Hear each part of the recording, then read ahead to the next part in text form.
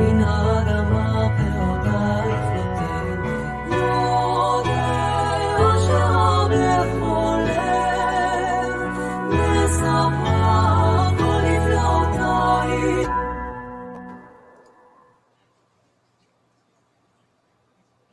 So welcome everyone, and we're back for we have two more, this one and one more, and then we'll be done with the first chapter of Shemot, which is also called Shemot.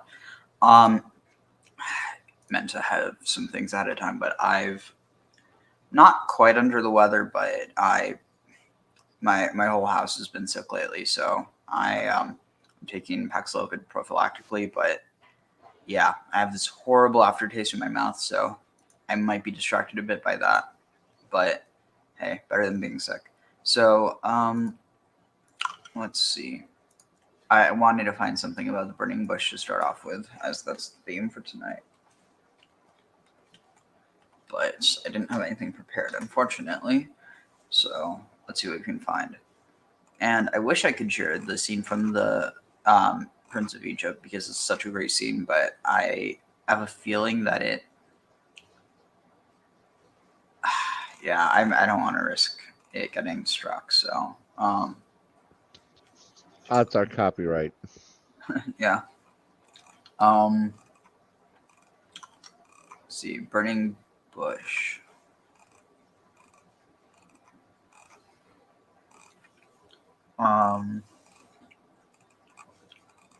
Trying to think. I must be. Oh, what's the term in Hebrew? See, it's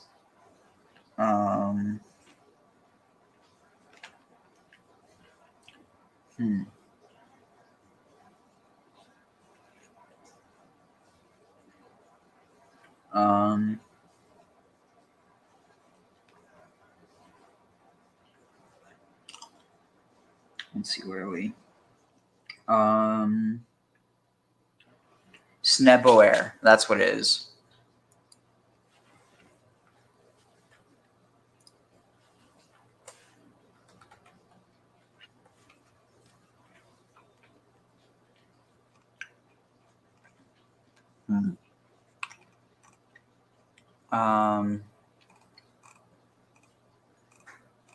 Strange. I can't seem to find anything on this right now. Let's see. Let's see what I can find on Shemot. Shemot, burning bush, maybe.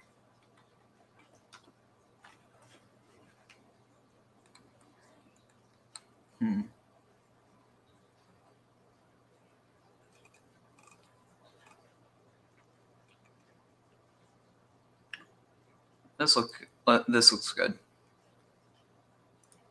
Shalom. I'm Rabbi Nathan Davidovich, speaking to you on behalf of the webyeshiva.org, speaking to you from Efrat, Israel. I'm going to speak about one important event that occurs in this week's Torah reading, the reading of the Parsha of Shemot. In this Parsha, we have the event of Moshe Rabbeinu, Moses, who has left Egypt, running away from the king Pharaoh, and ends up in the desert as a shepherd for his father-in-law. Mount Sinai. In the desert one day, he sees a bush, a little thorn bush, a small bush that is burning. Excuse me, it's burning and it's not being consumed. And he goes closer to see it, and he's frightened of it. He says, "What's going on here?" And then God begins to speak to him from the midst of the bush. And God tells him to take off your shoes. The land that you're standing on is holy land. And this, in fact, was the location where the Torah was ultimately given on Horeb and Mount Sinai. And God tells Moshe that I have seen the suffering of my people in Egypt, and I want you to be the catalyst, to be the messenger to Pharaoh to let my people go. And Moshe's arguing with God. He says, you can certainly choose somebody more eloquent than me to speak, but God says, no, you have to go. He ultimately says you can use your brother Aaron to help you. Anyway, what do we learn from this?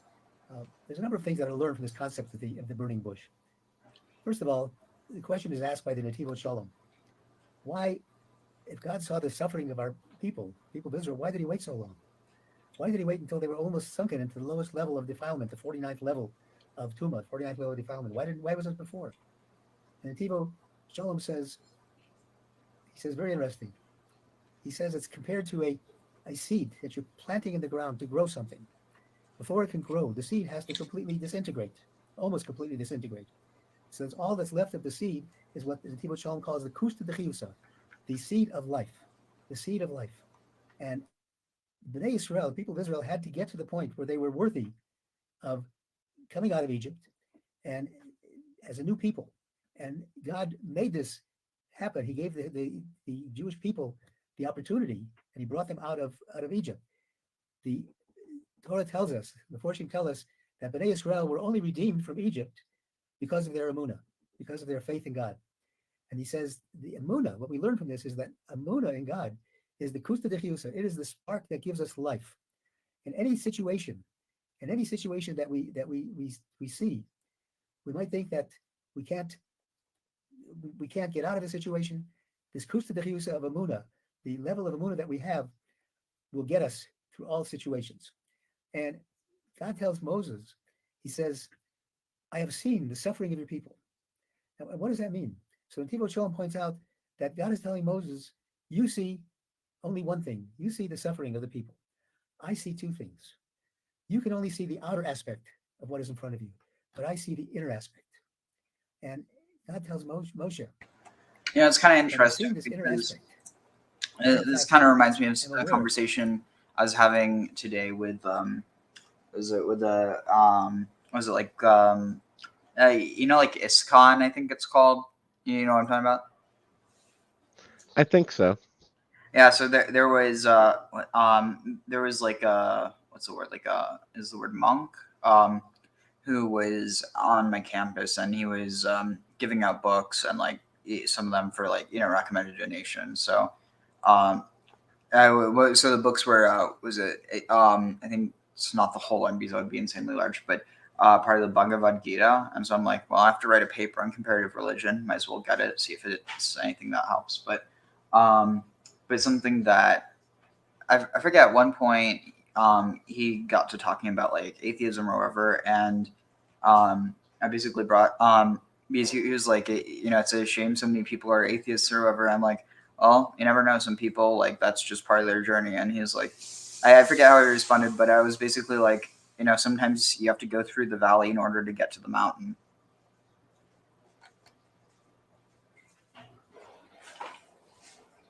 But I don't know, it just reminded me of that. Definitely. The truth of the matter, what's going to happen. So many times when we look at something, we think we know what it's all about. We look at a difficult situation, we look at tragedy, we look at pain, and we think, well, this is horrible, and I can't see any purpose in it. And God is telling Moshe that despite the pain, you're only looking at the outer covering, the outer aspect, not the true inner thing. And the fire burning in this bush. The bush, of course, the thorn bush, is the smallest of things. It's one of the smallest trees. It's not a tree, it's a bush. And telling us that we can have this fire, this internal fire of emunah, of faith in God, even in the lowliest place that we are. As David HaMelech says, King David says, I have called to you from the depths. We know as a Jew, we can always call to Hashem, call out to God from the depths of our trouble, and God will answer us. And we have to understand that sometimes what we think we see, we think we may see a bush, and it's just a bush that's on fire. But oftentimes we are not seeing the inner aspect of the thing. And a story is told by the Baal Shem Tov of a king who had a great treasure, and he wanted to test the subjects in his kingdom. And he said that here's this treasure. Anybody that can come through the obstacles that I've placed is entitled to the treasure. So the obstacles that he placed weren't real physical obstacles. He did illusions. He placed a number of illusions so people would come up and try to enter the palace. And this elusive barrier, wasn't a real barrier, but they thought it was, would stop them. One might jump over this elusive barrier and find another barrier. And nobody was able to get there until the son of the king came. And he said, I know that these barriers are not real. These barriers are not real, and I can jump right over there. So too, God gives us tests, gives us barriers. We have to be able to look through the barriers and remember that we are only seeing the outside and not the inside. And if we understand Also in this parsha it says, B'nei Bechoriata, you children of Israel, my firstborn, we are children. So just like the child of that king in the story was able to jump over all the obstacles, so too we, with the power of Emunah, with the power of faith in God, can overcome any obstacles that are placed in our way. But faith was able to jump. Children of Israel, my firstborn, we are children. So just like the child of that king in the story was able to jump over all the obstacles, so too we, with the power of Emunah, with the power of faith in God, can overcome any obstacles that are placed in our way. We also learn from the fact that the bush is burning and is not consumed, that so too the children of Israel, even though they are subjected to all kinds of horrible things, thank God we have lived. God keeps us alive as a nation all of these years. We are not consumed. We have to have that emunah that no matter what happens, God will come to our aid. God will not let us down. God will always look out for us. I ask and I wish that all of us should have a burning desire of our closeness to Hashem. Let us approach our prayers to Hashem with a burning within us, not as a matter of rote, but with a burning like a flame going up, and like a flame that goes up to the highest heavens. That is within our power to have that Aish within. God will save us here, B'Sorot Tovot, to goes up to the highest heavens. Approach that all of us should have a burning desire of, no matter what happens, God will come to our aid. God will not let us down. God will always look out for us. I ask and I wish that all of us should have a burning desire of our closeness to Hashem.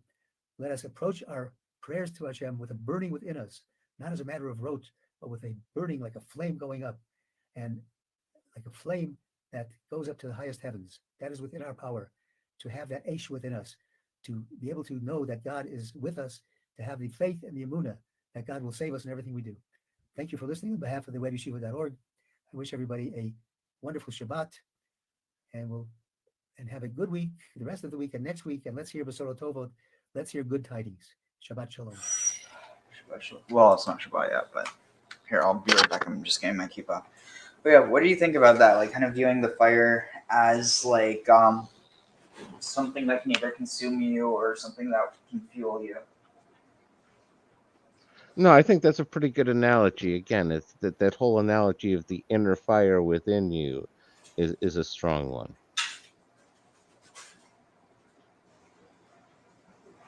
And if you let it consume you, then, it doesn't do you any good. And if you don't stoke it enough to keep it burning, then it doesn't do you any good either. Yep. Oh my God, my mouth. Ugh, this tastes horrible.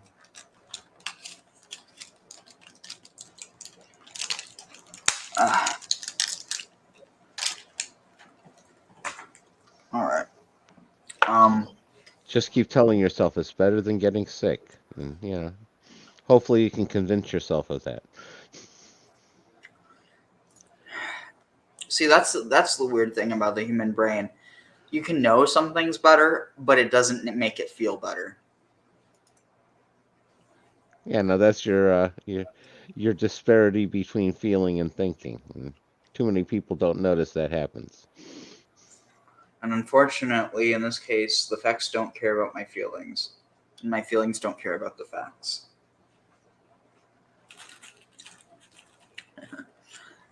All right. All right. Where is it?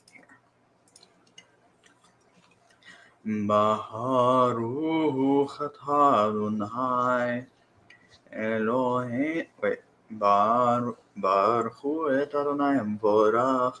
Baruch Adonai Borach Le'olam Va'ed.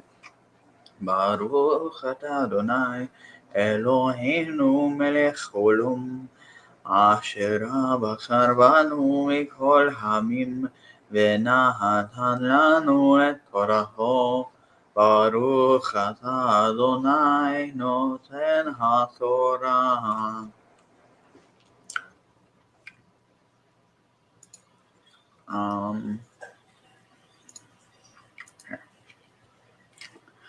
ומשה היה רואה את צאן יתרו חתנו כהן מדיין וינהג את הצאן אחר המדבר ויבוא El har ha'elohim choreva.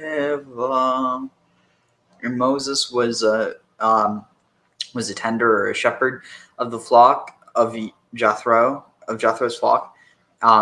His father-in-law. It's interesting because this word chatan can also mean husband. So it's this idea of like husband-in-law, but like literally it doesn't really, it's like, it's not a great translation, but I mean, it's what it is. He was a priest of Midian. Jethro, his father-in-law, was a priest of Midian, and he guided the Tzelon, the flock, after Midian, after the desert, behind the wilderness, it says, to the west side of, to the far side of.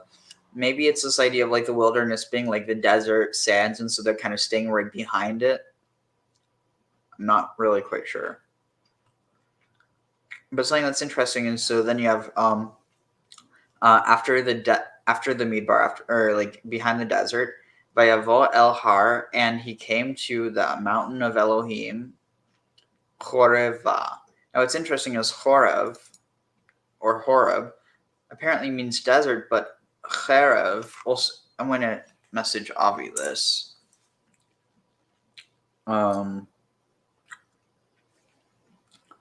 Isn't. Wait, is. Let's see, where is it?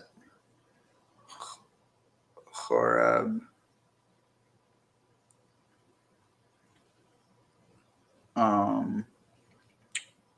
Related to Horeb. All right. Let's see what it says about Horeb. Horeb, another name for Sinai, principally used in Deuteronomy, but also twice more in Exodus 17:6. Let's see. He just responded. Oh wow. So he's saying that it is connected. So I wonder if this has anything to do with the idea of like God as a man of war, like carrying a sword, or like I would think that would be part of it. Yeah. I mean, it's definitely great. Apparently, charev means dry. But we also know Tsaya is another. So if Tsaya means dry, then it seems like Sinai, Tsaya. There's definitely, well, he mentioned that last time. So, all right. So, what's this?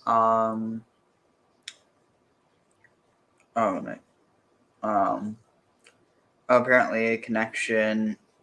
Oh, Charuv. Or wait, was it? Wait, Karov? Karuv? I forget what it is, but like carob.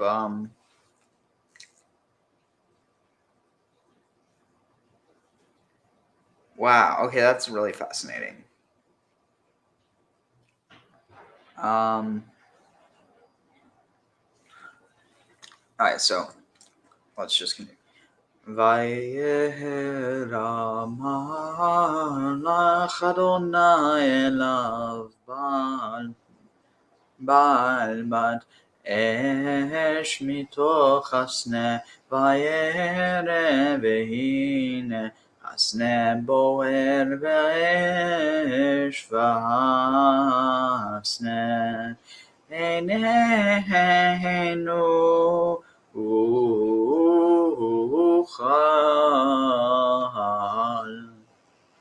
and an angel of Adonai appeared to him from within the fire, within the bilavat esh. I think it's the blue of the fire. Like was it lahava? Lehava, I think It could be the tip of a point. I think it's the hottest point of the flame. It's like the blue of the flame. So the okay, so and an angel of Adonai was seen by him, or appeared to him from within, from within side the like the tip, or the hottest, the blue of the flame, of the bush, and he saw, and he beheld that the sneh, the bush, was boer. It was like a flame. It was consumed by flames, ba'esh, in fire, v'asneh, but the bush, einenu uchal, but the bush was not consumed. Vayomer Moshe Hasura Naveret Hamare Hagadol Hazeh Madua Lo Yivar Hasneh. Oh, thanks. Okay, that's the connection. I thought that was oh wow. Yeah, I thought that might have some, that might be connected. The idea of the sword and the lightning and the serpent all being paths on the Eitz Chaim.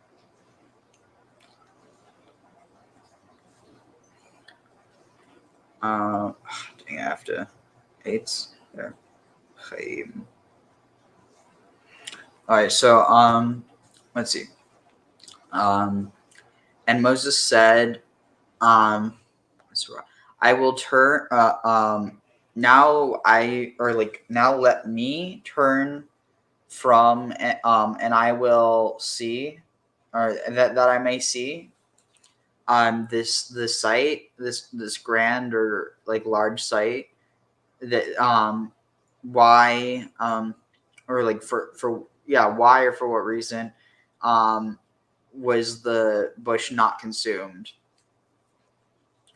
So this is interesting. It's almost like this idea that, like, despite Moshe's apparent retirement from intervening on behalf of his brothers in Egypt, his reaction here seems active, not passive. He does not shirk from his seeking out the strange sight. So it seems like he almost, like, he's literally saying, let me, like, something's up here. I'm going to turn aside so that I can see it. Like he's basically, he's saying it out aloud. He's not just doing it, which I think is an interesting concept.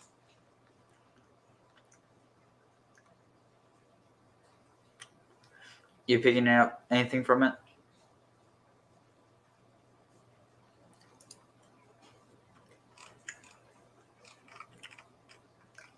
Hello? I'm here. Oh, yeah. You have any thoughts at all on this? Nothing to really add. Everything you're saying sounds really plausible. I can't argue with you. All right.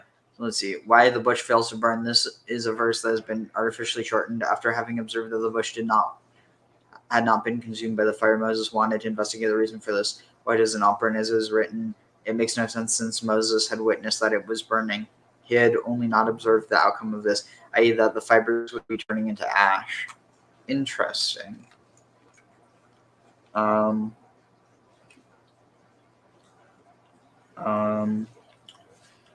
Why the bush refused to burn up and turn into ash. The root boer, used here for burning up, is used to describe the process of leaving, of something being utterly destroyed, leaving no trace of having existed. Compare the confession of the farmer in Deuteronomy 26:13. I've utterly destroyed anything sacred from the house. Like this idea of like ba'arti. I have like, it's almost this idea of being swept away by fire. My teacher preferred to interpret Moses' words as being phrased as a question, saying that the fire had not consumed the bush. Why is this so?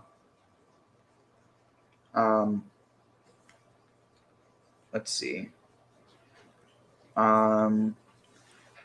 Is lahat connected to? Wait, no, that wasn't the word, was it? It was trying to see. Lavat.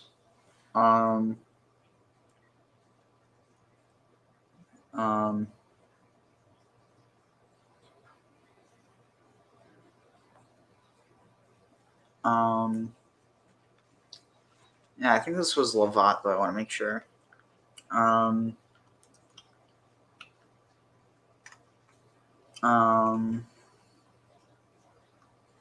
Yeah, Bilavat. Lava.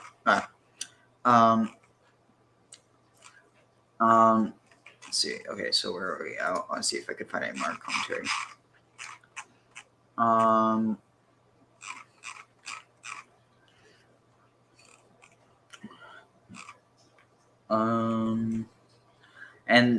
And see this great sight. This is the first sign recorded in Torah that the Lord did via his prophet Moses. Scripture thus says, "And this shall be the token sign unto thee that I have sent thee." Yep, Yafet says that the interpretation of the sign is as follows: the enemy is compared to a fire, and Israel to a bush. Hence, the bush was not burned.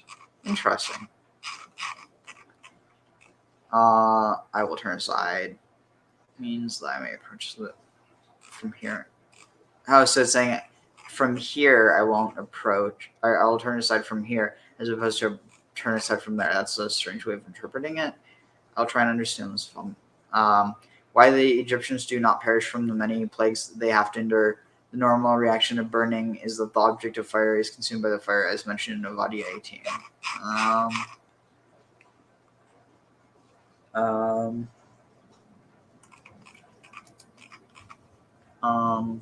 Let's see.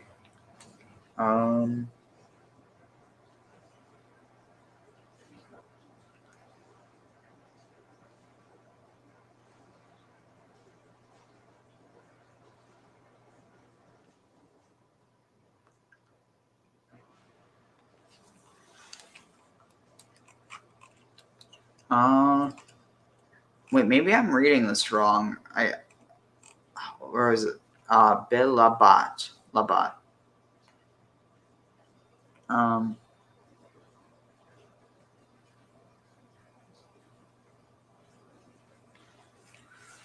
right. So, see the flame. Also says as a flame. All right. So where are we? So, Vayare Adonai Kisar Lirot Vayikra Elav Elohim mitoch hasneh Vayomer Moshe Vayomer Hineni Vayomer al tikrav halum Shana lecha me'araglecha ki hamakom asher ata omed alav admad kodesh hu vayomer anochi Elohei avicha Elohei Avraham, Elohei Yitzchak, Ve'Elohei Yaakov, Vayastaer Moshe, Panav ki yareh mehavit, El HaElohim.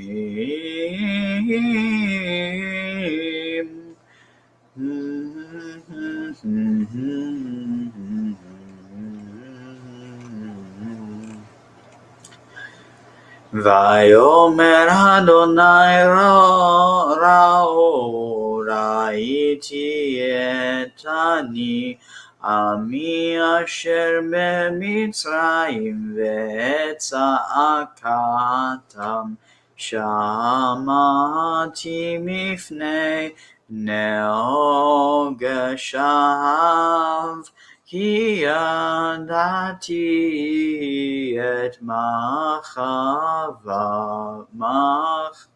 מכאוביו. וארד להצילו מיד מצרים, ולהעלותו מן הארץ ההיא אל הארץ טובה ורחבה, אל ארץ זבת חלב ודבש, אל מקום אל מקום הכנעני והחיתי והאמורי והפריזי והחיבי והיבוסי. ועתה הנה צעקת בני ישראל באה אלי, וגם ראיתי את הלכת אשר מצרים לחצים אותם. ועתה לך ואשלחך אל פרעה, והוצא את עמי בני ישראל ממצרים.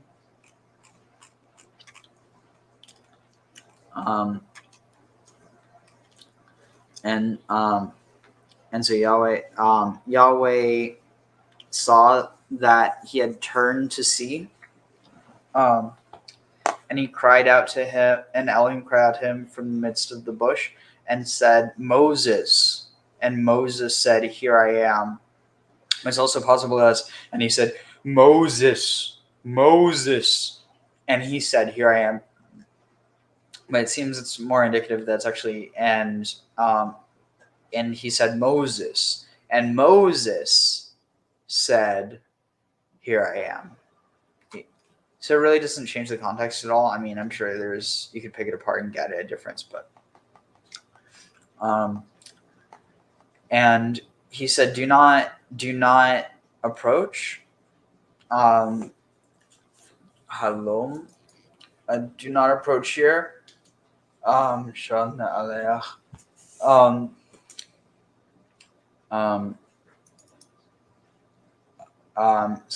Remove or slip off your shirt, your sandal, from upon your leg or your foot, because the place that you are standing upon, Adamat Kodesh, is holy land. It is holy land. It personifies the land. And he said, I am the God of your fathers, the God, well, literally the gods, but the God of Abraham, the God of Isaac, and the God of Jacob. And he concealed, and Moses concealed his face, because he was afraid, because he feared, because he was fearful of Elohim. Or he did not look at the, let's just look regard. He did not regard the, who's it saying? Jacob's there? I'm sorry, I just got that was so weird. I just got a brain fart. I was like, is Jacob, wait, where's Jacob? I thought Jacob was dead. And then, dude, what is up with me? Yeah, Jacob's long dead by now. Huh. Dead and embalmed. But Oda Vinuchai. Anyway, because he was afraid to look at Elohim, and Yahweh said, I have certainly seen the anguish or the torment, the affliction of my people. So it's interesting. It almost feels like it's Moses talking to himself, because notice how I always said, I have seen the affliction of my people that is in Egypt. Their cry I have heard in the face of their slave drivers. Indeed, Moses could be saying this just as much. No, definitely. So you're saying it's almost like a Fight Club kind of thing, Moses talking to himself. Wait, that was the plot of Fight Club? Oops. Hey, it doesn't count as a spoiler. It's so old, I just never bothered to watch it. Like, maybe that's why they don't talk about Fight Club. Let's see. So where are we at?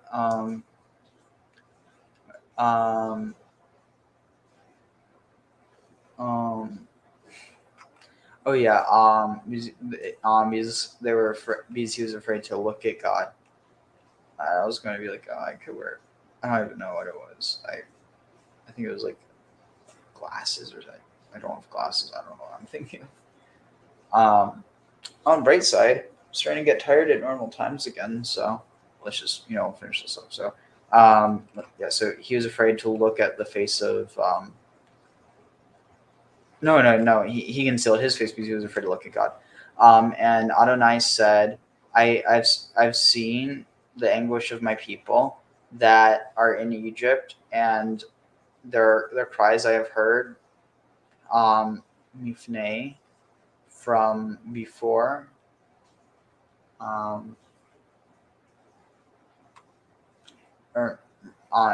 in front of, or because I know, because I know that Machovayin.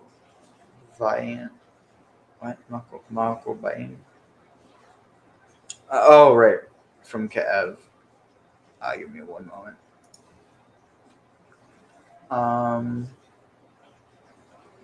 right, where are we at? And Adonai, certainly saw. Let's see. Wait, did I say that right? Oh yeah. And I've heard from before me, Shav, and they've been pressed.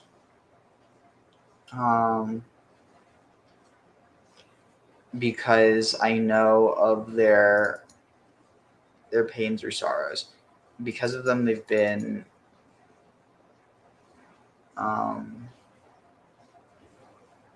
I don't know what it's trying to say.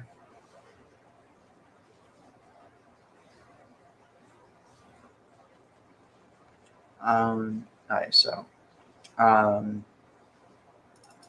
see, from Nagshav, because I know their pains, but it's weird. Then Egypt, their cry of known in the face of their slavery, but I feel like I'm missing something here. Isn't it almost implying that like he knew exactly what? So I honestly don't know what it's getting at here. And I will go down to rescue from the hand of the Egyptians, or from the hand of Egypt, and lehalota, and to bring up from the land, from this land, to the land, to the good land, urechava, that is like fattened or wide, rechava el haris, that has like broad widths, and to the land, zavat chalav udvash, that the land is flowing, zuv, or gushing with chalav, milk, udvash, and honey. The idea of the land flowing with milk and honey, that's that gets referenced here. El Makom HaKanani, to the place of the Canaanites, the Hittites, the Amorites, the Perizzites, the Hivites, and the Jebusites. Ve'ata hine tzakat b'nei Yisrael, and now behold, the cry of the children of Israel has come to you, has come upon you, and also I have seen the languish, the oppression. I guess it's saying it's from lachatz, yeah, oppression, distress, pressure, languish as well. The languishment that as the Egyptians have languished against them, and now go, and I will send you to Pharaoh, and you will go out to your people, or to my people, the Bnei Israel, the children of Israel, Mitzrayim, from Egypt, or you will yotzeh, you'll lead them out of Egypt. So, any thoughts before we take a quick break? No, just sounds like he's getting a roll of what's in the. Yep. So, I guess for now, I do want to give some context because some people don't know what's going on, and we covered a bit last night. But choice, and I have to make this. Shalom Aleichem, everybody. Shalom. I really did not want to make this video, but I believe I've been left with no choice, and I have to make this video. It has to be addressed, and I hope that with God's help, my words can clarify a lot of what's going on. I didn't realize I wasn't on screen.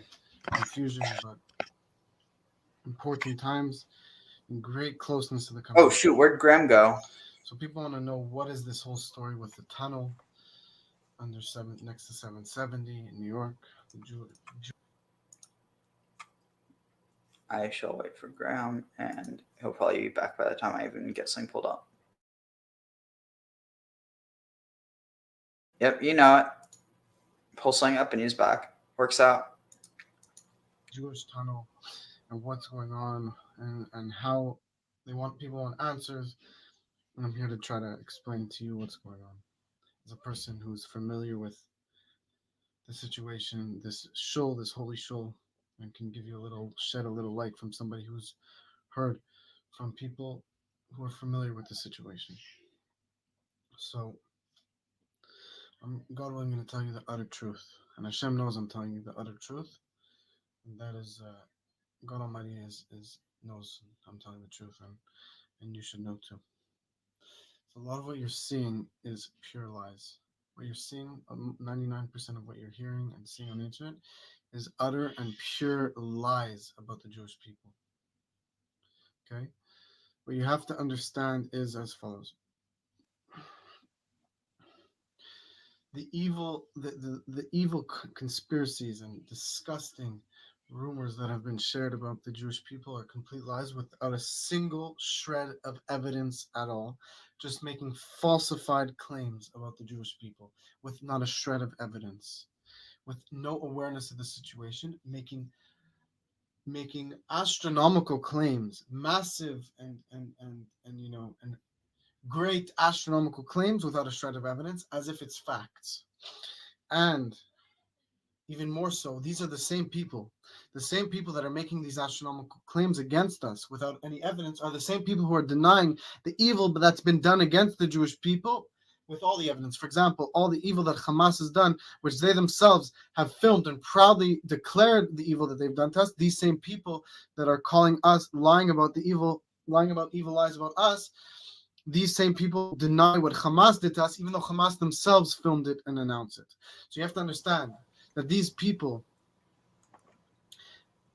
have no claims against the Jews. See, like that is something that's kind of weird, that there's people who seem to be talking about this as much as people were talking about like the tunnels in Gaza, except now it feels like there's more discussion.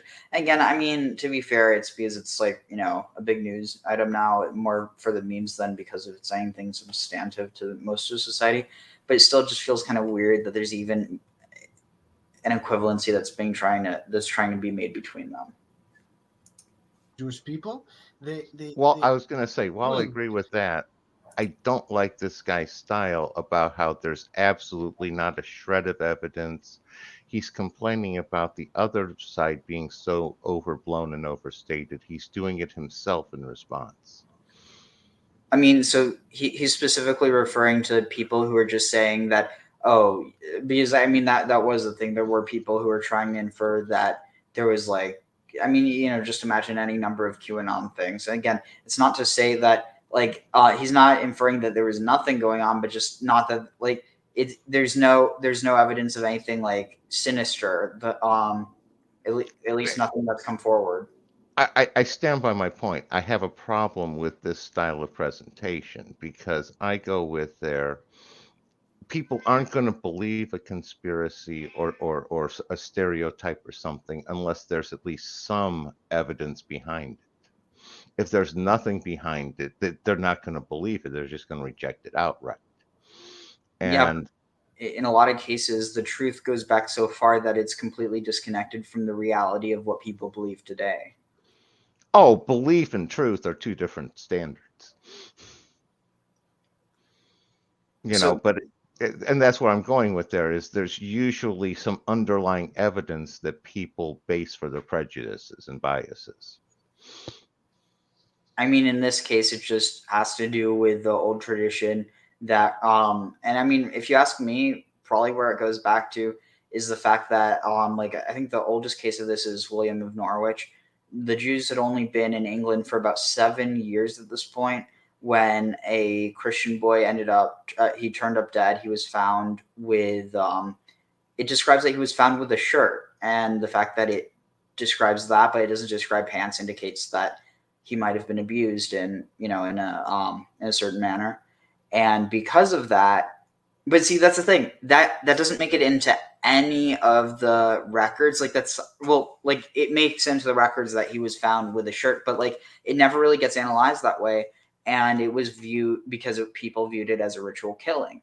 Now, looking back at it from a modern perspective, it's and again, this is obviously reconstructing the situation, but I think like one of the scholarly takes, which I think is pretty well founded, is that probably he was abused by someone within the church who had significant authority, and they were able to just pin it on the Jews. And again, not necessarily out of sheer hatred, but more so out of opportunistic ability. Because if you're, like say the leader of the town parish is, a horrible monster, and all of a sudden needs to blame someone for what they did. I mean, who better than the people who, killed Jesus, according to, some forms of Christianity. So it's one of those things where I think that it would be a mistake to say that there is no kernel, but I think to say that the kernel has really any connection to the truth,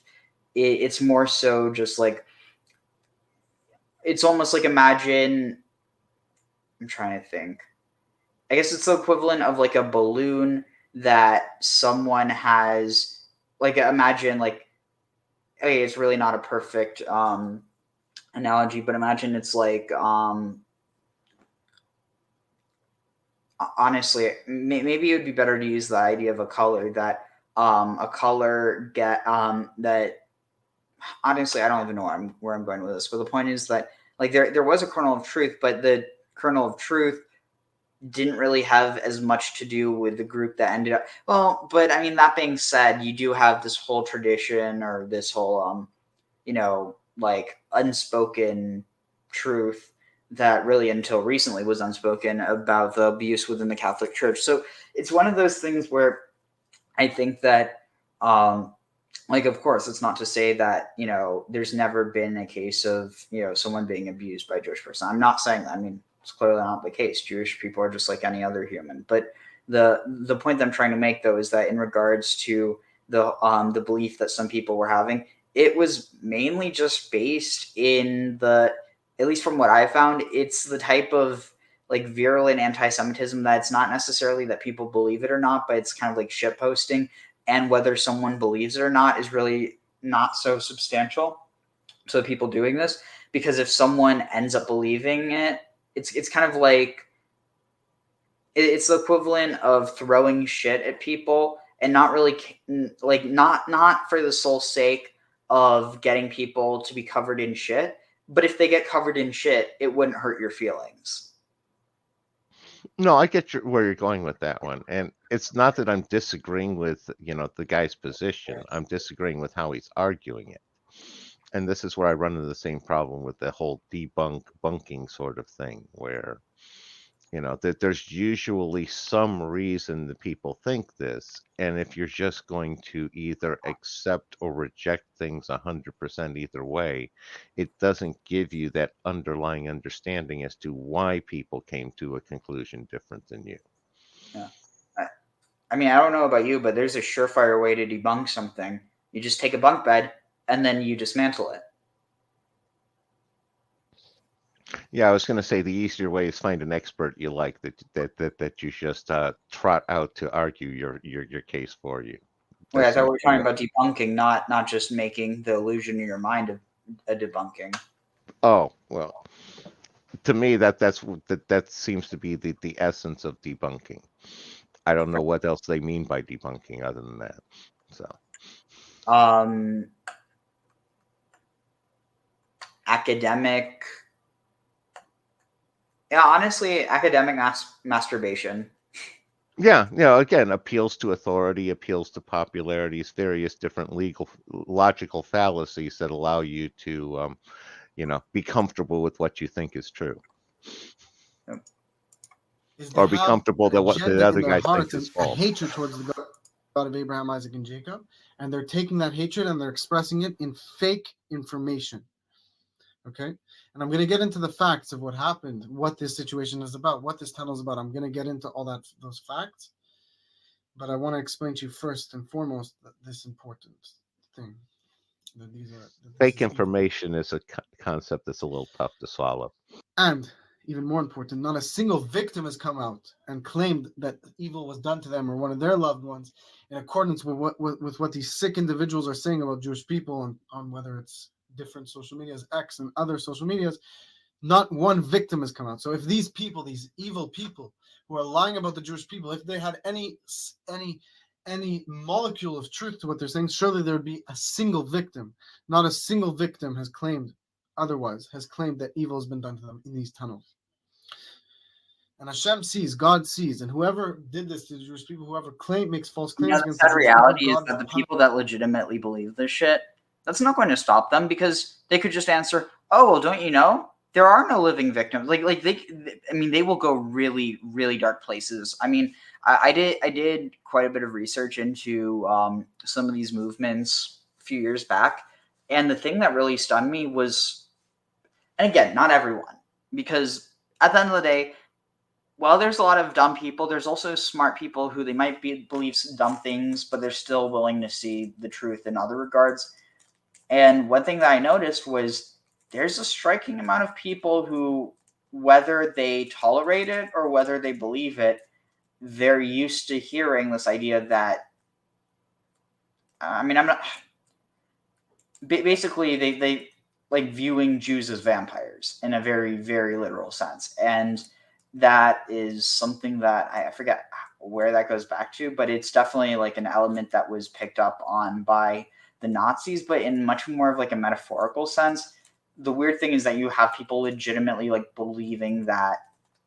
I mean, the funny thing is that Jews can't even consume blood. Like, it doesn't matter if it's animal blood, human blood, no blood. You can't even be your own blood.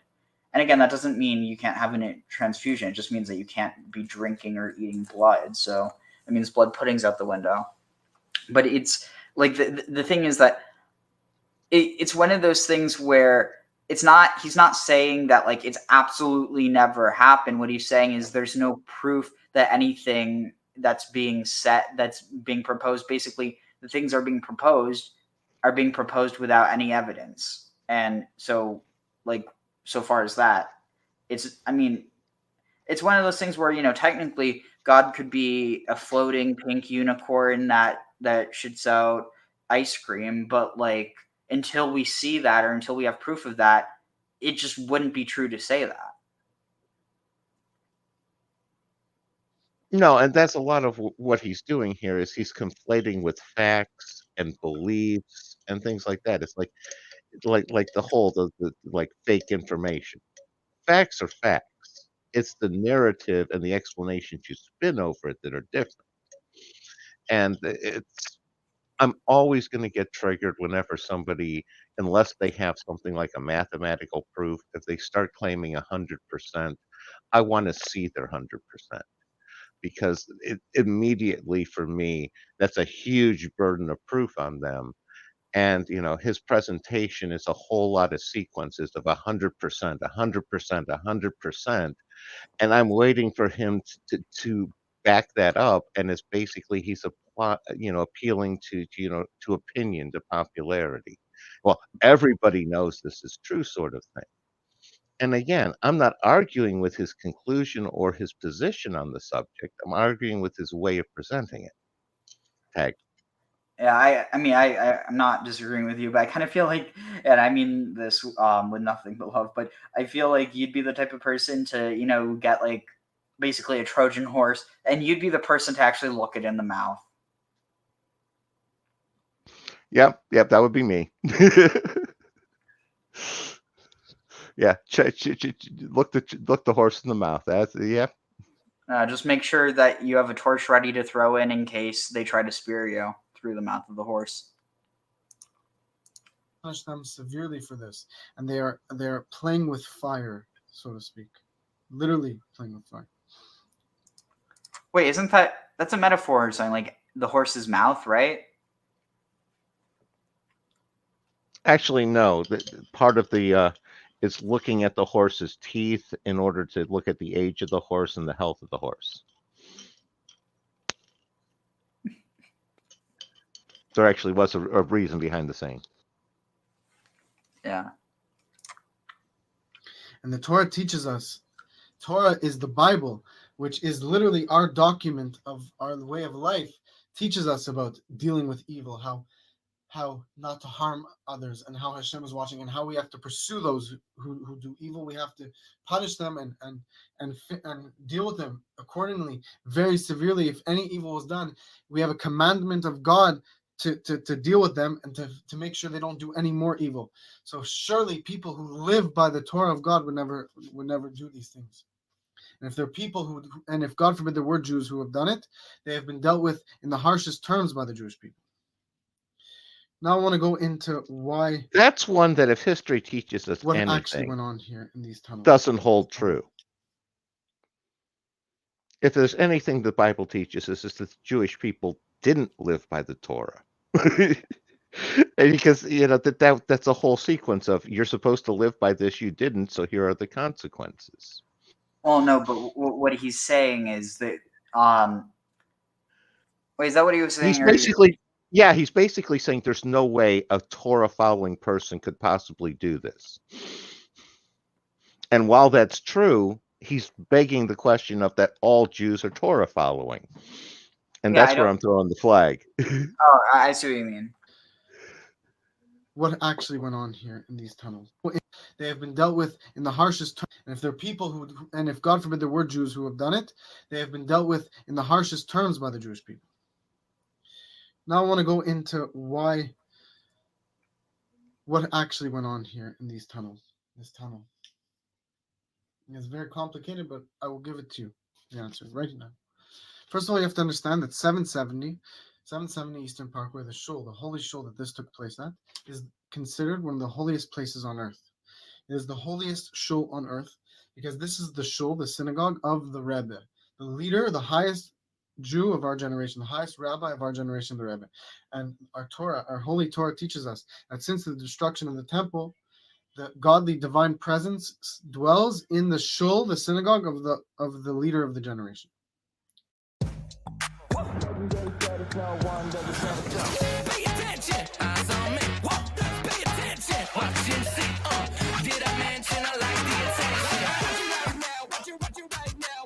Well, that's not yes.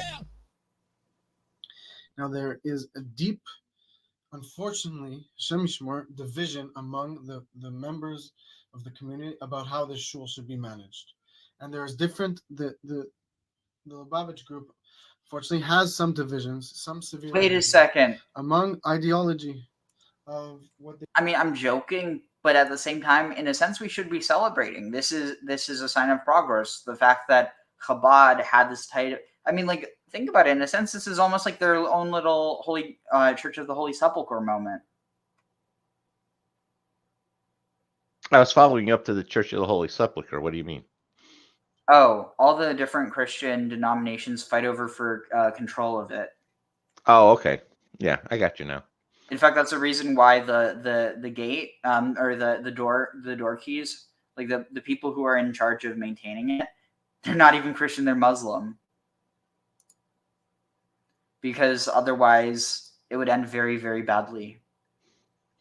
Funny. I was going to say, if they ever do get a new temple established, I'm sure they're going to be fighting over what order the people get to do their sacrifices. Oof. I guess cross that bridge once we get there. they believe. And this has to do with how to deal with the coming of Mashiach on different beliefs. But it expresses itself in different ways. Here, the main machlekes is on the main division is on the ownership of the building. And if people could say, wow, why would a tunnel be built just to expand the building? You have to understand that this building is considered the holiest place on earth. So any expansion of this building or refusal to expand is considered an extremely astronomical and drastic location. So to expand this building is something very severe. It's not just to make a tunnel to expand this building very occasionally astronomical and drastic location. So to expand this building is something very severe. It's not just to make a tunnel to expand this building shows you how intense the division is on what's going on with this building. The leaders of this building there's different disagreements, but they've been since 1988. The Lubavitcher Rebbe said we have to expand this building. We have to expand it, and he let out the groundworks to expand 770. 770, the holy location, is extremely crowded on holidays, and I've been there. It becomes so crowded to the point where it can almost be, considered a hazard if it's not expanded. And every year, and of course it's holy and we want to go there, but and we'll go there no matter what, if it's expanded or not, but if there's an opportunity to expand it, that will make the experience infinitely greater and infinitely safer as well, and infinitely more spiritual, and bring even more people closer to Hashem. So there's an obligation to expand this building. The problem is the leaders have not done so at all. Not a single inch has been expanded. And I'm not going into who is at fault. I'm not blaming anyone. I'm not going into the politics. But the situation on the ground is, because of the division between Chabad, unfortunately, there has been no movement at all on the expansion of the building, at all. And it is a dire matter, because the Rebbe himself, we consider every word that the Rebbe told us to be a law, to be considered a way of life that has to be accomplished. We're dealing with, it's like Moses told us this, a movement at all on the expansion of the building, at all. And it is a dire matter, because the Rebbe himself, we consider every word that the Rebbe told us to be a law, to be considered a way of life that has to be accomplished. We're dealing with, it's like Moses told us this. The Rebbe told us we have to expand this building. It's an emergency matter. But yet, unfortunately, because of the situation, the leaders have not expanded. So these students, intense students, and whether the way they did it was right or wrong, that's a whole discussion of itself, decided to take matters into their own hands and said, we're going to expand the building if it doesn't get expanded. And that is why they built this dunnel. There's different discussions. Was it for during Corona? Whatever, that's secondary. The main reason why they did this, and the main reason why they did it right next to the building itself, is because they dug a tunnel from a building next door, an old building that hasn't been used for 20 years. So people have all these conspiracies of this. It's a building that's been abandoned for 20 years. That's why there's rubbish and garbage in the building that you see, because it's an old building.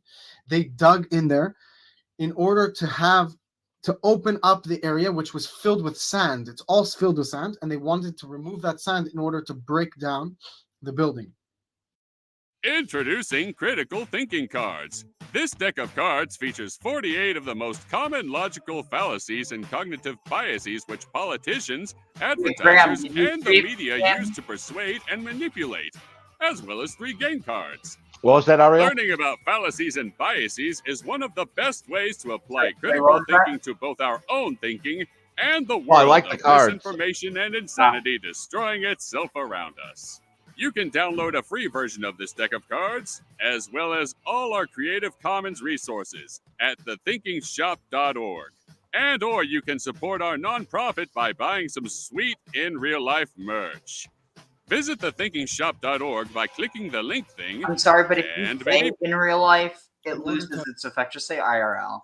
Make space to start the expansion, because I've heard rumors. I don't know if this part I can't confirm, but I've heard rumors that there was a previous expansion of 770 that wasn't moving. The leaders of 770, whoever the ownership, they weren't starting the renovations, they weren't starting expansions. So some of the students said, we're going to start it. They started, they knocked down a few walls, and then the leader said, okay, we'll expand it. So this type of behavior breeds the attitude that these students have, where it's an extreme behavior to go break things down themselves. Because of the leaders who weren't doing anything, and previously they saw that the only way to get them to do something is to, push them a little bit, start breaking down a few walls, then they may get it done. They believed that this was the way to do it now. Whether that's the right or wrong, that's a whole discussion of it in and of itself. But the fact of the matter is the way the situation is being run right now bred this situation, and it has to be addressed. It has to be expanded. The only thing we could take from this is that 770 has to be expanded, my friends. There's no other thing to deal with. There's no other thing to discuss.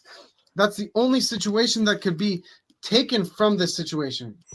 I'm not taking, sides here. I'm not blaming anyone. I'm not blaming any of the leaders specifically. I'm saying the way this is being run by us as a whole has to change. Huh? We're all involved. Wait, what for? We're all Lubavitch. We're all Jewish. We all bear the brunt Why for you can this. join Rat? We all have to think how we can fix this situation. If the Rebbe told us to expand 770, it has to be done. And the danger of not listening to what the Rebbe says is that it will go and be, this negativity will come out in So yeah, I mean, you can lies. definitely tell this guy is very, very non-Jewish relying people on what the will- Rebbe said. We'll hear. I was that going to something's say, going on, and I it could be remember reading in one of misinterpreted those as old lie. Jewish books about this situation. That was the Book of Enoch with the Watchers, where you had a bunch of them thinking, we got a better idea than the person in charge. We're just going to all band together and do it instead of them. Oh wait, I thought that was Korach. Well, that's Korach as well. I was thinking about the fallen angels in the Book of Watchers with the Book of Enoch. Yeah, definitely. Also, no worries, Rat Gang. I saw your message that I have people sleeping in your place, so yeah, totally understandable. Feel free to comment though. I'll try to make sure to read those. But it's good to see you around. Yeah, good to see you, Rat. And discussing blood libel against the Jewish people, when in truth all that needs to be done is just listening to what the Rebbe says, to expand the area of 770, to make it a godlier place. Not to make it a godlier place, it's already infinitely godly, but to make it a more... Oh god, is it bad that just hearing this idea, we have to expand 770, and all of a sudden I just imagine a bunch of and again, I don't, it's not I'm not trying to say this to make fun of, or to try to say they're they don't have any legitimate concerns, because that's not what I'm saying. But imagine if you had a bunch of Palestinian protesters, or pro-Palestinian, and then they tried to they tried to stop the they tried to get involved because they thought that they were trying to expand, and they're we're not going to let them expand. I don't know. Honestly, I've stopped trying to expect reality to actually make sense anymore. I mean, I was showing Graham a video of this one guy who was commenting on that whole situation. I was like, I legitimately don't know if this guy is being satirical or whether he's legitimately just a huge anti-Semitic dumbass. And the truth is that some people are extremely funny when they're dumb. And the sad thing is, a lot of comedy is also kind of think about it. The whole character of Borat, the whole joke is that he's an idiot. But really, it's how Americans react to him. So it's the real comedy isn't in how, and that's what makes me question when you have someone where they're clearly they don't appear to be loose. And see, that's the thing. Someone could theoretically make themselves appear not lucid by acting that way if they knew how to. So that's one of those things where it just, I think that a lot of our society is wearing a mask, whether that's to hide their true selves or because their true selves are in a way like, it's almost like there's a type of person who they're never serious, and because of that, you can never really know what they're thinking. And then you have people who they're only ever serious, and so they never have the ability to lighten up. And I don't know, I just think has a lot to do with the reason why society is so both uptight but also completely unserious at the same time. Yeah, I was going to say, in some ways, you can almost view society as simply masks interacting with each other, because it's almost like that's the only thing that counts to society is the mask that you're wearing. Well, technically speaking, what makes up a society? Well, people. And what makes up people? Well, I'm going with atoms, but I'm sure you have a different answer in mind. No, like what are within people? Like people is plural. I'm not so sure where you're going with that, Ariel. Okay, so two people is people. One people is a person, yeah. And person, the etymology of person, is actually directly connected to this idea. Persona, an actor's mask, character in a play.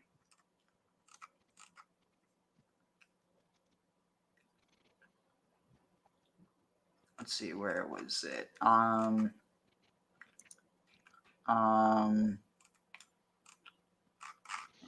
But I was flipping what you were saying on the head, sort of. It's the idea that society is inherently the masks. Yeah. As opposed to the people putting on the mask. Let's see, it would have been what language? Latin? Yeah, I'm just trying to. Okay, so etymology. Okay, here it is. Oh, dang it. I could not think of Etruscan earlier today. That's the word I was looking for. But yeah, so from Middle English, person, persona, from Anglo-Norman parson, persoon, et al., Old French personne, human being, French personne, and its source Latin persona, mask used by actor, role, part, character, perhaps a loan word from Etruscan persu, or mask. In this sense, displaced native man, which came to mean primarily adult male in Middle English. See Old English man. Doublet of parson and persona. So I think in a sense, you can't be a person without wearing a mask. The question is the mask your own or is it an illusion? Well, the mask is going to be inherently illusion, just like a map is an illusion of the territory. No, but I guess what I'm saying is it like something can be like illusory or like illusionary but real, whereas I guess what I'm trying to say is that in the case of what is it, the case of the mask that you wear, is it a true mask? Is the mask truly yours, or is it just a mask you're putting on? And that's what I'm saying. It's like the idea is if you were to be able to take off all your masks, what would your face look like? And again, it's not like in this literal sense, because I guess in a really creepy sense, it'd almost be like a human being without a face. But well, you're dealing with the Buddhist concept of the face before you were born. What is the core kernel of your essence? But I guess what I'm saying is that really what you are? Well, I would say yes. You are the core kernel of the essence. It's like that mask. That mask is always going to be something that's a co-creation between you and the rest of the world. Because to a certain extent, you have to take their acceptance or rejection of things as part of that mask. Interesting. Rat King said, that's why we really don't exist. Strip your persona away, and what is left is just a string of experiences tied to reactions. You mean, like, basically, you don't identify with yourself, you identify with consciousness in a way. Is that kind of what you mean?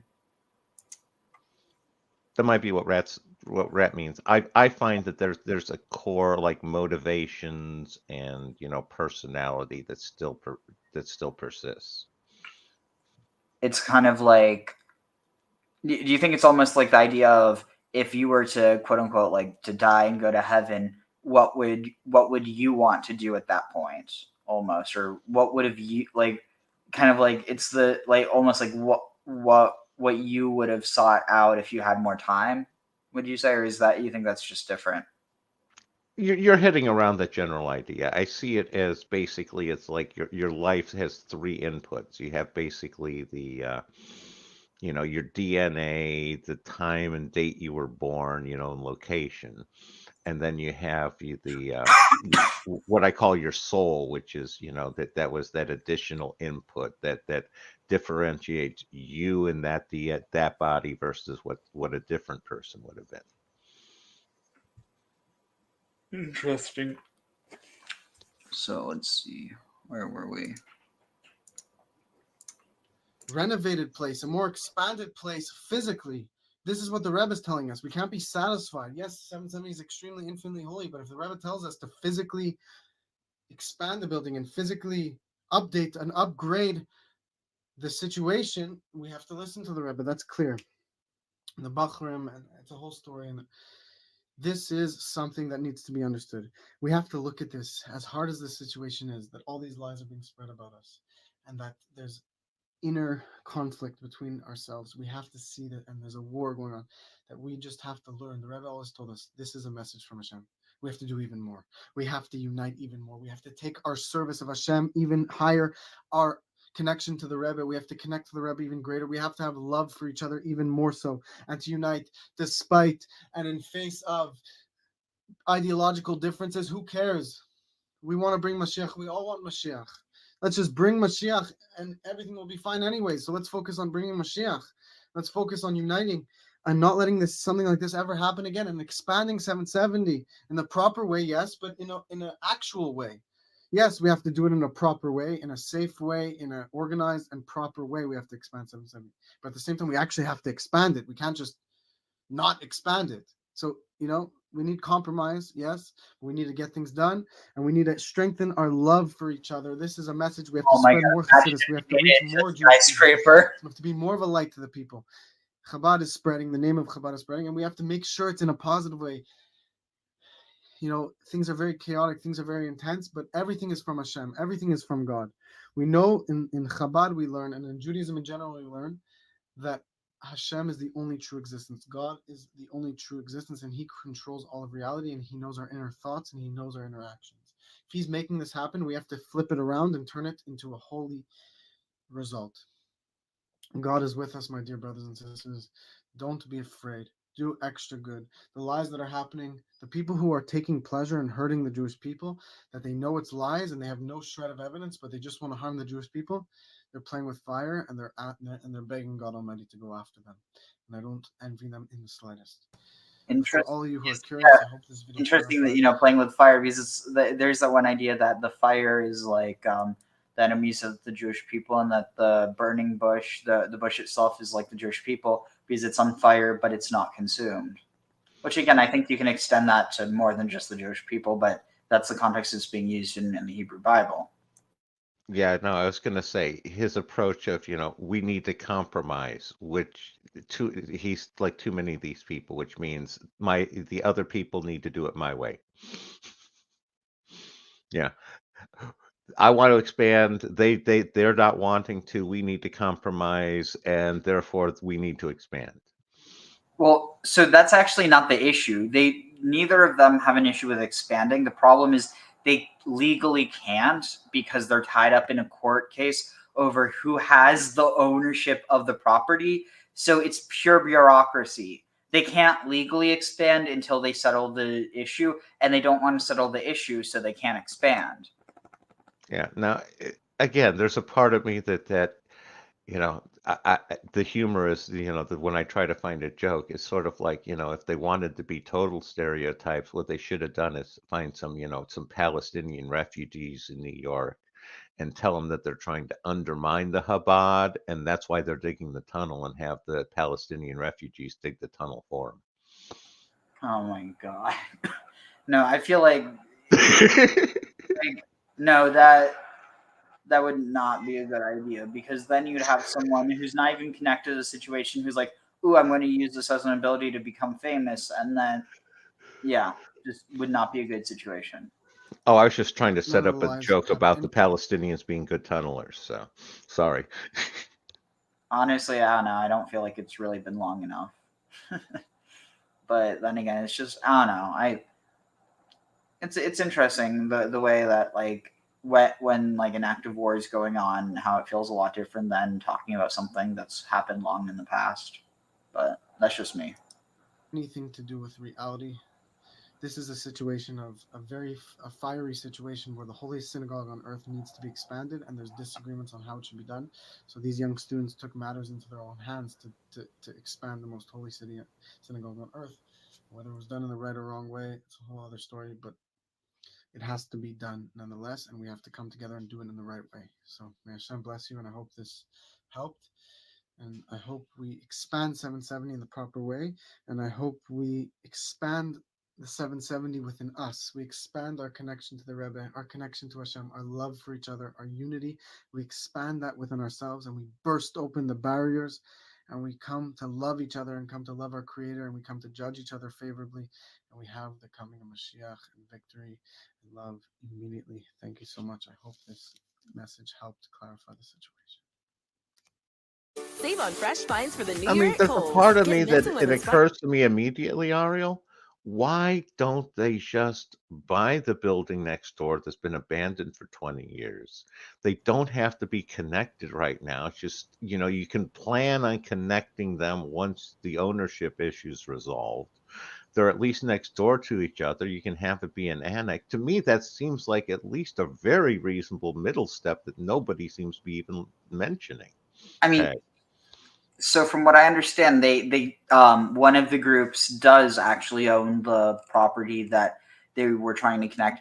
Again, the issue is just they can't get a permit until basically neither of them own it, because like they're able to use it, but in terms of making major decisions, for instance, like selling it, applying for permits, they basically can't do that for that property. Of course, they can as individual organizations and for like their other properties, but in terms of 770, they just they share it in common, and kind of going to a little bit of what Rat was saying, but basically that it's not as simple as doing that, because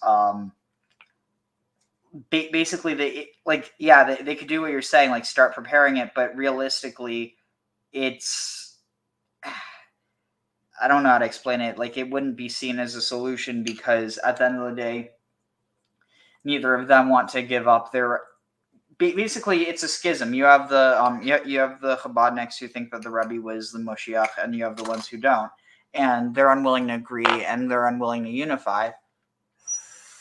And so, because of that, you end up with this strange situation where they basically can't do any major, changes to the property. Yeah, well, they're neither willing to agree nor willing to agree to disagree. Yeah. So they're trapped just fighting it out until one of them drops. Let's see. Can I find anything else about this real quick? Tunnel. Let's see. And see, the thing, I've also been kind of paying attention to what non-Jews are saying about it, because frankly that's more interesting to me, because it's more indicative of what people are oh god. See, I mean, like the way that is even set. Oh god. Ugh. Well, it's pretty Not predictable. one, but two factions of. Oh, sorry, yeah. It's pretty predictable the various ways that your Jewish reactions are going to be. It's much more unpredictable in the non-Jewish community. True. Orthodox Jews clash. I'd actually argue it's more predictable at least with anti-Semites, they're always predictable. But non-Jews, there's a lot of people I actually find it really funny. In Crown Heights yesterday, among themselves and with the NYPD. over what to do about the secret Jewish tunnel in Brooklyn. It was secret. Oh, come on. This guy, he is such a piece of crap. Not for saying what he said, but for saying what he says and what he will say. I'm Michael Knowles. This is the Michael Knowles Show. Yeah.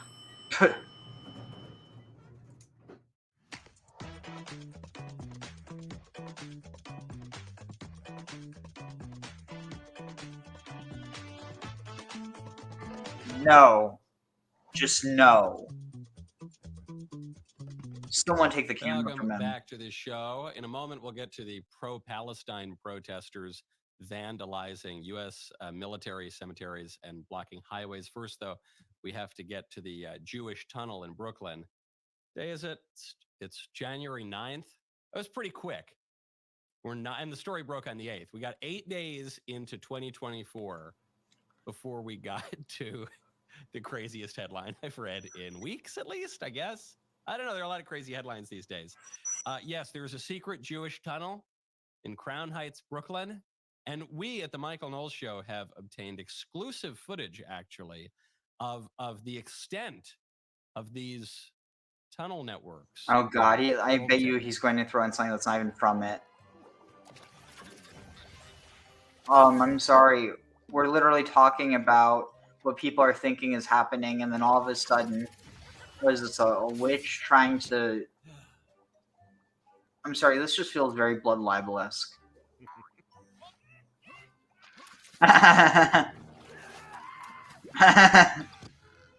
Anyway.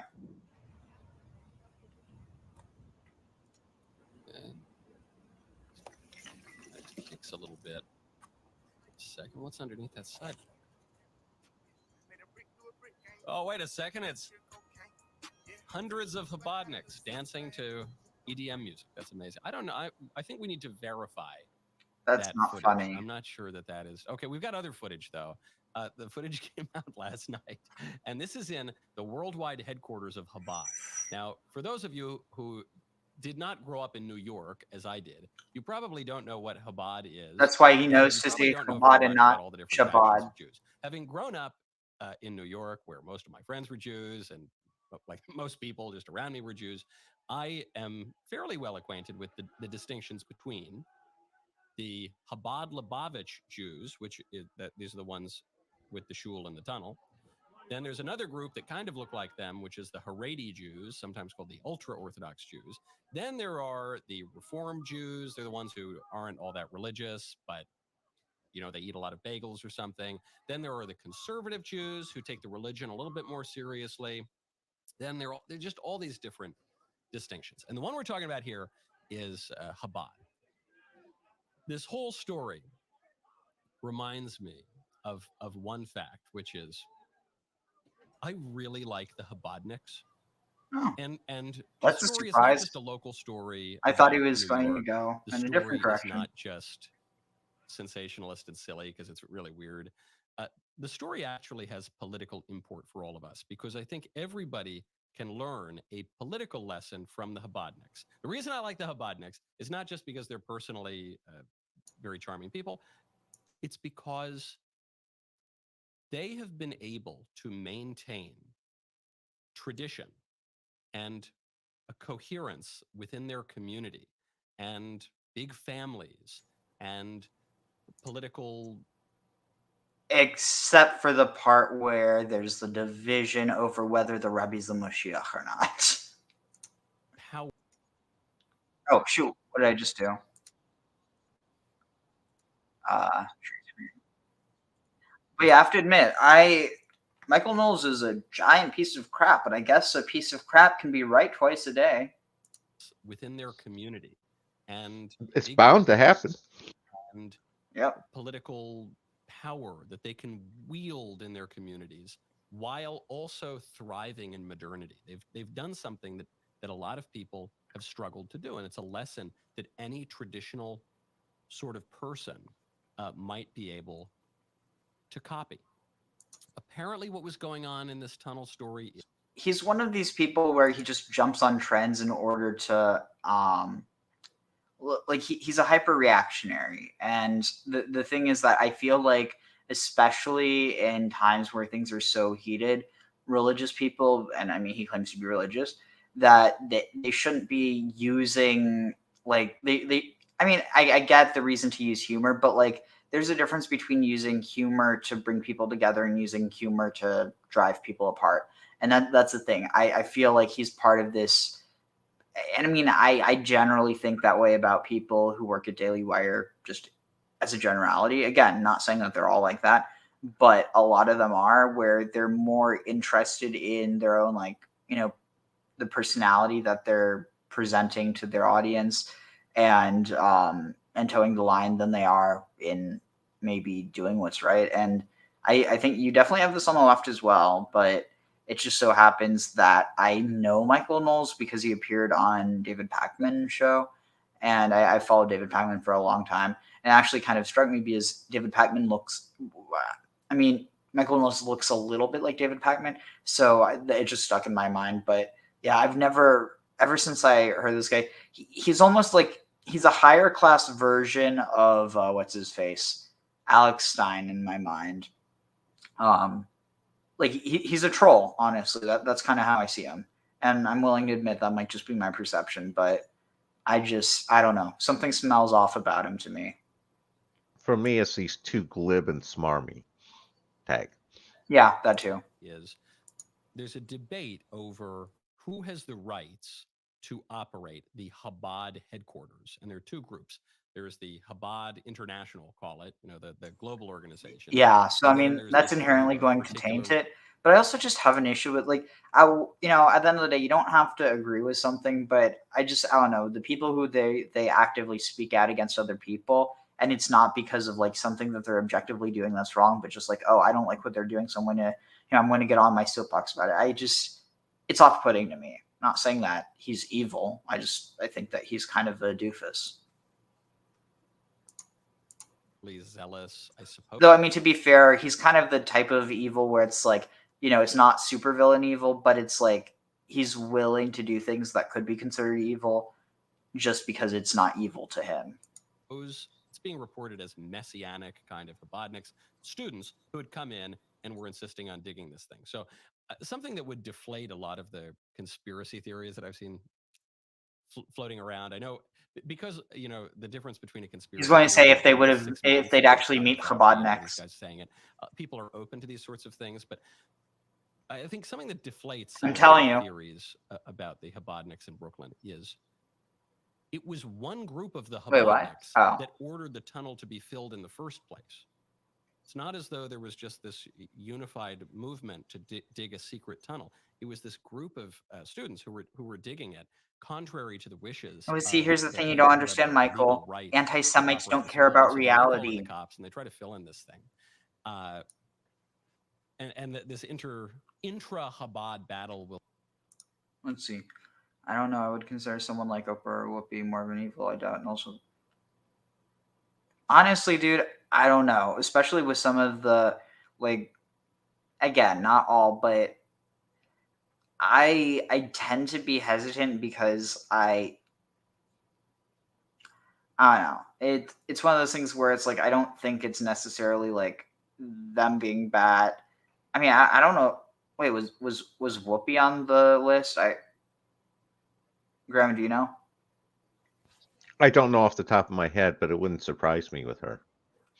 But the point is that, like, it doesn't change the fact that I don't think, if all of a sudden we only consider, pedophiles and people who associate with pedophiles to be evil, then all of a sudden we're letting all these other evil people get away with shit. So, I mean, like, I see where you're coming from. I just think that, I don't know. His personality is off-putting to me, but it goes beyond just personality. It's not like the type of thing where, and in all honesty, yeah, I mean, like, the way that I see it is he's not the type of person I would hang out with if I knew him in real life.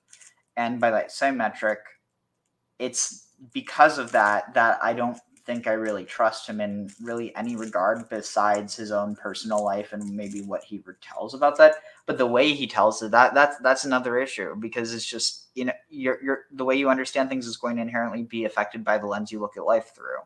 And so for instance, with him, he could just as easily have been one of those people insinuating that they were up to something nefarious if it wasn't for primarily two things. He grew up with a lot of Jews. He grew up around Chabadniks, but also that he works for Daily Wire, which, if I'm not mistaken, is Ben Shapiro's company, isn't it?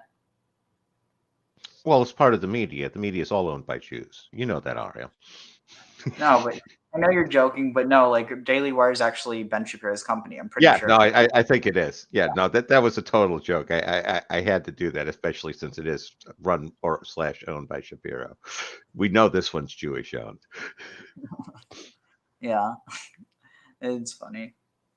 Oh, hold on. What's this?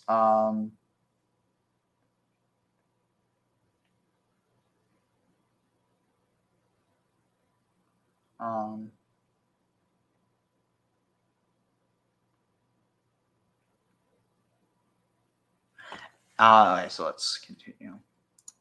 Oh, I did. Okay. I'm joking, to be honest. He is a punch of face. The intro video of him dancing in the blue suede shoes was a terrible choice.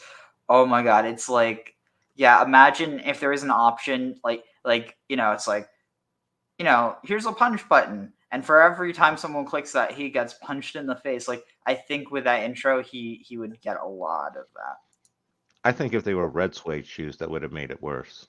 that. Okay, that's funny. Dude, I did enough analysis of like that whole movement to pick up that stuff. Like, it's also kind of nice because at least when there's anti-Semites who start talking about Jews, I can realize when they're talking about something that's, I was like, oh, okay, great. They're buying into all these theories now. I know, I shouldn't even, I don't know. It's like, I feel like on some level when you're dealing with people like that, you just can't change their mind.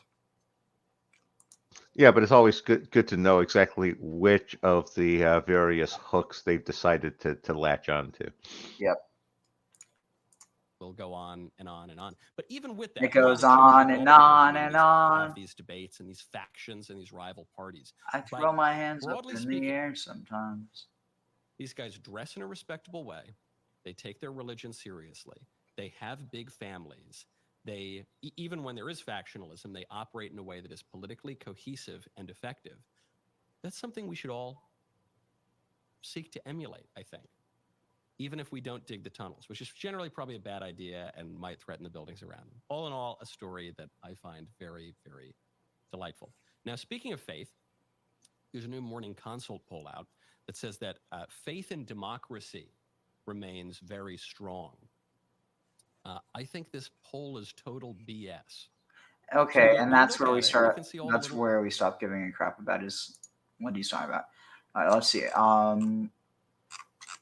Trying to see if I can find anything. Oh, great. I think he must be pretty sure that he is going to have a bad take on this. Herabet's Rewards, a new way to earn rewards while Of all the things that Ugh. you wake up to, this was certainly not on the list. It's a very strange story. That's all I can really say. We don't have a lot of information so far, but videos are circulating of a secret tunnel built by young Jewish men under a synagogue. And we don't quite know what the tunnel was for, why they were building it, but when construction We are back crews up to came use the build restroom. in this tunnel that was secretly constructed under a synagogue, a bunch of young men began to riot, ripping down a wall. Actually, trying here, to let's see. prevent Chabad's iconic headquarters has Chabad headquarters in Crown Heights. Actually, let's see. Chabad Tunnel blood libel.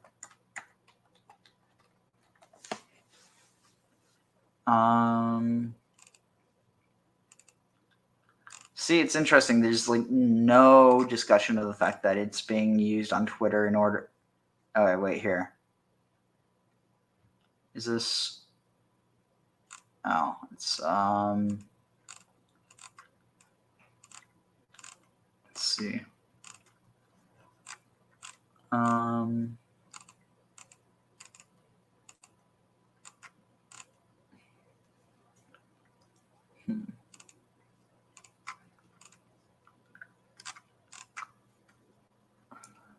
Chabad tunnel conspiracy. Let's see what people say.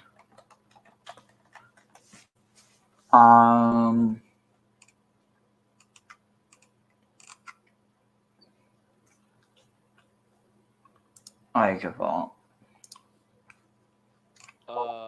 What? Oh my goodness. So I'm going to approach this subject very, very carefully, okay? I don't want the YouTube gods to be upset at me. Having said that, I don't know if you guys are familiar with this story because it doesn't seem to be getting the amount of coverage that I would have expected to have gotten given the circumstances surrounding what transpired. What happened is that there was a contractor who was called to a Jewish synagogue to fix a wall.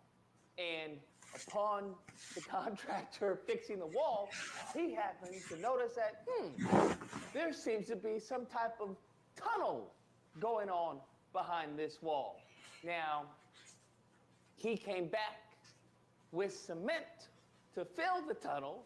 That caused a whole bunch of Ben Shapiro's people to be very, very upset. Oh, holy crap, you hear that? Where many of them stood. Yeah, I didn't know that they were Ben Shapiro's people. To protest.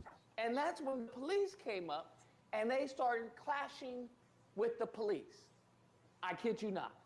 Having said that, guess how many of them were taken to the hospital? 0. That's correct. No casualties, no fatalities, nothing. Everyone was peaches and creams upon them being in conflict with law enforcement.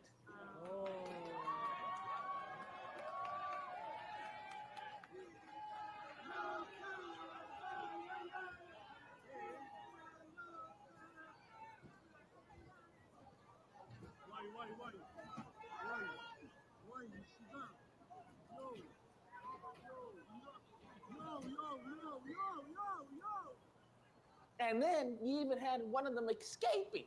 This person came up through the street. They came up like rats. Okay, that's the only way to describe it. Listen, I'm not anti-Semitic. I love the Semitic people, but the mofo came like rats, in New York. Wait, what? You need to sacrifice. Do you see that? This is crazy. It's called a BlackBerry. This will change the world. You McCall, Samuel Spade. What a tough guy you once were. This really is the end of the world. We're gonna die. I'm gonna spit it out. Sound good? Sorry about that. Oh my God. Awesome.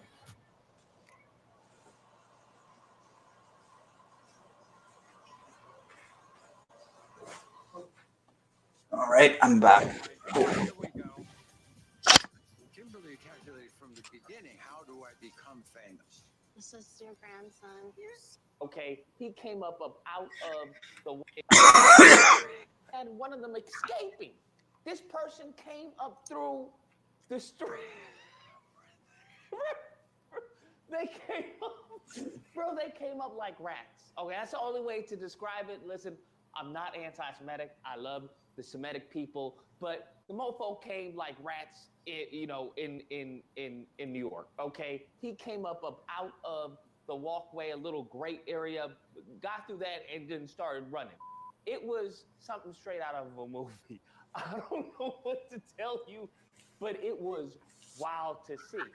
Now, the natural question that we all have on our minds, right? The natural question is, why on earth would they have a tunnel in the synagogue? Because what apparently the tunnel led to was another synagogue. Okay, all right. It allegedly led to another. I guess he doesn't synagogue. realize that every synagogue is connected by secret tunnels. Well, so there's actually a history to this, and let's see if I can find it. So let's see, Chabad. synagogue. I had actually meant that kind of as a joke, but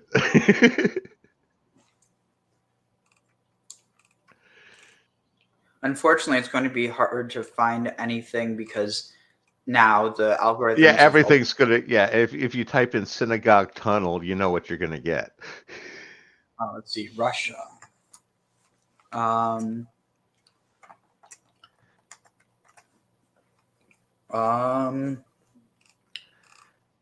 Oh, you've got to be kidding me.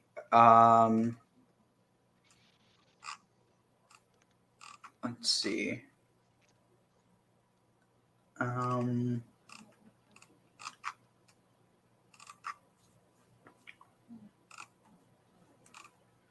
Seriously, let's see.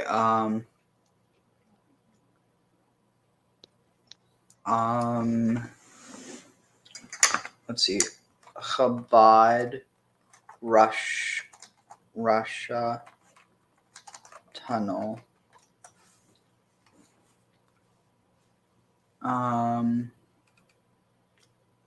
Oh wait, there's filters. I can set it to upload date and then filter by has to be. Oh shoot, I'm not able to set it to older than this year. Yeah, shit.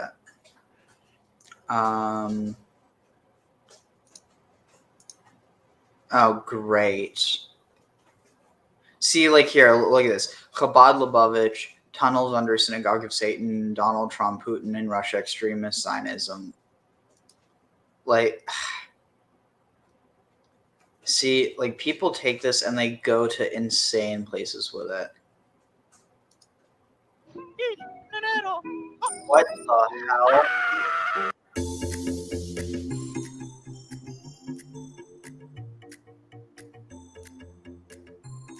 Oh my god, who are these people? Now I want to show you an operational tunnel. The tunnel is filled with electricity.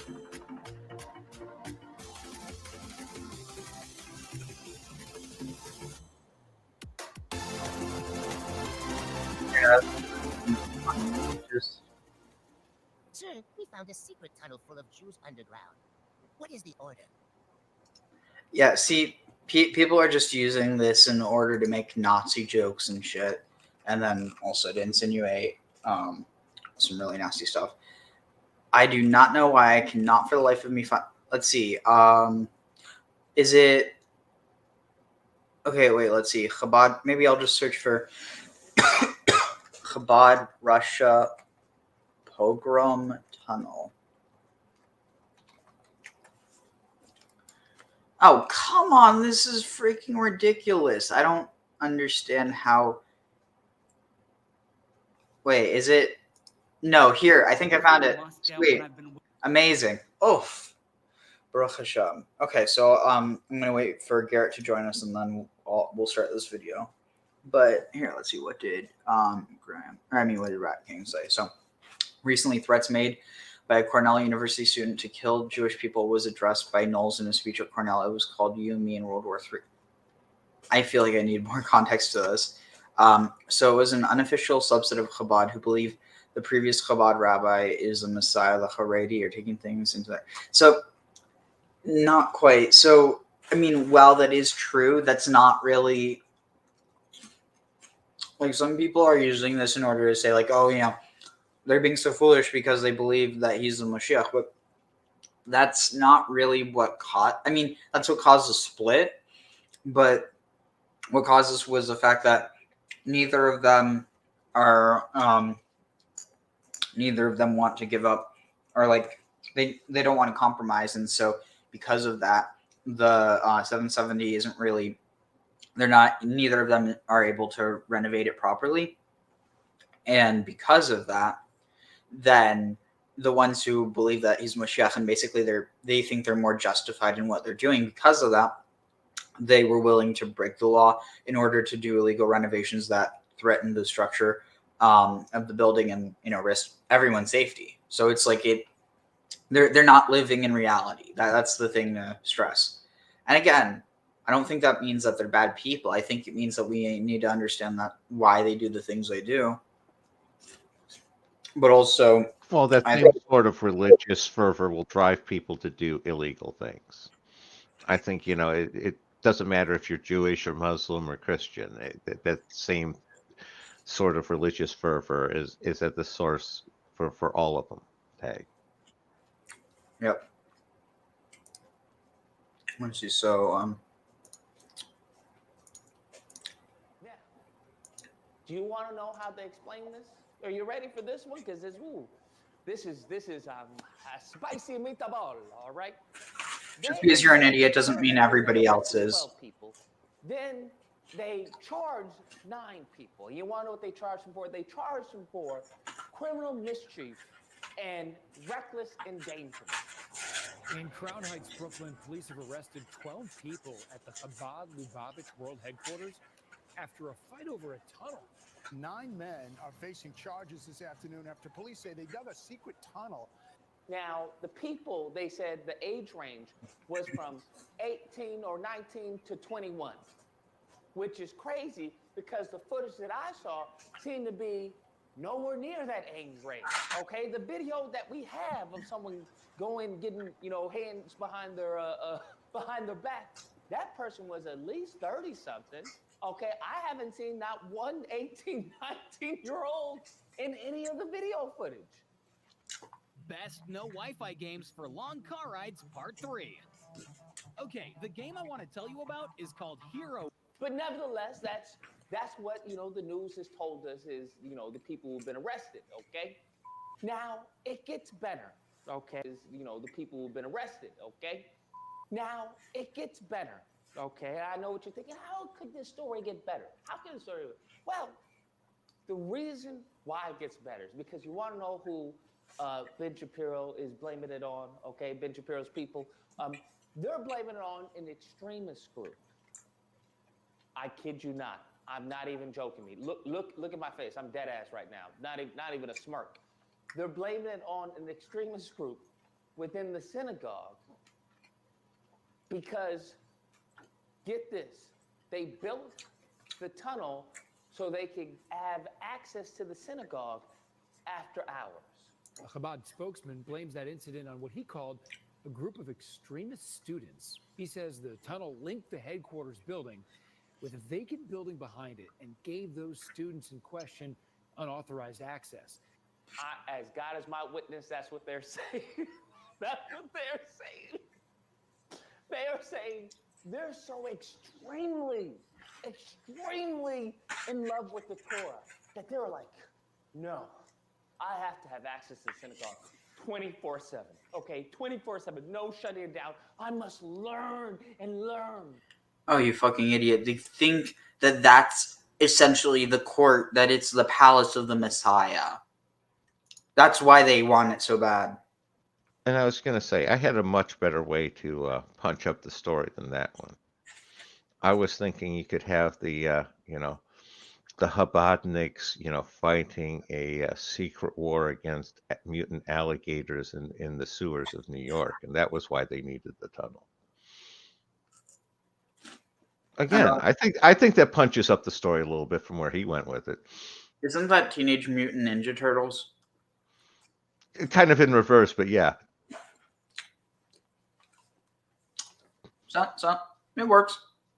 It's better than what he had, at least. Mm-hmm. That's what they're arguing. Now, who's to say? Okay, who's to say? Maybe they're correct. Maybe they were just zealous, students who are just, I've gotta have the knowledge. I gotta study. I must know more. I gotta perfect my Hebrew. Maybe that's the case. I don't know. Okay, I don't know. All I'm saying, that if I were a betting man, chances are there's possibly a little bit more to the story. Okay, I'm no Sherlock Holmes. I'm no NYPD, bruh. Okay, but my spider senses, all right, are tingling. Spider senses are tingling, and there seems to be more to the story. Now, the cherry on top is, will we ever know? That's the question. Will we ever know?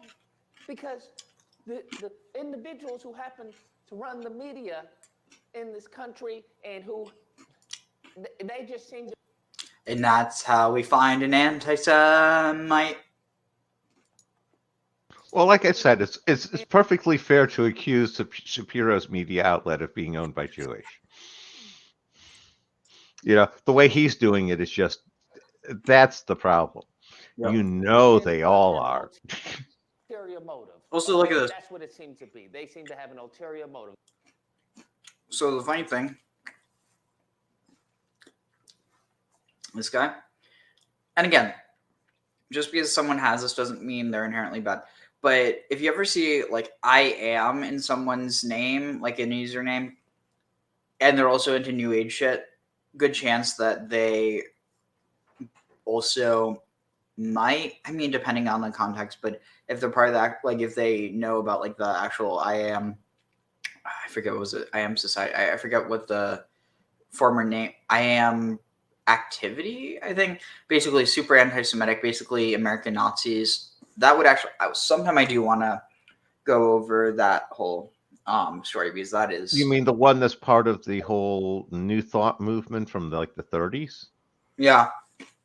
Okay, because there was also there was the rod channelings that had a lot of the IMs in it from the 80s, early 80s. Interesting. And then it got remarketed as a like self-help, or not self-help, but like a kind of like, like you can be whatever you want type of thing. But it got, I don't know, I never really realized how connected it was. But so and his Instagram is I am amazing Lucas. So first of all, he thinks he's amazing, and he has a potentially cult associated tag in his name. The point is, anyone who has to call themselves amazing isn't. And second of all, Amazing Lucas 007. So what? He's James Bond. Like, come on, like, get a life. I'm sorry. Like, obviously, I guess someone could say that to me, but like, the difference is that I'm not building my personality off around something in order to present myself as anything better than I am. I'm just trying to share the stuff I find interesting. Meanwhile, someone like him, the only way he knows how to describe himself is his own name. So like, notice I don't have my, I mean, like, obviously I think I have my name somewhere in my channel, but it's not a huge thing. I'm not trying to, draw a bunch of attention to like just, myself. And then also like, I'm not focusing on myself with the channel. I'm focusing on the research that I'm interested in. So like, in a sense, it is connected to me, but whereas with him, honestly, I kind of get the impression that he just likes to hear himself talk.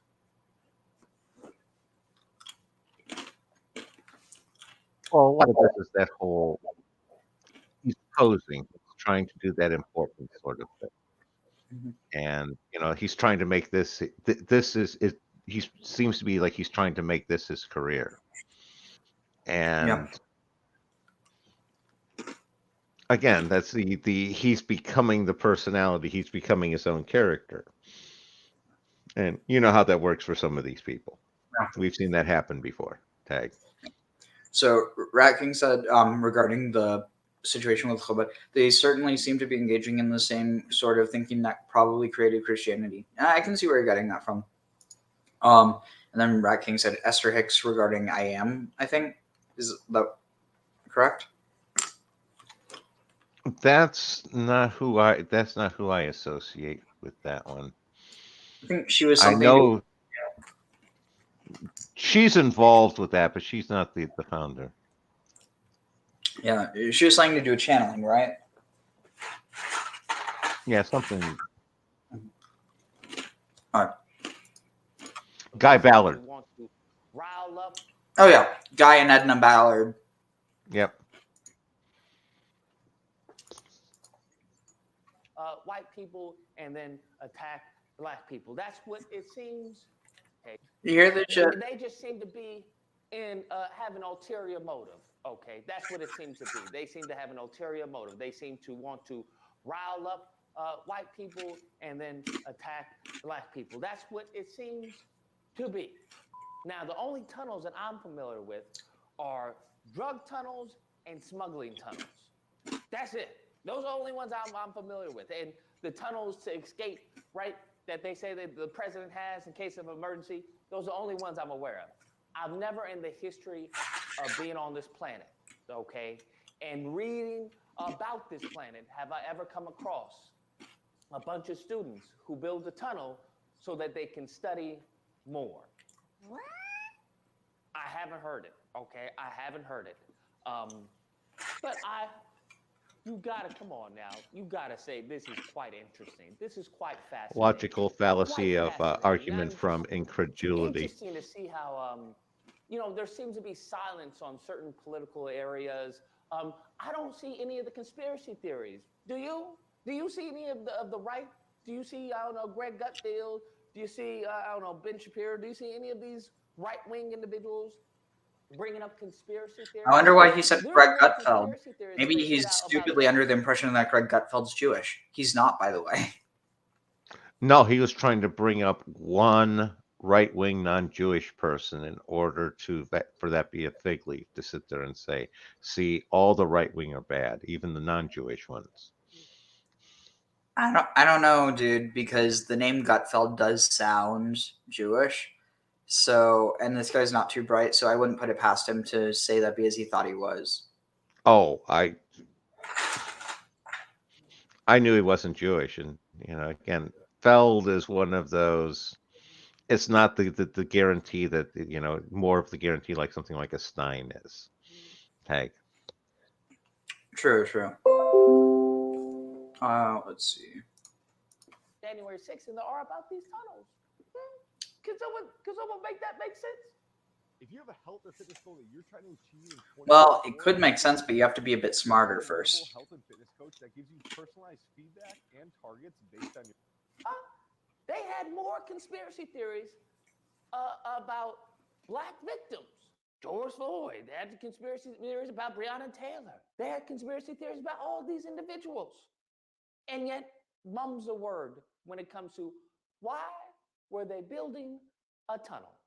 But hey, I don't know either. Okay, I don't know either. I'm gonna keep my theories to myself. Okay, I see what y'all did today. I see what y'all. Well, come on! If you want there to be conspiracies out there, throw one out there. Anyways, guys, that's the video. Let me know what you guys think. Whether or not you happen to believe that, you know what? Absolutely, this extremist group, okay, these extremist students who just wanted to know more and have access to the synagogue after hours. Darn you. Or we happen to believe. Hey, do you think this guy would sleep in the tomb of Jesus if he ever got the chance? This guy? I doubt it. Why? You think he'd be too scared?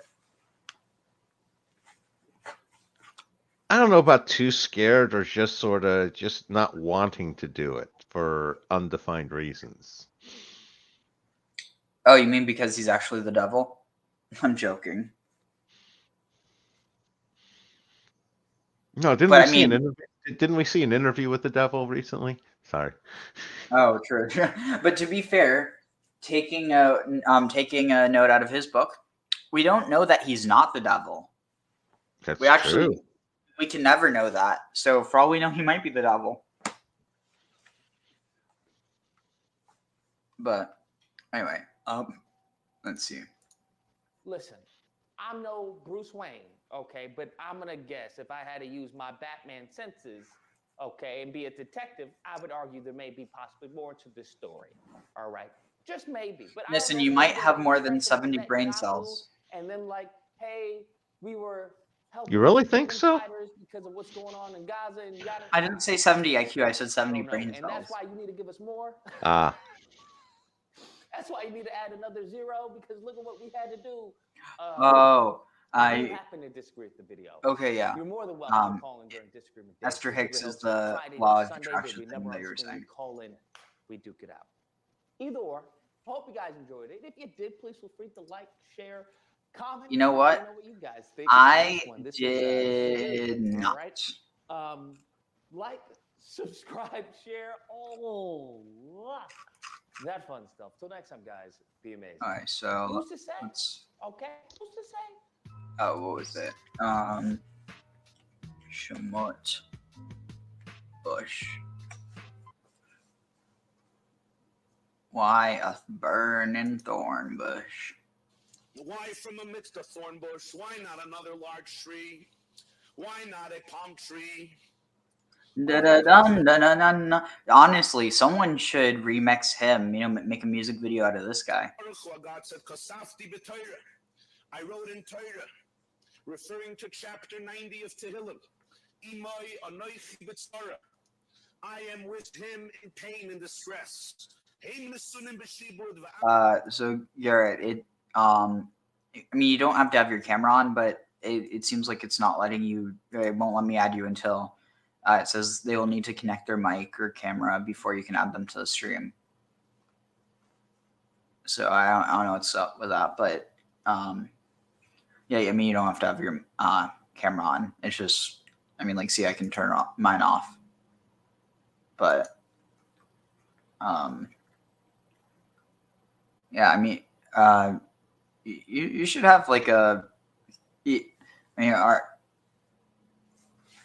here, let's see, one second.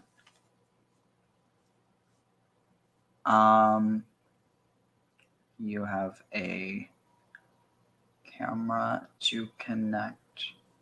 Oh yeah, are you able to hear me?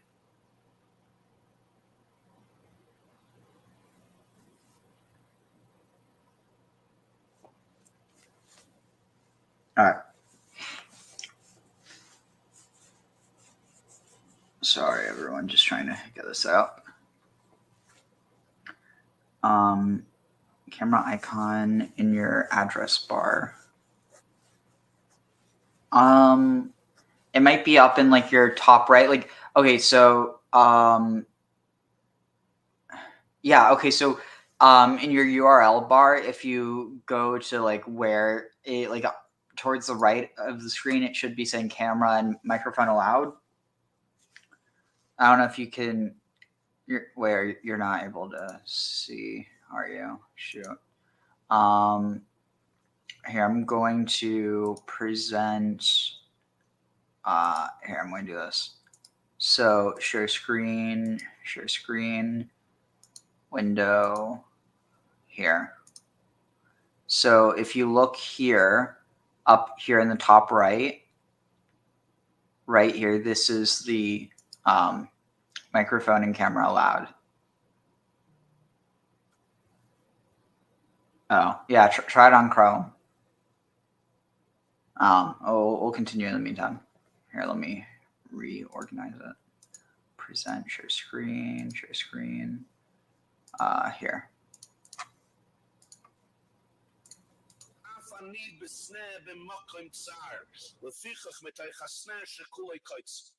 You want to know where I am found while the Jewish people are oppressed in an Egyptian exile? I am also, so to speak, oppressed. I am found in a thorn bush, which is a very uncomfortable, prickly place. Can you hear me? Yep. Cool. So this is interesting, and we'll tie into it once we actually what is it, like, listen to this a bit more. But this idea of God being found in a thorn bush, and this idea of God oppressing himself into the bush. Oh, also before I forget, so this is one of the reasons why Jews might build tunnels. Again, I don't think there's a case here, but waiting to show you this synagogue here for a long see, can I time. go back? Let's have a look why. Here, I just want to grab a right here. I'm visiting Moscow, and I've been waiting to show you this synagogue here for a long time. Let's have a look why. So this show was built in the late 1800s, at a time when the Jewish people experienced pogroms. So what did the Jews who built this synagogue, what did they do? They made a tunnel, and this tunnel exists until this day. Have a look. You lift up your stone, and look at this. Look inside. You're able to escape through this tunnel. There's a pogrom. They go in here. They go through the tunnel. They escape from the shul, and they find themselves outside of danger. Now we're going to meet the rabbi of the shul. Come here. This is the rabbi of the most amazing shul, the most amazing rabbi, Rabbi Kogan. Shalom Aleichem. Look at this, a Megillah hidden in a besamim holder, so that it should be hidden, no one should see it.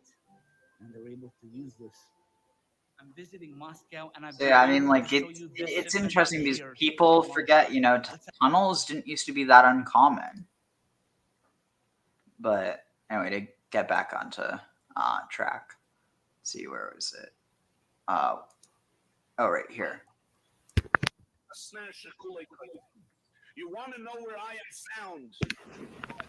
People are oppressed in an Egyptian exile. I am also, so to speak, oppressed. I am found in a thorn bush, which is a very uncomfortable, prickly place to be naturally. But I am with my people in their distress, in their agony, in their pain, in their misery and tears. That is the message of the snare. You want to find me, you know where I am within a thorn bush, not in a stupendous, elegant, tall, beautiful, delightful tree, like the example of a Tzipporah. I assume he gives that example because the dates, the fruits are delicious. I am rather in a thorn bush in a painful place. Medrash Rabbah Shmois Beis. Shal Goy Echad Rabbi Yeshua ben Karch. The question we raised this morning, a Gentile asked Rabbi Yeshua ben Karch, Ma'ara Kadosh Baruch Hu l'daber Moshe mitoch hasna. Why did Hashem speak to Moshe from a thorn bush? Amaloi of Yeshua tells this Gentile, I guess he knew who he was dealing with. And let's say God appeared to Moshe in a carob tree, a boxer tree, or a shikma is a certain type of sycamore fig tree. You would also ask me, why this, why that? But I don't want to leave you without saying anything. So I'll tell you, why from the snare? To teach you, to teach Moshe there's no place vacant without the presence of the Almighty, without the divine presence, even a snare. Even a thorn bush, a physically lowly and humble tree filled with thorns, there too the Shekhinah exists. There's no vacant in the world without the divine presence, even a snap. And then the Medrash Rabbah goes on to give approximately 9 or 10 different reasons for the revelation. I quoted here, I don't know, the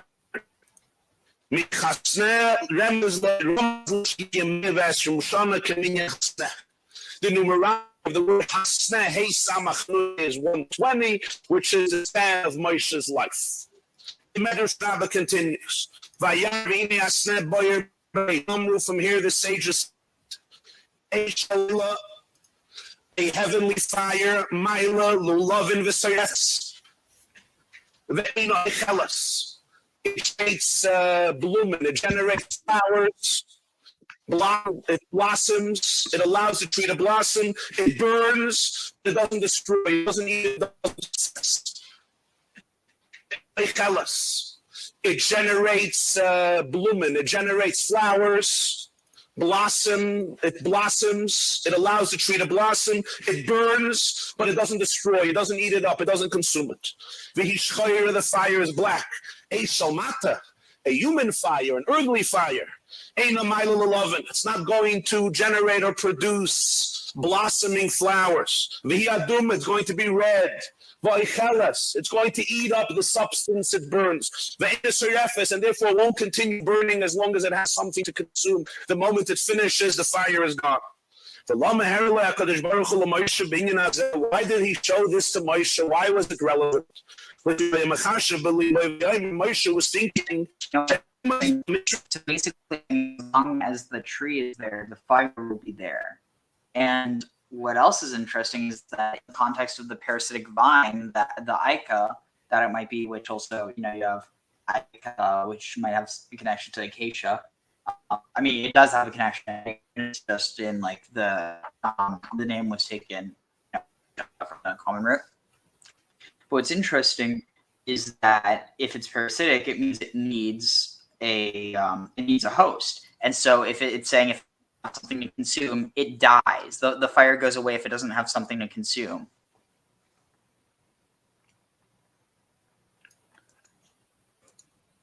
No, I can see what that analogy fits. Sorry, what? I said I can see what that fits. This is huge. I wonder if it had any uses in medicine. That would have been. I mean, obviously, Acacia does. For instance, you can extract DMT from Acacia. But I wonder what about because you have some parasitic plants actually end up producing like like derivatives of the substances available in their host plant.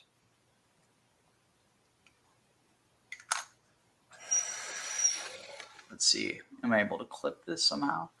Let's see. How do I do this? It doesn't destroy. It doesn't eat it up. It doesn't consume it. Mila 20, which is the. He showed this to Moshe 20, which is the span. A heavenly fire. Mila lulavin v'sayrefes. Ve'ena eichelas. It generates blooming. It generates flowers, blossom. It blossoms. It allows the tree to blossom. It burns, but it doesn't destroy. It doesn't eat it up. It doesn't consume it. The fire is black. A human fire, an earthly fire. It's not going to generate or produce blossoming flowers. It's going to be red. It's going to eat up the substance it burns. And therefore won't continue burning as long as it has something to consume. The moment it finishes, the fire is gone. Why did he show this to Moshe? Why was it relevant? Moshe was thinking, perhaps the Egyptians are going to destroy the Jewish people. It doesn't destroy, it doesn't eat it up, it doesn't consume it. The fire is black. It's going to Moshe was thinking, perhaps the Egyptians are going to destroy the Jewish people. So Hashem showed him, there's a fire that doesn't consume that which it burns. He was telling Moshe,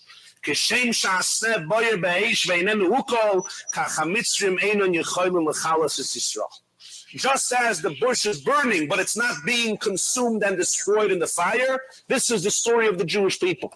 The Jewish people are burning. The Egyptians are oppressing them, torturing them, enslaving them, subjugating them. They are burning. But don't ever think that they are going to be consumed, obliterated, destroyed, and decimated. That will not happen. In that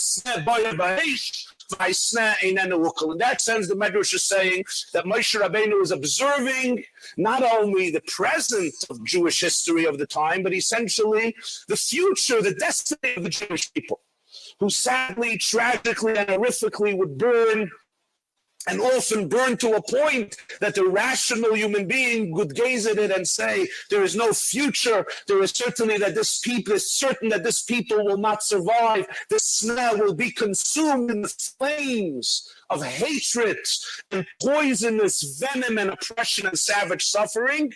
And Hashem is telling Moshe, just know that this savage suffering of hatred and poisonous venom and oppression and savage suffering. And Hashem is telling Moshe, just know that this will not be ukol. It will not be consumed, not in Egypt and not in the future. Are you tired of sorting through spiritual woo-woo, wondering what's legitimate and what is just fluff? I have a feeling this is just fluff and not legitimate. Are you seeking to grow and ascend in your own spiritual path, and maybe Yes, but I don't need your help. you're not quite sure how to do it or even Again, don't need your help. where to start? Here's a message for you from my angels and spirit guides. Well, that's nice, but I have my own angels and spirit guides. What do you raise to that, huh? As a co-creator of your divine pathway, you have choices to make that will affect your current and future lives. What do you wish to carry forward? Yeah, I'm not When you actually make going to watch all choices from your heart. 2 minutes, 31 seconds of that. As I said, the same Medrash Rabbah much gives better. another 9 or 10 symbolisms behind the bird. Although I'll admit, she has a nicer voice, but at the same time, I don't know. It's kind of like, it's like, you know, you can have something that's too sweet versus something that's a little bit spicy, a little bit peppery, but hits the spot just right. And that's what I love. What's YY stand for? He always goes by Rabbi Jacobson. I think it's like She's a gentler, kindler cult leader. Okay. Oh, for a second I thought you were going to say she's a Gentile. I'm like, no, it has nothing to do with that. But no, you're saying gentler, kinder, yeah. Bush vision, which anyone who wishes could look up in Medrash Rabbah, Parshas Shmos on these psukim. Mechilta de Rashbi. Rabbi Yossi Aglili says, Mipnei man nigla HaKadosh Baruch Hu mishnei marim vayimedaber Moshe mehasna. The question, what's the point of this revelation? Mipnei shehu tahir she'ein umas ha'olam oisin oisei avodah zarah. The trees were ordinarily used for pagan idolatry. One exception was the thorn bush. Holy shit. What's the point of this revelation? The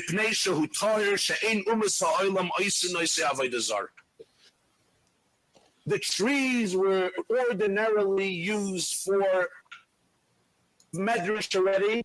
The trees were the point of this were trees.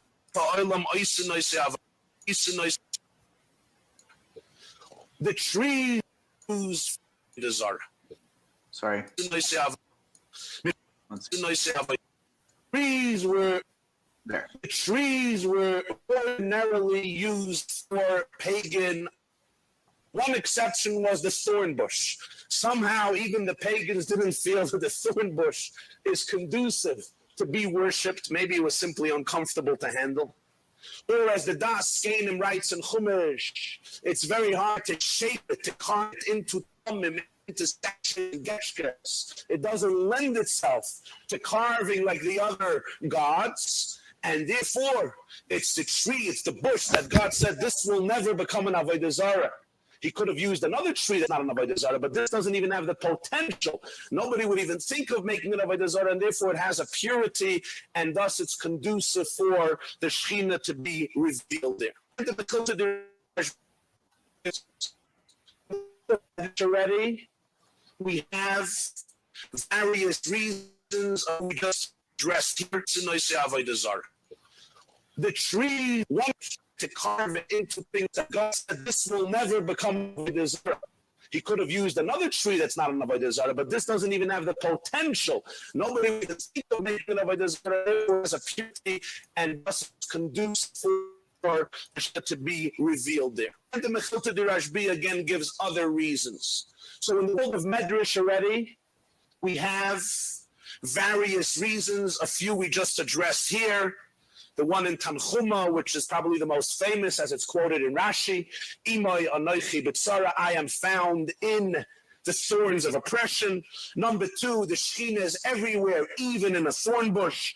Number 3, the Jewish people will never be destroyed, just like the sneh. And number 4, it's a place of Tahara where there's no avodah zarah. And again, there's many other reasons. The Klei Yakar, the Sifarno, Rabbeinu Ovadia Sifarno, and the Klei Yakar suggest that it's actually an allegory for the Egyptian story. That Moshe Rabbeinu is going to hear from Hashem what he's going to do in Egypt. One plague after another plague after another plague. How long is this going?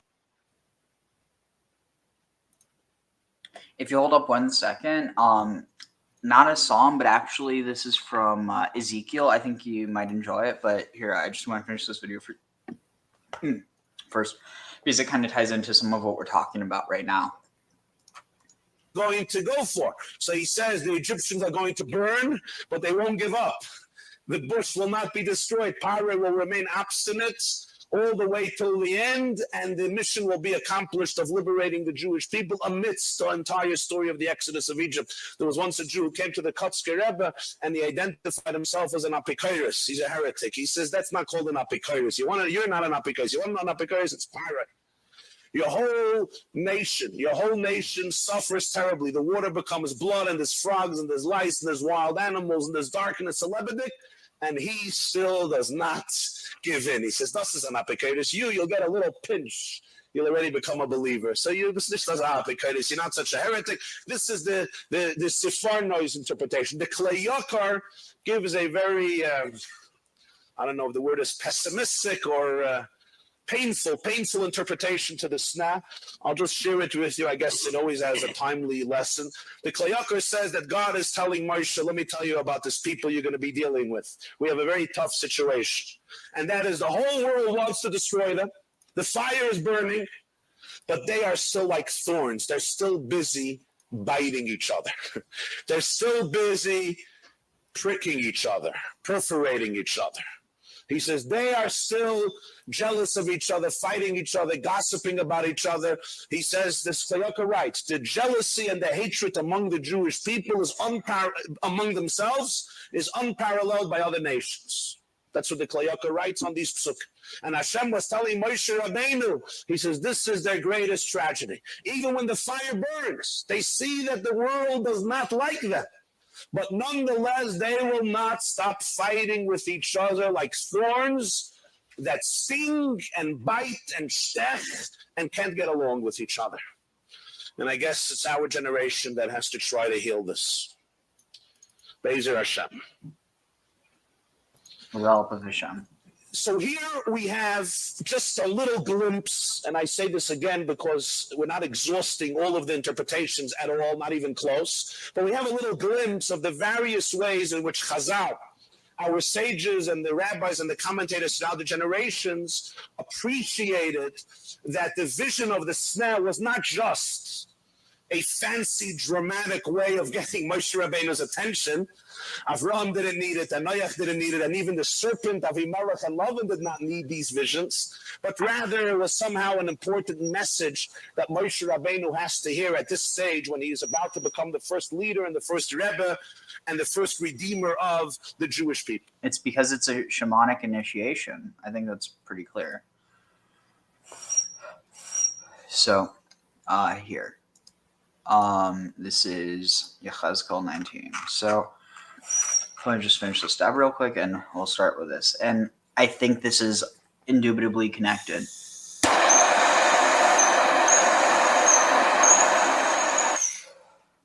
So, Graham, I forget. Have I ever shown you this before, Ezekiel 19? I don't think so. I mean, I'm familiar with Ezekiel, but I don't think you show me anything about it. All right, so we're going to analyze this in real time. Also, Garrett, have I ever shown you this? No, I don't think so. All right, so also it's interesting because this word kina means lamentation or dirge or elegy, but kana, it like the root is, I think is it kayin or let's see, kina. So yeah, I think the root here is kof yud nun. But what's interesting is that it has some of the same roots as kaneh, which is reed or cane, or also potentially cannabis. Okay, so starting off at the top, V'ataha sakina enesiei Yisroel, and you'll lift up a dirge or like a funeral song over or to for the princes of Israel. So it's saying the lamentation is for the princes of Israel. Ve'amarta ma'imecha lavia ben arayot ravatza betoch kefirim rivta gureya. And you'll say, I'm just going to read it for the sake of brevity. And you'll say what a mother, or like rather what a lioness was your mother, between the what's the word, between the lions, she laid, or she would lay down, and in the midst of the lion whelps, she raised her raised her cubs.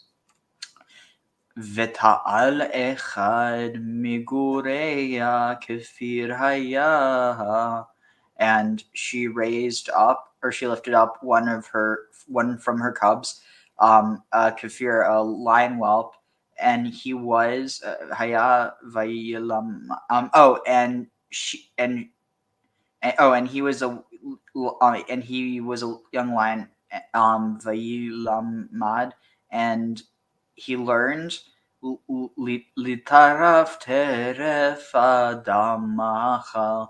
He learned to prey upon humans, and he became a predator who learned to prey upon humans to consume them, or to consume men. וישמעו אליו גויים בשחתם נתאפס ויביאוהו בככים אל ארץ מצרים. And he was and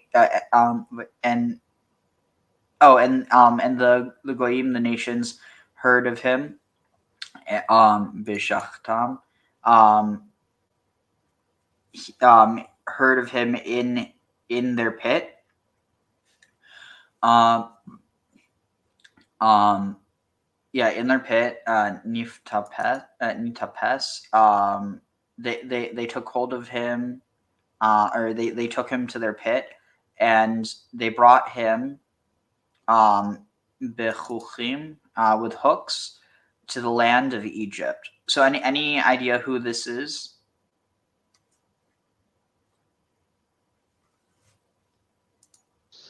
This is Ezekiel? Yeah, but no, I mean, who is he talking about?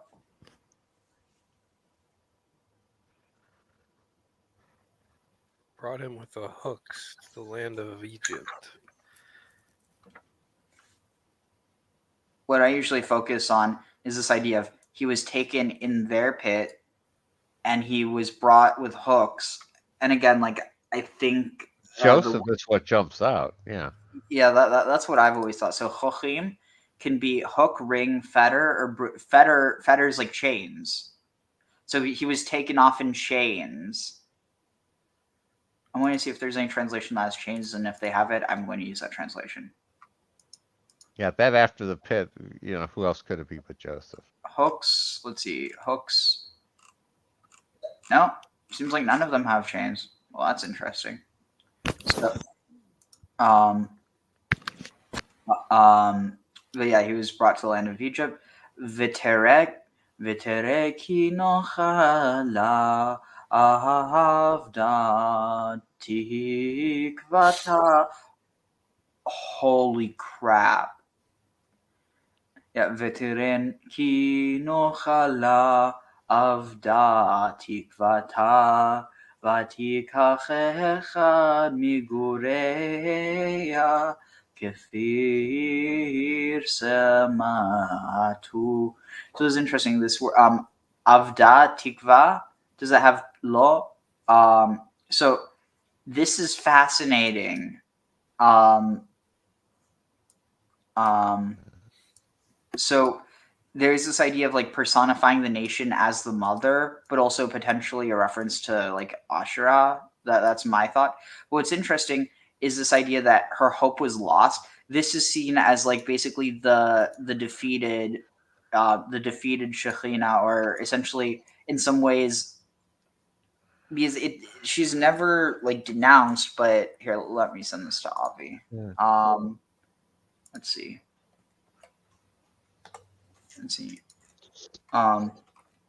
It's a mirror of Hatikva. Okay, so the lyric. So this is interesting. So I'm going to pull this up. So Hatikva. So you guys know Hatikva? I mean, like not know, but like you know what it is. No, I don't. I don't So either. it's the national anthem of Israel. Let's see. This is from 1920, so it's not going to be. Let me know if you guys can hear us. Oh wait, hold on. All right, let me know.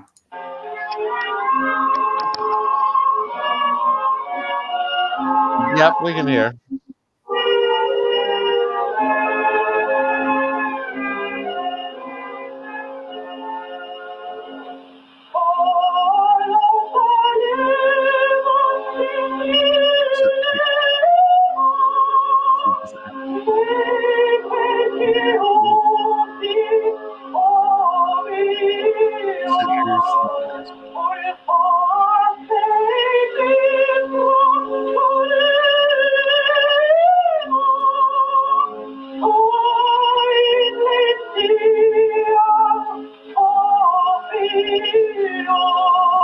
So the here. Od lo avda tikatenu.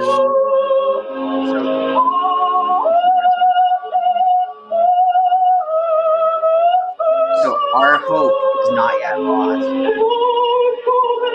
Or then our hope, it is not dead.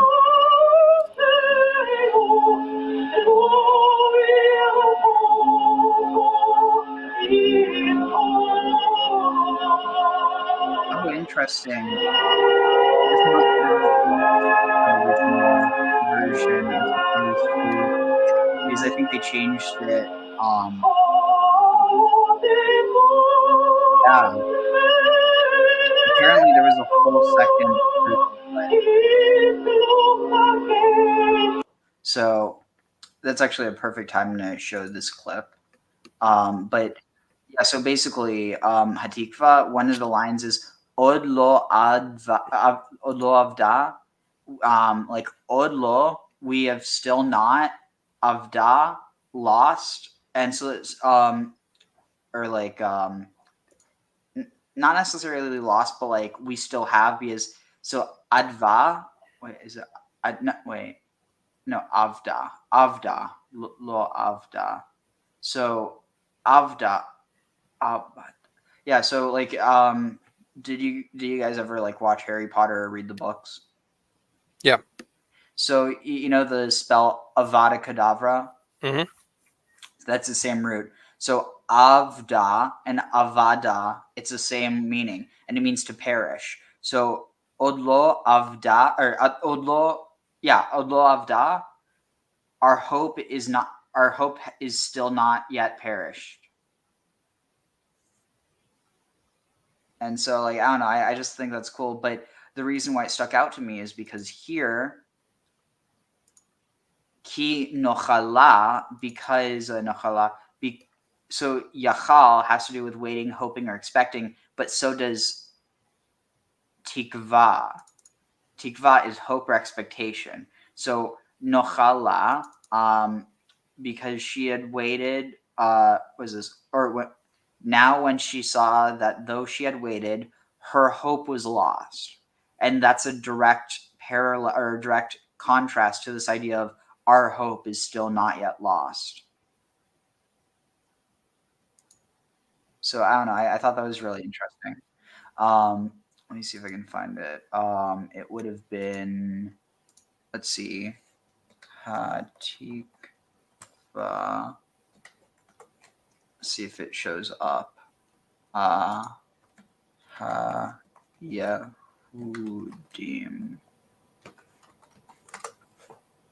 All right, here. So the funny thing is, the person who wrote that song, Red Bull gives you wings, was a bit of a drunkard. And the joke is that he never wrote another good song. אני קולטתי אותו בדיוק ליד האלבום זהב שקיבלתי על התקווה. 250,000 עותקים. אני חייבת להגיד לך, אני מטורפת על התקווה. בואי נגיד שאת לא היחידה. בסדר, אז טוב, בואו ניגש לעניין. אתה רצית להשמיע לנו את החומרים החדשים. כן, יש לי הרגשה שזה הולך להיות מעולה. בואו נגיד שהיה שווה לחכות. אגב, זה מר באום, והוא המנהל שלי בחברת התקליטים. נפתלי? אפשר לקרוא לך נפתלי? לך אני מרשה.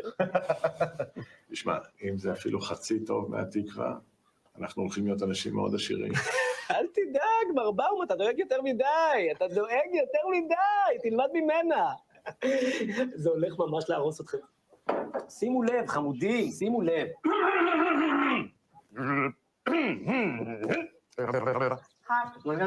אני כל כך מתרגשת שאנחנו הראשונים שהולכים לשמוע את זה.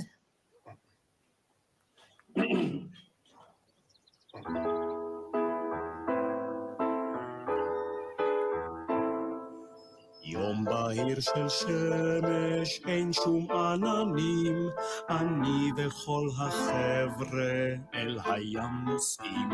לקחנו את האוטו, הבנות כבר שם, כשלחוף נגיע נוציא את הגלשן. שוב אנחנו מתגלשים, רוכבים על הגלים, הנה בא עוד גל גדול, זהירות רק לא ליפול, מחוף בת ים עד הרצליה, זה רק אני והגלשן שלי. So the joke is he literally just used the same exact tune and wrote a song about surfing. Wow. You're able to see the lyrics, right? Like the subtitles? Yep. Awesome. לא.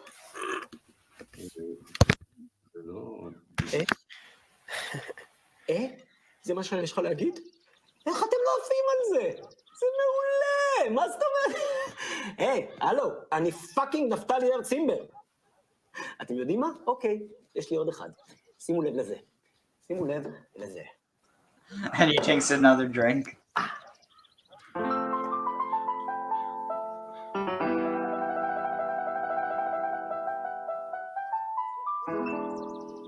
אין לי ראש למילים ארוכות, ואתה מין מילה ארוכה שכזאת. צ'או ידידי ודש לחייך, בתקווה שתבין את הפריך. בא לי לרקוד ובא לי שטויות, לי לצחוק ולא בא לי עליך, בא לי בימים ובא לי בלילות, בא לי לצחוק, אני פרחה. למרבה הצער, עד למותו בגיל 56, נפתלי הרצימבר לא הצליח לשחזר את ההצלחה הרבה עם התקווה. בא לי לצחוק, אני פרחה. I mean, yeah, it's sad. I mean, it tends to be that some of the greatest, and sometimes they're not even seen as great in their time. I mean, it's one of those things where it's like, you know, he's seen as like a national poet now, but in his time he was like he was a freaking joke. And it's interesting because you can see how, you know, someone like who someone is can really change just over depending on the time they're in. But let's see, where was it? Ezekiel here, shares tab. But yeah, you have any thoughts so far? No, not really. No, like I said, just the tie-in to Joseph. Oh, definitely, yeah. So, and here, let me just finish heating this up first. One moment.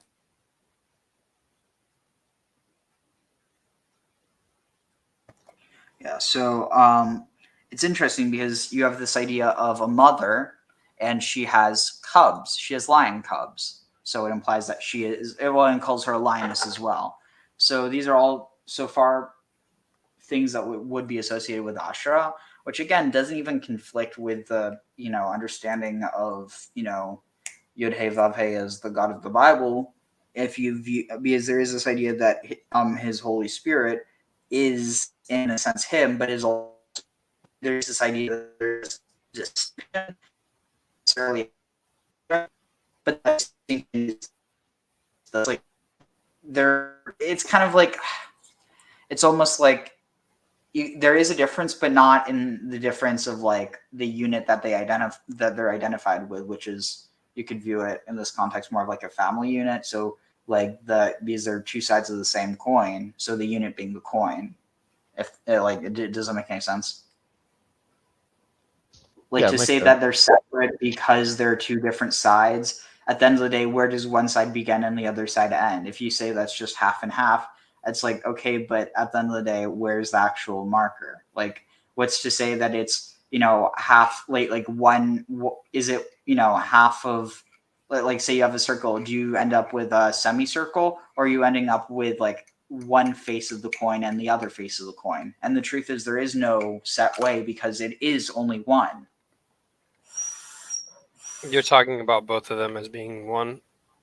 Yeah, it's like they're two faces. And I mean, you even have this idea that that God wasn't able to show Moses his face, but he showed him his other side.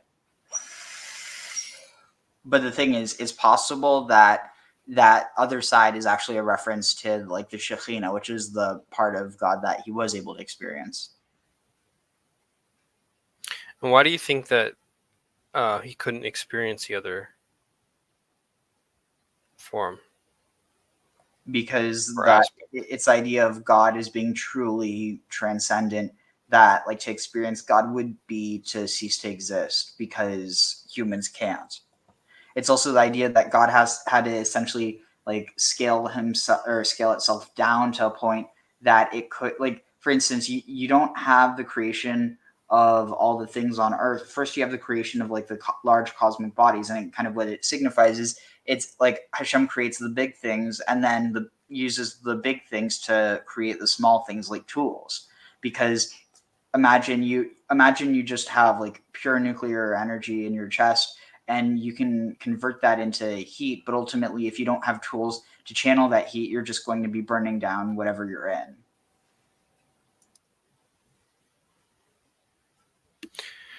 But why do you think that half of the aspect was hidden, like the Asherah? Well, see, that's the thing. Wait, which one are you saying is the hidden? You know, you have the name, right? And then that's what everybody knows as God or as reference, but nobody, it's not, the other part's not really talked about. It's kind of hidden. It's so it's almost the idea that like the transcendent part of God presents himself through her, which is like the Holy Spirit, but ultimately that what is it? It's almost like using the manifestation, which can be experienced as an avatar for the transcendent form of God. So it's almost like the Shekhinah, the feminine part of God, is how the masculine part of God is actually interacting with the world, because the masculine part of God, if it were to interact with the world like without this mediation, would essentially destroy the world. It's this idea that like basically of the ongoing creation, and that to change that in any sense would be to destroy the world. But that also means that because nothing can ever change, the only, like, in a sense, all agency is gone. And so the way to interact with this, like, it's almost like the idea that like the heavens can be moved if you if you know the right gates or whatever. It's hard to explain. But basically what I think is another thing that's going on here is that because it's funny, if you've ever seen any pictures where people like they show God showing his butt to Moses, that's because that idea of his other side is understood as his backside. because the word other is acher, but it also just means other. It doesn't mean back only. And so because of that, you also have this idea of sitra achra, which isn't necessarily seen as bad, but it's like almost like the negative side. And so you have the like heaven versus hell, and I think we're somewhere in between, and it's like not in this literal sense of like you go to heaven or hell, but more so like they exist on this like honestly I don't feel as comfortable speaking off from memory because I don't remember everything as well. But getting back to this, and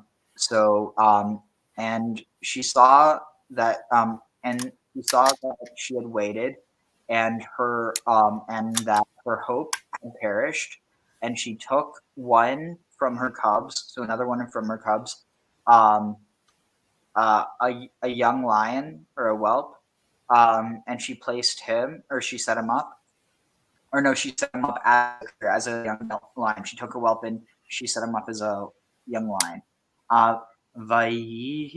ויתהלך בתוך אריות כפיר היה, וילמד לטרף טרף אדם אכל. And it's the same thing as before. And she and he what's this? He walked between the lions. He was a kfir, a young lion, and he learned to hunt prey, and he consumed men, or like humans. So like in a sense, it's referring to, like that there's clearly metaphor, but at the same time, like it never actually. I don't know. It's one of those things where it's like, is it literal or is it metaphor? And it's kind of like it's never exactly clear. But I mean, I think it's clear that it's metaphor. But the point is that is there a point where it might have been originally something else? Anyway,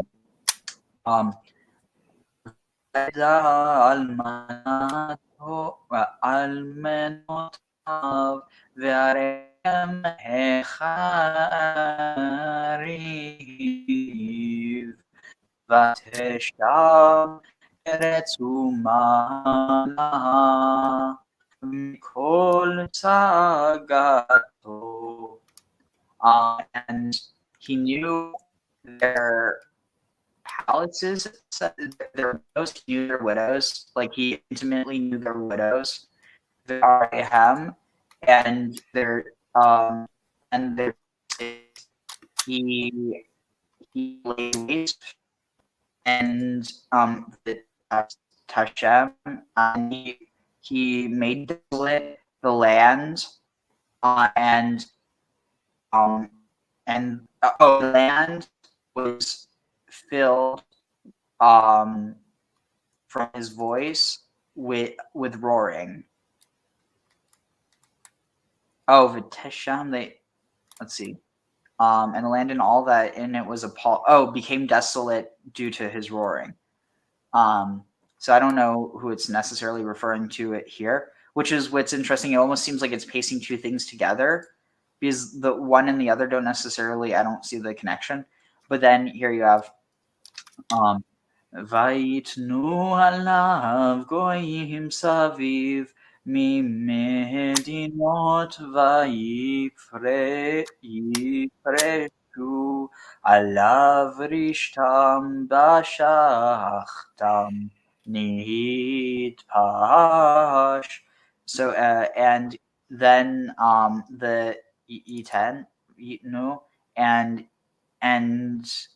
he was set upon by the nations that surrounded the nations that surrounded from the provinces or from the states, Vayifreshu, and they spread out over him, Rishtam, their net, Vashaftam, and they pitted him. They put him in the pit.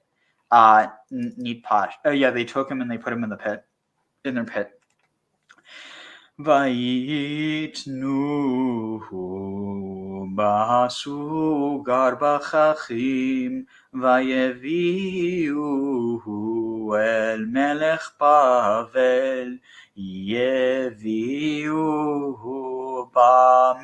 במצדות למען לא יישמע קולות אל הרי ישראל.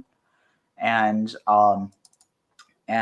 he was set upon in a sugar, in a prison or in a cage, in fetters and in chains, and he was brought to the king of Babylon, and he was brought into the fortresses so that no longer his voice be heard any longer upon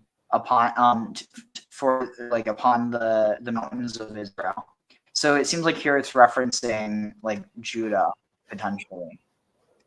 So like the first one is a reference to Joseph and the second one to Judah, which also kind of goes with this idea of the two ideas of Messiah, like the Messiah ben Joseph and Messiah ben David.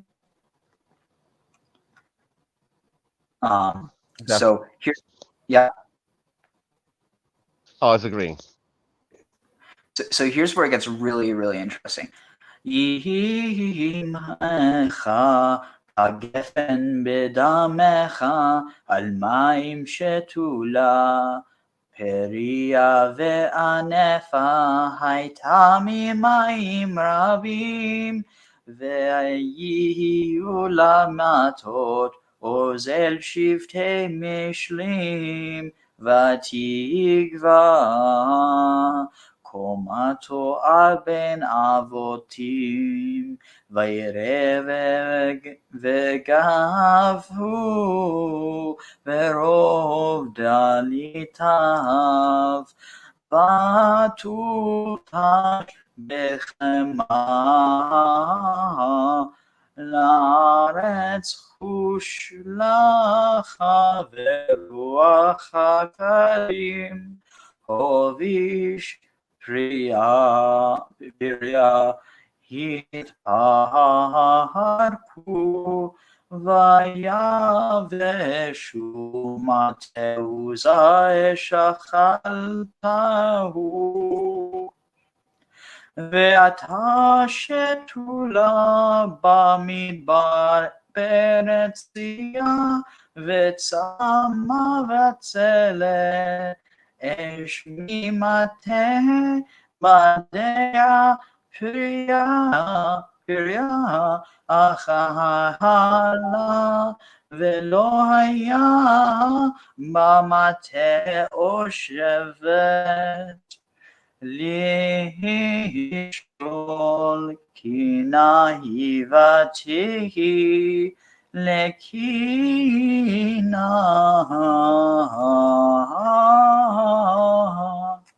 So where is it? So Imecha, your mother, Kagefen, like a vine or like a grapevine, depending on context, but like a vine or vine tree, Bidamecha, in your blood, or potentially damach can actually be image or likeness. So it could be in your blood or your likeness. So your mother is like your mother was like a vineyard. Your mother is like a vineyard or a vine tree in your blood or in your likeness, in your image. Al mayim shetula, upon the water she was planted. Periya ve'anefa, so she was fruitful and she had many branches, or luxuriant branches. Sometimes that's what it's full of branches. Full of branches. Hayta mimayim rabim, she was from the great waters. So this is a reference to the waters of creation. It's also potentially a reference to actually the idea of Tiamat and Abzu, or alternatively, what would have been Sumerian religion. Yeah, but there's also in the Hebrew there's like this idea of tehom, of the depths, and there's also bohu. There's chaos and there's the depths. So bohu is like bow, and then tehom is Tiamat, basically, but not a perfect parallel. But here it says by reason of many waters, but she was fruitful and had many branches. Haita Mimayim Rabim, either, and she was from the Mayim Rabim, or because she was from the great waters. Vayihiula, and for her there were and there were for her, or she had matot oz, staffs of strength, el shivtei, for the tribes, mishlim, to rule with, vatigva, and she towered high, or she rose, like she was high, komato, and she rose up, or she was high in stature, Bain, upon her stand, like her stature was high upon between the of the cordage foliage, interwoven foliage, basically like the grove, maybe. In it says the thick branches, but literally, I mean, these are another having interwoven foliage. Seems like just like thicket, maybe.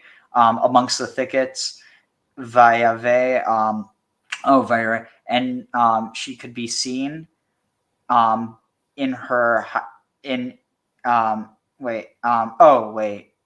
it appeared in its height. Oh, this is the. And it's talking about the stature of the scepters, maybe. Interesting. And their height, was seen by the greatness of, or by the multitude of their branches or boughs. Interesting. Vatutash, but she was, I think it says plucked up, but I just want to be sure. She was pulled up, rooted out, or plucked up. Bechema, and in fury. La'aretz, hushlacha, to the ground she was cast down. Veruach hakadim, and the easterly wind, hovish, dried her up, withered her. Priya, withered her fruit. Hit parku,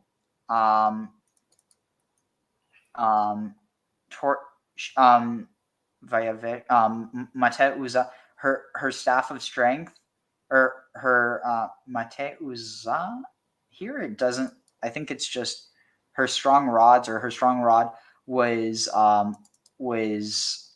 torn up or broken away and withered by a fire that consumed them. And now she is planted Bamidbar, in the desert. Notice this. Eretz Tziyah, in land that is like desolate, is dry, drought, that is thirsty, and that is Tziyah, that is dry and thirsty. Say Esh. Notice this.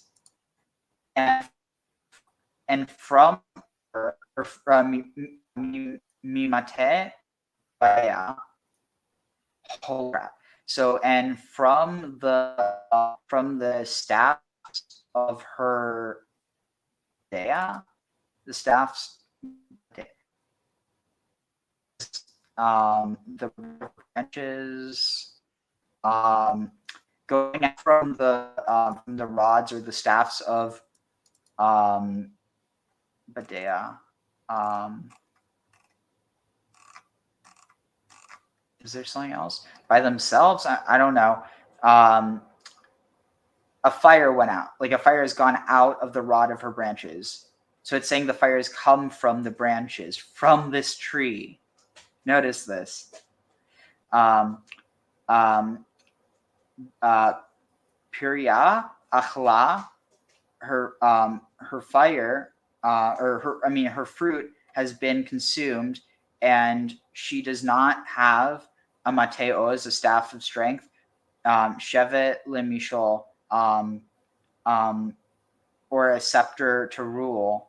Oh, before it wasn't shivtim as tribes, it was scepters. I was mistaken. Limshol, like a scepter to rule.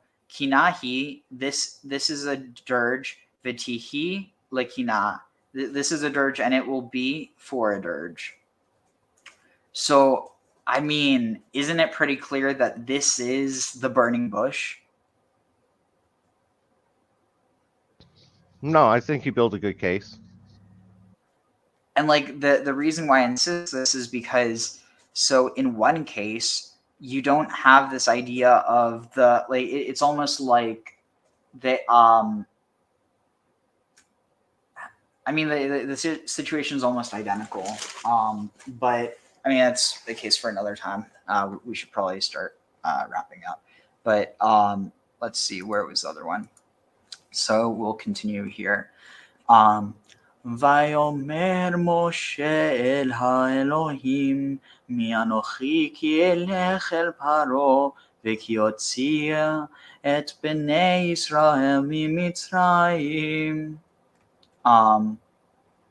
Wait, did I write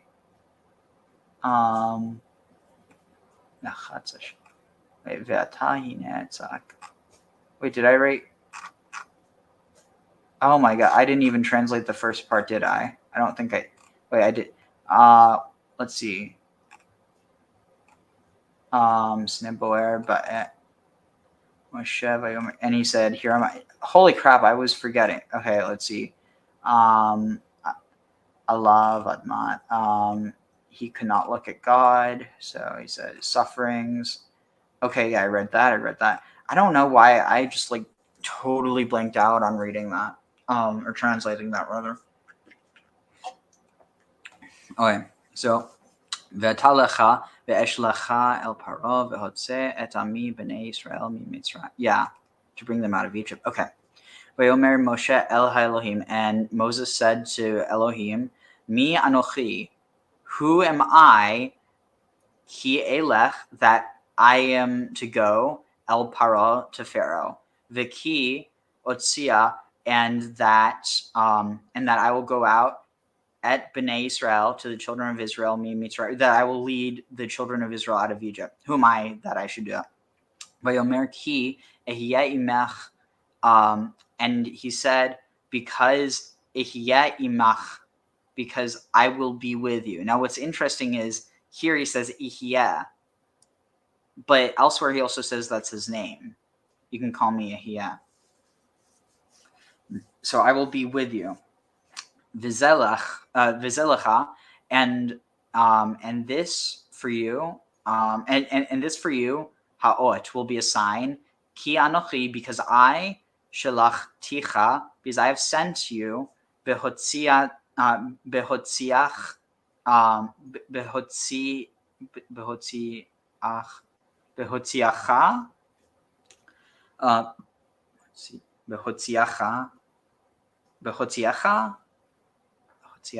am not sure. Et ha'am, I've sent you to bring out. I've sent you to bring out the nation from Egypt, Mimitzrayim, ta'avdun et ha'Elohim, to serve Elohim al hahar hazeh, upon this mountain. Wow, I never noticed that. It's literally saying this mountain, the mountain that he's talking to God on right now. So it's almost like I wonder, is he inside? He's in the interior. It's almost like he's inside of Mount Sinai. It's almost like he's in the core of the volcano. Not that it was a volcano. Well, you know that that's one of the theories, right? Yeah, but so not that it was for sure a volcano, rather. So this is interesting, though. I never realized it literally said it was this mountain. So, all right. Vayomer Moshe el ha'Elohim hine anochi ba. Okay. And Vayomer Moshe el ha'Elohim, and Moses. Oh, what was that? And Moses said to Elohim, Hine Anochi, behold, I am, Hine Anochi, behold, here I am, or behold, I am coming, El Bnei Israel, I'm coming to the nation to the children of Israel, Ve'amarti, and I will say lahem to them, Elohei avotechem, the gods of your fathers, shalachani alechem, has sent me upon you, or sent me to you, ve'amru, and to say to to say to me, or saying to me, wait, and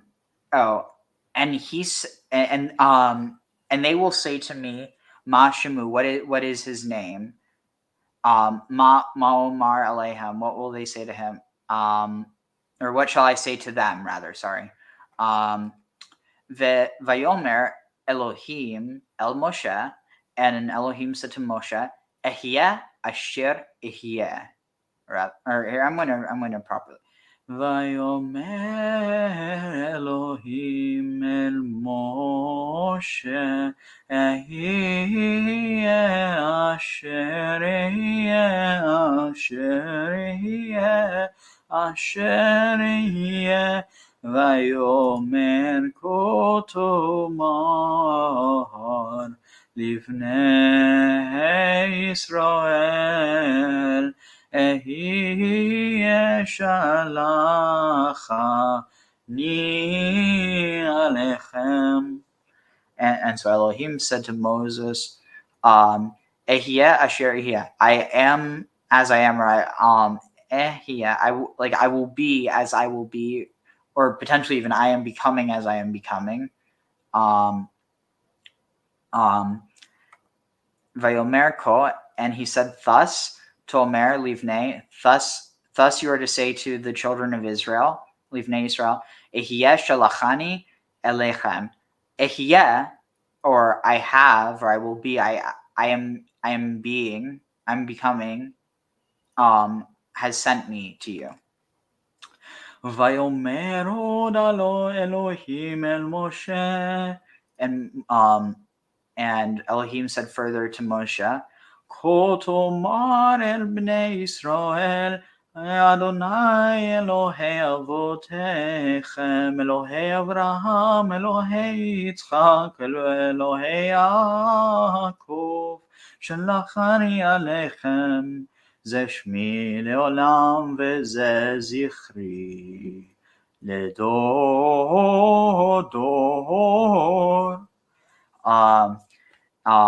Say to the children of Israel, Adonai, or Yud-Heh Vav-Heh, the gods of your fathers, the gods of Abraham. Again, it's interesting because so here it's saying Adonai, so here it has to be understood as Elohim being like the God, but still the fact that it's used with Elohim suggests that there was a time where it could have even been, I mean, because it's talking about, trying to think.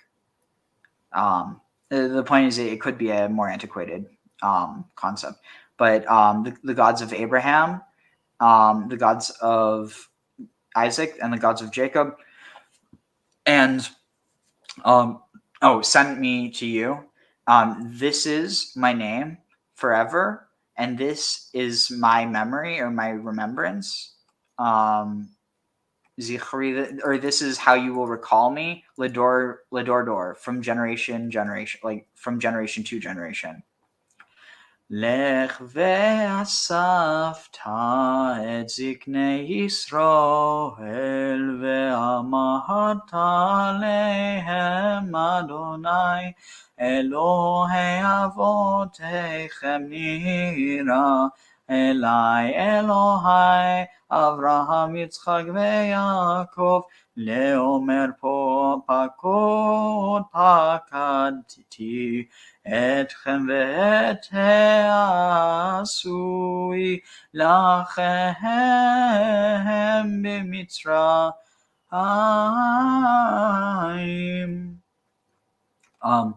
Lech ve'asafta, go and gather the elders of Israel and say to them, Adonai, the gods of your fathers, has appeared to me, the gods of Abraham, Isaac, and Jacob, and said, pokadati, like have certainly attended to you all and ve'et ha'asui, and I have also done for you in Egypt, and that which I have done for you in Egypt. Wait, did I miss something? I've certainly accounted for you in that which I have done for you in Egypt. ואומר אליכם מעני מצרים אל ארץ הכנעני והחיתי והאמורי והפריזי והחיבי והחיתי והאמורי והפריזי והחיבי והיבוסי אל ארץ זבת חלב ודבש. And you'll say, and I've declared, I will bring you all me'ani, up from affliction, Egypt, from Egypt, El Eretz HaKanani, to the land of the Canaanites, of the Hittites, of the Amorites, of the Perizzites, of the Hivites, of the Jebusites, the land that is flowing with milk and honey. Eretz zavat chalav, chalav udvash. Eretz zavat chalav, chalav udvash. Eretz zavat chalav, chalav udvash. Eretz zavat chalav, chalav udvash. Eretz zavat chalav, zavat chalav. Okay, yeah, here it is. Wait. Now just turn down a bit. Let's see. Is it loading? This is a song that is based on that. Let's see. Now is it loading? Here. Da, da, da, da.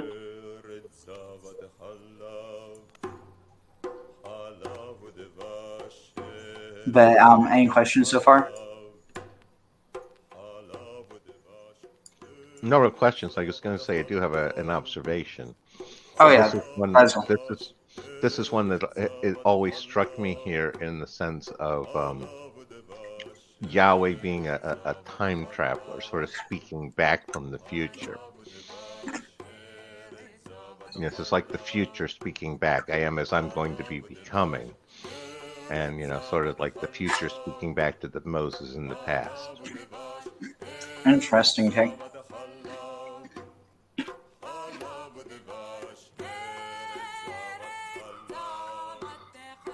I'll be right back after you use the restroom.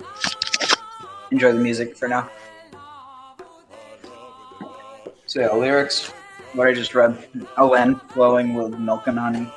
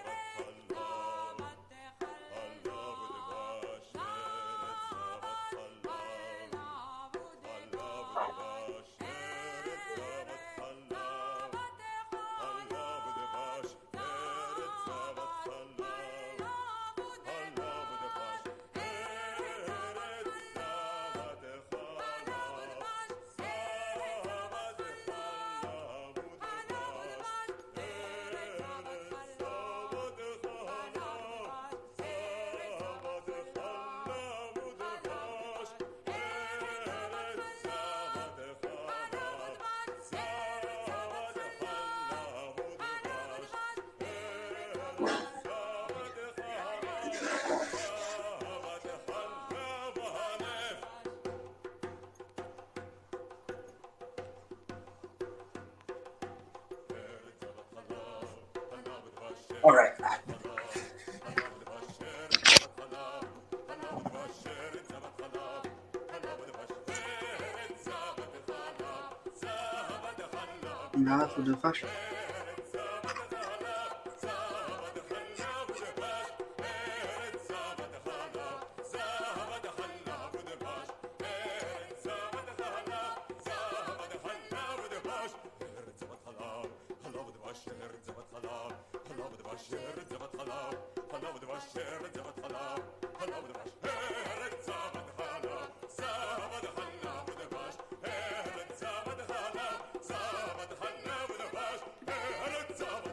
Oh wait, come on, it's almost over, right? I haven't heard anything yet. Wait, you're not hearing anything? No, I figured you picked Simon and Garfunkel, Sounds of Silence, right? Wait, what about you, Garrett? You didn't hear anything either? I heard the whole thing. Okay. Okay.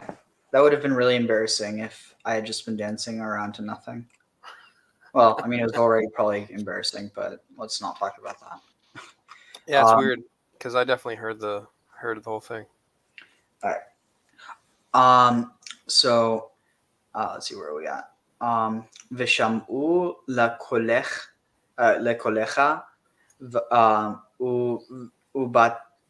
uvata. So and they will listen to your voice and they will come to you. Uvata ata. This is interesting. Vata ata. They will come to you, and will come to you. Viziknei Israel el Melech Mitzrayim, and the elders of Israel to the king of Egypt. Ve'amartem, and they will say, Elav, to him, Adonai Elohei ha'ivrim. They will say to him, Yod-Heh-Vav-Heh is the God or gods of, again, it's like kind of this idea of like gods, like powerful more than one God. It's intensive, but Adonai is the gods of the Hebrews. Ivrim. Adonai, the God of the Hebrews, Nikra, has called upon us, or we have encountered him, we have encountered Aleinu. We have encountered upon him upon us. Is that he has encountered upon us, ve'ata, and now nelcha na, and now we will go, if we will go derech shloshet yamim, on a path of 3 days, bamidbar vaniz becha, in 3 days into the desert, vaniz becha, so that we can sacrifice la Adonai Eloheinu, so we can sacrifice to Yod-Heh-Vav-Heh, our God. So it's interesting because the reason is because they're going to sacrifice the lambs, and lambs were, especially in Elephantine, where the Jews probably had this huge presence, whether it was later or before, I'm not sure, but basically that they represented Khnum, and that the temple of Khnum was in the same area as the temple of Yahweh and Anat. And so you have this potential that basically they have to go out into the desert, because if they were to sacrifice them there, they're going to be killed because they're gods of Egypt. So let's see. Wait. Let's see. Did I read the whole thing? Shloshet. Let's see. Alav Adonai Elohei Ha'ivrim Nikra Aleinu Ve'ata Nelecha Na Derech Shlosha Yamim Bamidbar Vanizbacha LaAdonai Eloheinu V'ani Yadati Ki Lo Yiten Etchem Melech Mitzrayim Lehaloch V'lo Beyad Chazaka. And I know that you will not yield, or you will not give etchem, you will not give. I know that he will not give you all, the king of Egypt will not give you all, lehaloch, to go, velo beyad chazakah, and not even beyad chazakah, not even by strong hand. So it's interesting. This almost implies, I think, that the reason why God has to harden Pharaoh's heart is because he was already like that, and the narrative might be introduced in order to explain why God didn't have enough power to just change Pharaoh's heart. It's almost like this idea that maybe he wasn't the sovereign that we view now yet, and so because of that, he might have been able to send these plagues, but he wasn't able to actually outright just what's the word?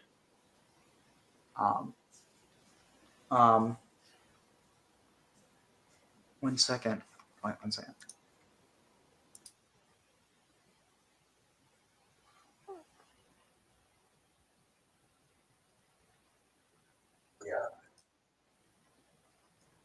So, was it that it's possible that this idea that he's not able to just change Pharaoh's mind is because he's not that powerful yet, and that he's able to send plagues, but he's not able to change things directly, only indirectly. I don't know. That's just a potential reading of it.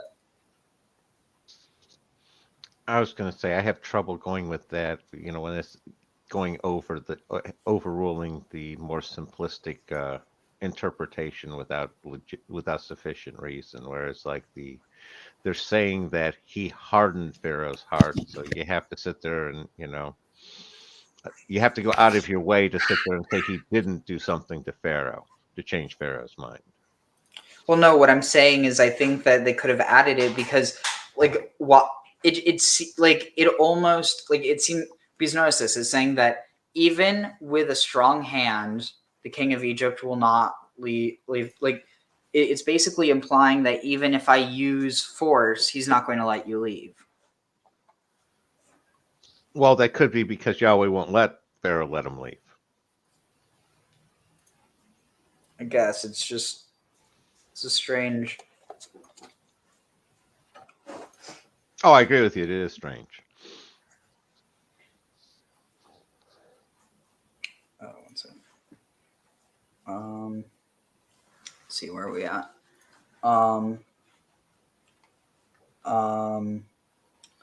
Yeah, he'll not give you to leave, and not by not lo b'yad chazaka, not even by a strong hand.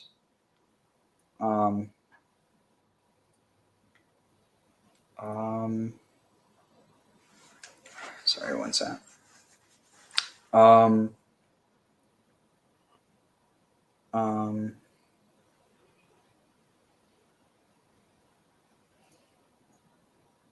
Sorry, I just have the scratch.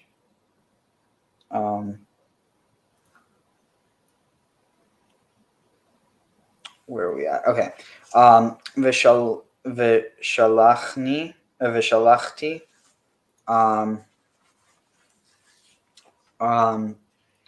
And I've sent my hand.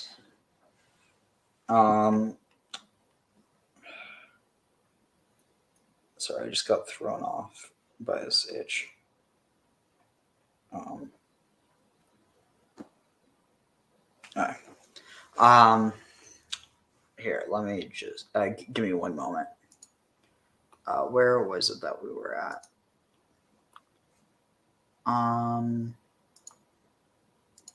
Oh, it was a different tab, I think.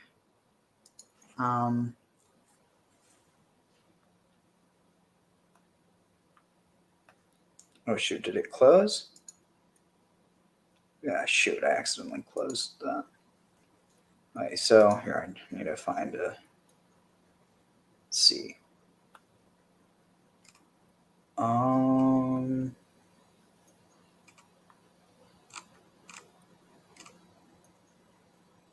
Let's see.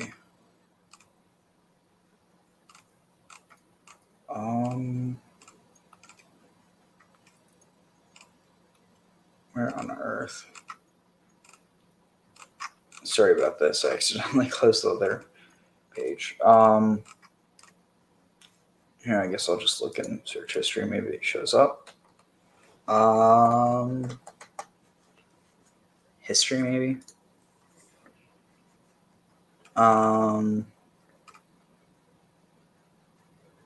Here. Let's see.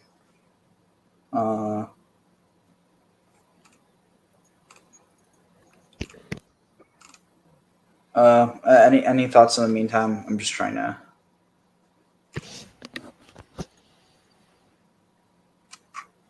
Let's see.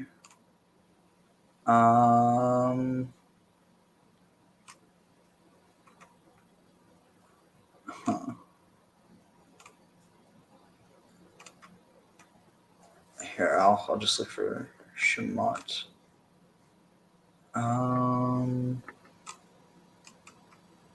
If I don't find something in the next 5 seconds. Here. Make people use this to find something else.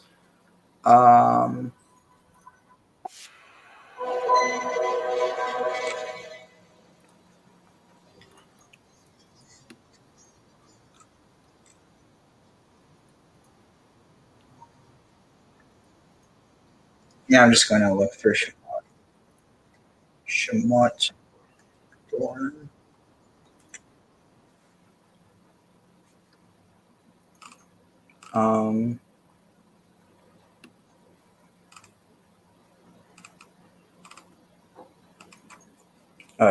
Oh wait, no. Let's see. What can I find? Power of Good. Oh wait, here. This looks good. Recording in progress. Okay, I'm gonna have Shabbos, everyone. Don't go anywhere until you hear this Dvar Torah. And I know that everybody recorded down the dates of our upcoming Yarchei Kala from March 3rd to March 5th. But maybe you don't know where you put the piece of paper. So write it down again. Please join us in Miami, March 3rd to March 5th for the first ever Yarchei Kala. You're going to love it. This Wednesday evening, we set over the epic Vart of Rav Matisyahu Solomon of explaining and expanding the words of the Baal HaTurim, that 2 times in the Chumash it says Uli Yosef. One time it says Uli Yosef Yulad Shnei Banim Eterem Tavei Shnas Harav, that Yosef did not engage in pleasure during the years of famine because the world was suffering. Furthermore, it says Uli Yosef Amar Mevayreches Hashem Artzai, and Yosef really hit it big in the end of the Torah. Rashi says, "Lo hoisa eretz mevayreches k'may artzai shel Yosef." Why, says the Baal HaTurim? Because Yosef HaTzadik was mishtatef b'tzaras hazulas. He joined up. He felt the pain of his friend. Therefore, he was zoicha mevayreches Hashem artzai. He was zoicha to have the biggest and best share in Eretz Yisrael. So, says Rav Matisyahu Solomon, mamish, an amazing vart. Says Rav Matisyahu, that's why Moshe Rabbeinu tells Yosef, you know who it's coming from? Uritzoin shoichni sneh. The will of the one who resided in the thorn bush. Because at the thorn bush, Rashi says, why does Hashem appear in the thorn bush? To show Imay Anochi B'tzara, that I feel your pain. In other words, the only time in the Torah Hashem is called the one who resides in the thorn bush is when we're explaining why Yosef gets the bracha at the end of the Torah. So my friend Baruch Tzvi Schlesinger shared 2 haisafos to this that are very beautiful and worthwhile to say over. Baruch Tzvi Schlesinger shared 2 haisafos to this that are very beautiful and worthwhile. Number 1, he pointed out that let's go to the end of the pasuk. Because we may get to let's go to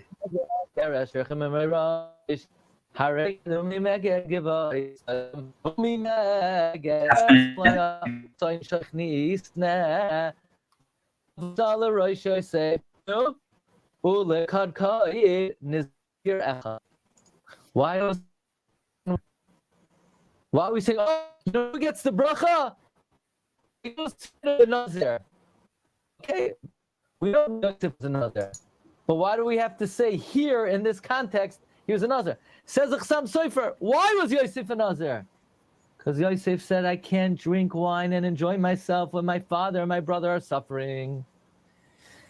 Again, the Torah is emphasizing. That's also the reason we're not supposed to call her Asherah. She's not happy when we're suffering. He was bitzar, we're not and he didn't engage in pleasure, and he didn't engage in wine. Therefore, it says, "Uritzayin shoichni sneh tavoisa l'Rosh Yosef u'lekadkai nazir echav."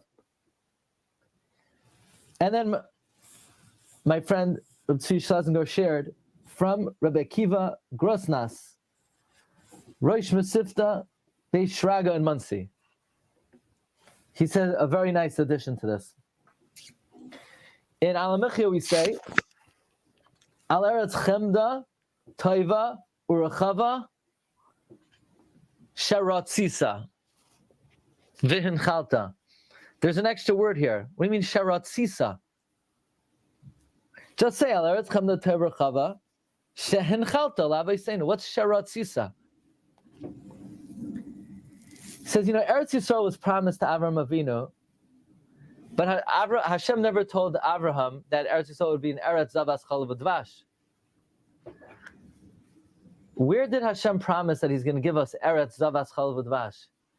He did it this week's parsha to Moshe at the thorn bush. At the thorn bush. Now we know from the end of the Torah that what happened at the thorn bush was Uritzayin Shoich Nisna. It was with Ratzayin. So we say in Alamichia, Eretz Chemda Toiv Chava. You know why Eretz Yisrael is so desirable and so good that it's an Eretz Zavas Chalav Udvash? Because Sharatzisa, you willed it, you wanted it. What do you mean you wanted it? Meaning, as opposed to the first time where it was without Eretz Zavas Chalav Udvash, to Avraham Hashem didn't promise that. To Moshe at the thorn bush, He promised that, and the thorn bush, the Torah calls the Ratzayin of Hashem. So in Alamichya, when we refer to the gift of the expansiveness and the desired quality of Eretz Yisrael, we say the word Sharatzisa, again signaling that it was coming from Ratzayin Shoich Nisa. Rabbi Isai, have an amazing Shabbos. Thank you so much. Kol Tov.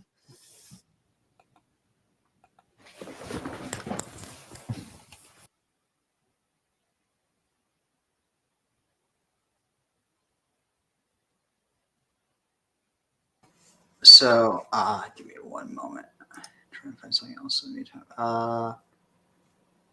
Let's see. Shemot, the iron furnace. What's this? This Torah class is brought to you.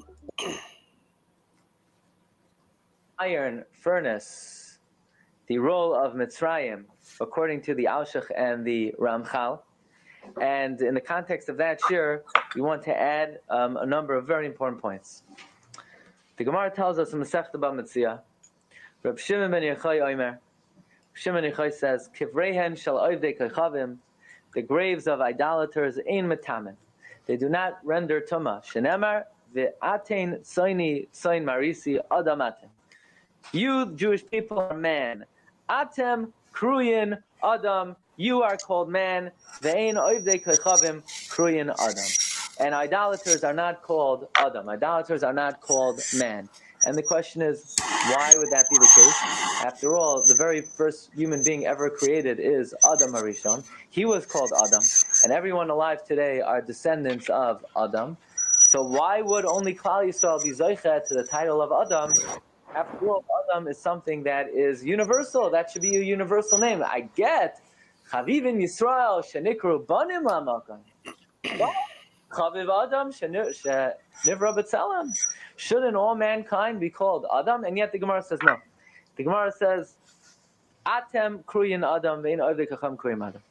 Rabbi said we learned on Wednesday that in a nutshell, that the purpose of going down to Mitzrayim was when Adam Arishon sinned, the snake injected in him what? Zuhama, filth. And Mitzrayim is what? Rectify that and got it out and burnt it out. Okay, Mitzrayim is called the Kur HaBarzal, the iron furnace. It burnt out of mankind the Zuhama that was injected into Adam with the Chet of the Eitz Hadas. And the question we would like to address is: so then, all of mankind, it burnt out of mankind the Zuhama that was injected into Adam with the Chet of the Eitz Hadas. And the question: rectify that and got it out and burnt it out. Okay. Mitzrayim is called the Kur HaBarzal, the iron furnace. It burnt out of mankind the Zuhama that was injected into Adam with the Chet of the Eitz Hadas. And the question we would like to address is, so then all of mankind should have had to go down to Mitzrayim. Why only Klal Yisrael? Why only the Jewish people? If Mitzrayim was a tikkun for the Chet of Adam Arishon, I mean, for one, you do have the whole tradition of that not all of humanity had to do it, but let's see what's this.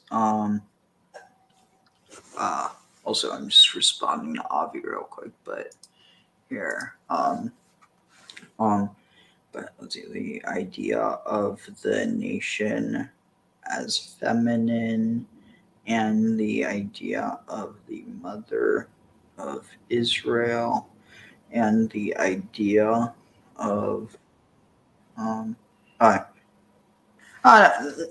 yeah, no worries. I'll see you around, Garrett. Yeah, I mean, at the end of the day, this isn't so much to be engaging. I mean, sometimes I'll do streams that are more like that. I'm just trying to rush through it before it gets too late. But otherwise, would have had maybe more interesting stuff to talk about. But take care, Garrett. I'll see you around. All right, see you. Yep, good Take to care. see you. Let's see. So what was I saying? All right. The idea of. Oh yeah. Okay, so I think okay. It's so perfect. I need to find if that language is used anywhere else. All right, so let's see where we at. Okay, and I also need to make sure I know where I'm going to. Let's see. Let's see. So then we're going. It's until 5th. So then that ends up at. Okay. We go to 6. Okay, it's not too bad. So and then this goes until. Oh, that's really not bad. Okay, we're almost. Yeah. ונתתי אתכן העמך הזה. Let's see. עמך הזה מיני מצרים, והיה כי תלכון לא תלכו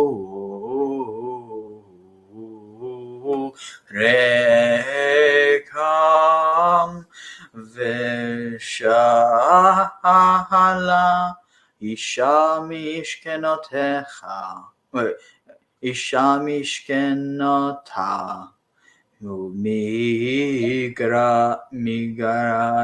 ביתה כלי כסף וכלי זהב ושמאלות ושמתם על בניכם ועל בנותיכם וניצלתם את מצרים. And I will give grace to this nation, or I will give this nation grace in the eyes of the Egyptians, or in the eyes of Egypt, and they will be able to be. They will not be able to go empty. They will not go empty-handed. So this is strange. You shall not go empty-handed. The spoiling of the Egyptians is reminiscent of obtaining booty in war. At the same time, there's probably a legal backup to this. The furnishing of a freed slave with provisions, the follow-up to the despoiling, intended or not, is God's command that in Israel's future observances of religious festivals in the Promised Land, no one is to be seen in my presence empty-handed. Interesting. V'sha'ala isha, and each woman shall ask mishkenata, her fellow inhabitant or neighbor, umigarat, and the sojourner, beta, of her house, or in her house, clay kesef, like tools or implements of silver, uklei zahav, and implements or tools of gold, or like things of gold, smalot, and clothing or garments, visumtem, or sorry, smalot, yeah, smalot, and then sumtem, and you would it be, yeah, you all will place upon benechem your sons, ve'al benotechem, and upon your daughters, v'nitzaltem, and you'll stretch, and they'll stretch. Oh, and so you will snatch away or strip or plunder Egypt. So this is interesting.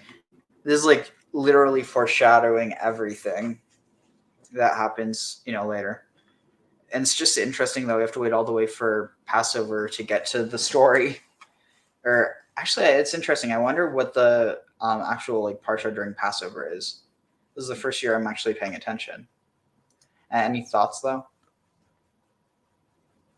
Nothing really at right now, no. Okay. Vayahan Moshe vayomer vahen lo yaminu li ve'lo yishmeu bekoli ki v'yomru lo nira elecha Adonai vayomer elav Adonai mazeh ve'yadecha vayomer mateh vayomer hashlicheu arza vayashlicheu arza vayihi lenachash vayanas Moshe mifanav vayomer Adonai el Moshe shalach yadecha ve'echozu v'iznavo vayishlach yado vayachazek Bo vayihi lemate v'echapo למען יאמינו כי נראה אליך אדוני אלוהי אבותם אלוהי אברהם אלוהי יצחק ואלוהי יעקב.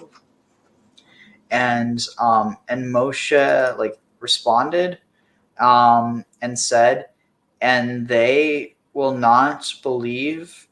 They will not believe me, and they will not listen to listen in my voice or listen to my voice because because you said lo nireh, because I will not appear to them, because I Adonai. And they will say, he did not appear to you. He's like, oh, you guys are fibbing, or I mean, they're like you Moses are fibbing. Vayomer elav, and he said to them, and Yahweh said to them, okay, this is weird. This is really weird. Vayomer elav Adonai, and Adonai said to them, Mazeh, what is this in your hand? Oh, said to him, not them. That makes sense now. That's what was throwing me off. What is this in your hand? Vayomer mateh, and he said his staff. Vayomer hashlichehu, and he said, throw it down, artsa, upon the ground. Vayashlichehu, and he threw it down, artsa, upon the ground. Vayihi lenachash, and it became like a serpent, or became for a serpent. Vayanas, and it fled or escaped. Moshe mifanav, from and it fled Moses from before him. Vayomer Adonai el Moshe, and Adonai said to Moses, Shalach yadecha ve'echuz biznavo, send out your hand and grab it by its tail. Eeny, meeny, miny, mo, catch a viper by its tail. Not tiger, a viper. Or, no, a viper by its toe. Or, no, tiger by its toe, a viper by its tail. Biznavo, by its tail. Seize it by its tail. and vayishlach yado, and send out your hand, vayachazek bo, and like strong hand it in it, like grab it strong in your hand, vayihi lamata, and it shall be for a staff bechafo, in your palm. It is interesting. Oh, and it became a staff in his fist. So this is dude. I need a staff like this. This would be cool. Imagine you're ever in a sticky situation, you know, like someone attacks you, just pull out the staff and it turns into a serpent and all of it. Actually, you know what? There's some cool people out there. It might not be that. Actually, no, if it's venomous enough, it would scare anyone. Actually, but now you know what? At the end of the day, it's like I'm thinking about this super hypothetical situation, and immediately I think, oh no, an animal could come to harm. So I'm like, actually, I don't like that idea anymore. Oh, shit. I just spilled. Well, it could have been worse. And I'm almost done anyway, so. Shoot. I did not have. So, Graham. Yeah? So, I'm sure you have some thoughts on the serpent imagery. Yeah, I mean, you're obviously seeing something that presages the whole, you know, serpent, you know, bronze serpent in the desert when they're during the Exodus. Echoes, you know, the serpent worship. Just saw one thinking that it could have something to do with the like the Naga weapons from ancient India. What do you mean? Again, it'll be in the Mahabharata that you have. Where No, I don't. No, I got the Bhagavad Gita. Well, that's part of the Mahabharata. Yeah. But it's basically it's like a snake weapon and a bow kind of thing. Interesting. Yeah. Is it maybe a reference to the venom of a snake? Well, it's one of the astro weapons that pops up in those ones. They're basically like cosmic weapons. So like the Death Star? Not exactly like that. It's more like lightsabers, where you're like pulling things out of like the ether sort of thing. Wait, I thought that was called being a pseudo scholar and pulling things out of your ass. Well,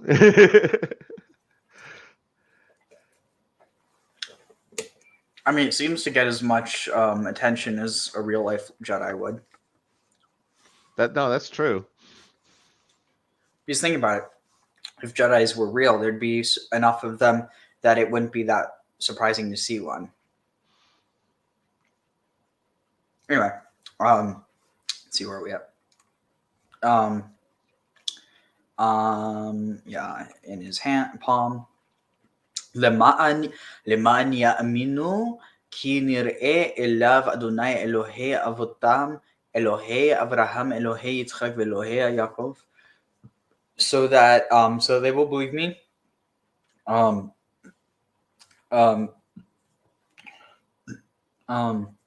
Wait, was it? However they say so. Okay, this is Lema'an Ya'aminu, so that they will believe.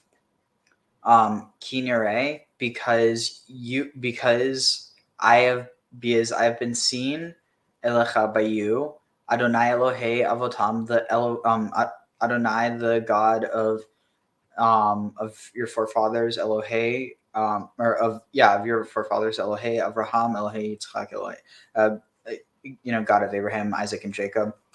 Vayomer Adonai lo od have na yadecha bechikecha vayaveh. Okay, so and Adonai said more to him, Hevana, or said further, yeah, Hevana, like come in, please come in, please let enter your hand, bechikecha, okay, interesting. Enter your hand into bechek, into your bosom or hollow or bottom midst. So apparently, what does that actually mean then? Because if it means bosom doesn't mean bottom. Bosom and bottom are almost like two different parts of the body. So then you also have hollow versus bosom. A bosom isn't exactly hollow; it's the opposite. Unless it's talking about like cleavage or something. But it seems very strange.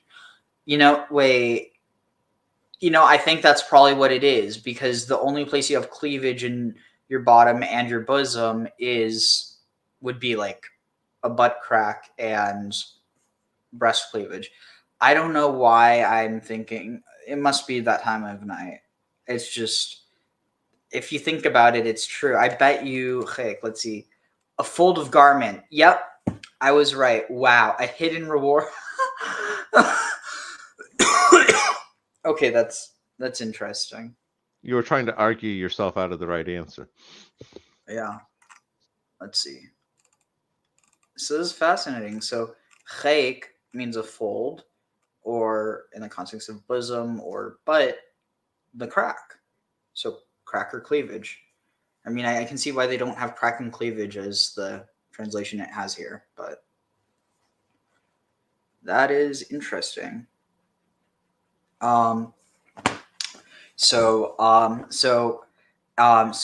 Please and into your. So he's saying to him, he doesn't really. I mean, unless Jacob had, large breasts, you might want to argue this is like between his fold, between your fold, or put it in your fold. Maybe put it in your butt. I don't know. I'm sorry, but I'm trying to be as literal as I can. Put it in your cleavage. I'm just going to say put it in your cleavage. Enter your hand into your cleavage, and v'yaveh yado and he put his hand into his cleavage. V'yotzia and he took it out. V'hine yado, and behold, his hand was mitzorat. His hand was with tzorat, which is leprosy. Kasheleg, like snow. Some people translate this like scales, I think, but he had leprosy like snow. Vayomer hashev yadecha el chekecha vayeshev yado el cheko vayotzia mecheko v'hine shava kiv sharo. And he said, return your hand to your cleavage. I've always heard this as like put it into your, so it's got to be like, breast, or like in between your breasts. And interesting because it's almost this idea of like between the breasts, bein hashadayim. Vayomer hashev yadecha. And he said, return your hand to chekecha, to your breast, or to your cleavage.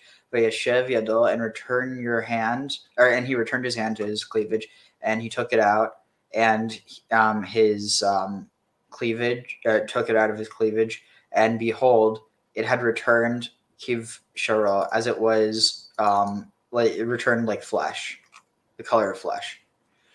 והים לא יאמינו לך ולא ישמעו לכל האות הראשון והאמינו לכל האות האחרון. What was this? And so if not, one second. What is this? Hey, before you check out this. Sorry.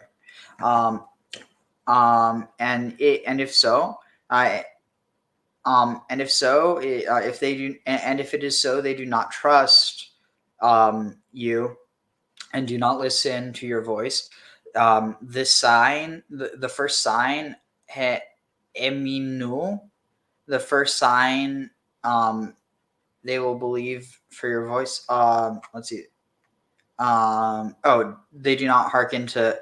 They do not listen to the voice of the lekol haot harishon, to the voice of the first sign, and they will believe they'll believe in the voice ha'ot ha'acharon. They'll believe in the voice of the latter sign. Or I just read that, but yeah, the last sign. So that's also interesting because here you have this idea. I wonder why it's there. There's this idea like the voice of the sign that could be a reference to Shekhinah. So of the sign. Yeah, because I've also heard. I remember hearing that there's a tradition that the Shekhinah is how Hashem destroyed Egypt with the plagues. Well, part of what I'm picking up here is a connection between the word and the spoken aspect. And, it's that connection. I'm not sure what to make of it. That's what I'm picking up on. Tag. Yeah, I see what you mean, definitely. It's like the speaker versus that which is spoken, which is the word.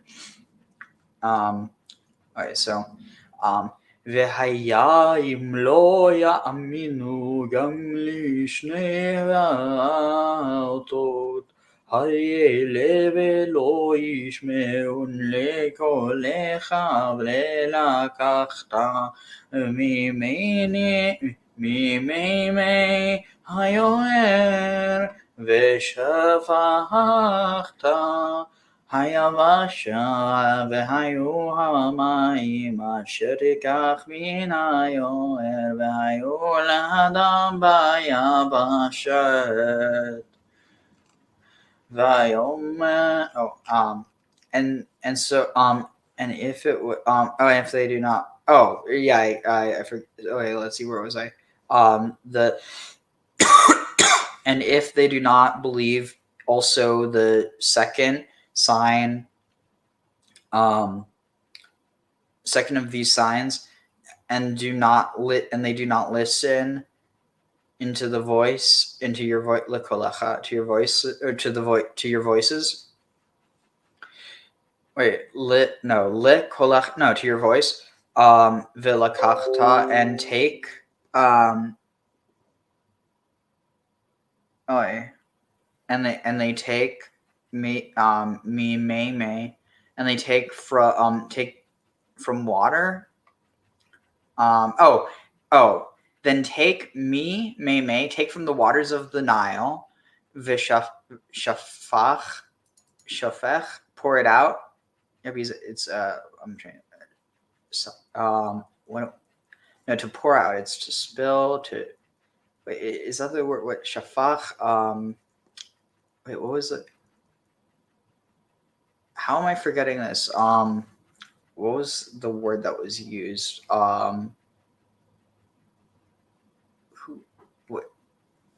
Wait, shafet versus safet? Shafet. Oh my god. Let's see. To be poured out, to be shed. Is this the word that is used? Shafek. No, I'm thinking of two things. So anyway, take the water of the Nile and pour it out onto the dry land, and the water will be as if you took from the yor.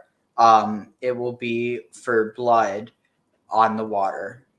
So here it says, then take some of the water of the Nile, pour it out on dry land, and the water that you take from the Nile will become blood on the dry land. ויאמר משה אל אדוני כי אדוני לא איש דברים אנוכי גם מתמוד משלשום גם מעוז דבריך אל עבדך כי כבד וכבד לשון אנוכי.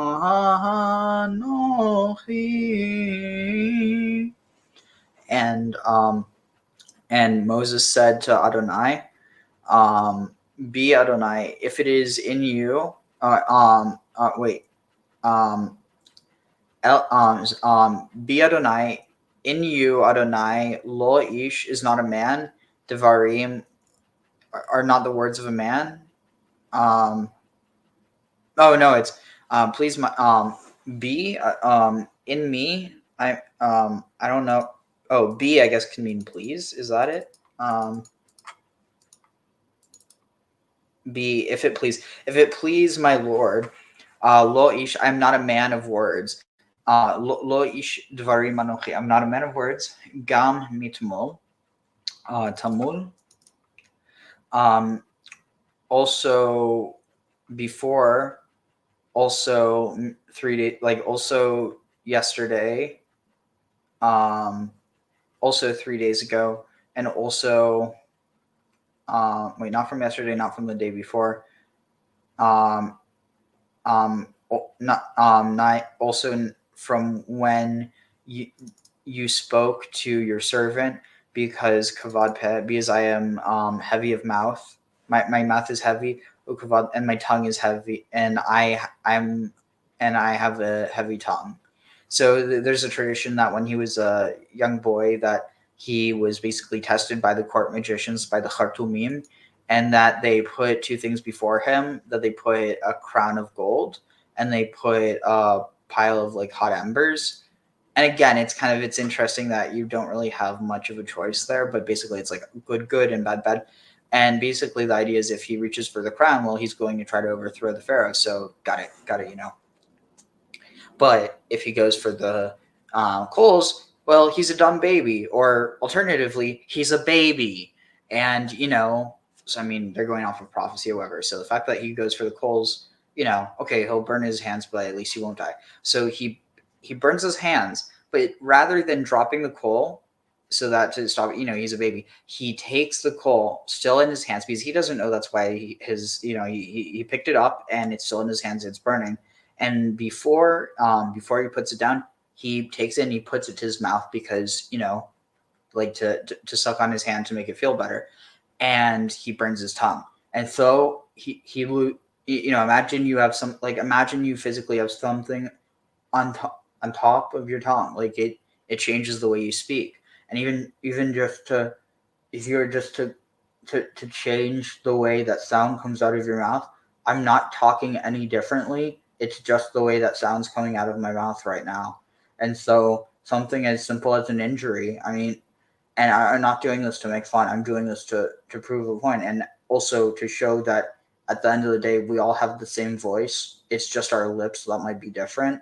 And it's if you think about it, the word tongue and the word lip, safa and lashon, they're in Hebrew, also in other languages, they both mean language. But for whatever reason, the word voice never is really used to mean language, but to actually mean what you're like, not what comes out, but like what you're actually, what comes out, but it's this idea of like the truth versus what you want people to believe. Like you, on some level, it's like, or was I going with that? Like you can, you can put on an accent, or you can change the way that you talk, but ultimately, and you can change the words that you use too. You could ultimately lie. So I guess what I was saying isn't true, but but the point is that, like,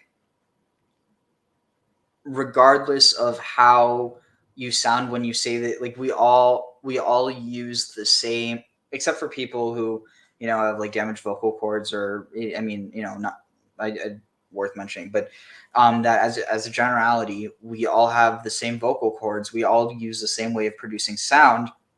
How we channel that sound in the same way as we all like basically appreciate the same divine existence, yet we channel that in different ways. I don't know. I think it's kind of interesting, just all the ways you can view that. No, I agree with that one, but I'm also reminded of Demosthenes, who he was born with a speech defect similar to this one, but he became a great orator by speaking with like pebbles in his mouth and stuff. Interesting, literally, this idea of putting weight on the tongue. Like it says here. So basically what it's saying is that Moses was just lazy. He didn't even try. Well, he was raised by, in the house of the Pharaoh, so he was definitely kind of coddled. Yeah. So, Vayomer Adonai elav misham hevla adamo miyashum ilemo cheresho pikecho iver halo anochi Adonai. And Adonai said to him, who is there, or who me, who there, who there in the mouth, for the man, or Sham, who set the mouth, or who placed the mouth in the human, in human, or who or who assume, or who appointed, or who is it that appoints one to be elam, to be mute, silent, dumb, or and again, not to say dumb, but like just the way that's typically, or not typically, but traditionally used, or cheresh, or blind, no, deaf, or pikeach, seeing clear-sighted, like they can't see. Oh no, they can see. Or iver, or blind. Halo anochi Adonai, is it not me, Adonai?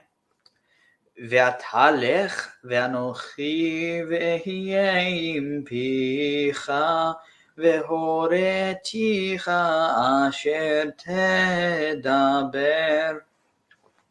And now go, and I will be, I am with your mouth. I will be your mouth. Vehored ticha asher tidaber, and will like teach you or instruct you as to what to say, as what you are to say. Vayomer bi Adonai shalach na be'ati shlach. Let's see where we at. And he said, if it pleases my Lord, please send beyad tishlach, send please in the hand of your sender. Send by whose hand you will send. It doesn't really make sense. Let's see, what's this? Pray send by whose hand you will send. That is, find someone else. Pray send by whose hand, like send it by someone by whose, it doesn't, he's basically saying, I'm not going to do it, so find someone, find the person who's doing it and get him to do it, or the person who will do it and get him to do it. It's a weird way of phrasing it, definitely, but I mean, maybe it's just, I think it's the idea of a messenger carrying the messages by hand. I mean, and he doesn't want to be the messenger. But I mean, it's also, I think, trying to say, like, because it's literally, please send it by the hand of the person you will send. It almost saying, like, I'm not going to do it, therefore I'm not going to be the person you send. So the person you send is not me, so find them. Yep. It's just like, it's kind of a loop-de-loop. It's like you're going in like a circle 8, basically, just to arrive at the same destination. Vaychar af Adonai b'Moshe vayomer halo Aharon achicha halevi yadati ki yidaber hu gam hine hu yotze likratecha veracha v'samach b'libo. And the anger, and Adonai became angry with rage in Moshe, or at Moshe, and he said, is Aaron not your brother? Is Aaron the Levite not your brother? I know he said, I know you, I know that he can certainly speak. He, and also, behold, he, Huyotzel, he's also gone out. He's also gone out to meet with you and to see you. And his seeing you, he will rejoice in his heart or his deepest parts. I don't think it's referring to dirty here because it can refer to seat of appetites and other things, but in this context, it's obviously just referring to his heart or his emotions. ודיברת אליו ששמת את הדברים בפיו, ואנוכי אהיה עמך ועם פיהו, והוריתי אתכם את אשר תעשון.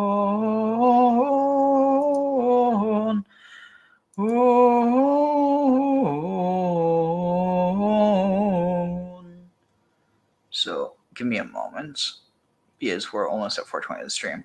But ודיברת אליו ושמת, and he said to him, you shall speak to him, and you shall place the words in his mouth, ve'anochi, and I will be with his mouth, and with your mouth, with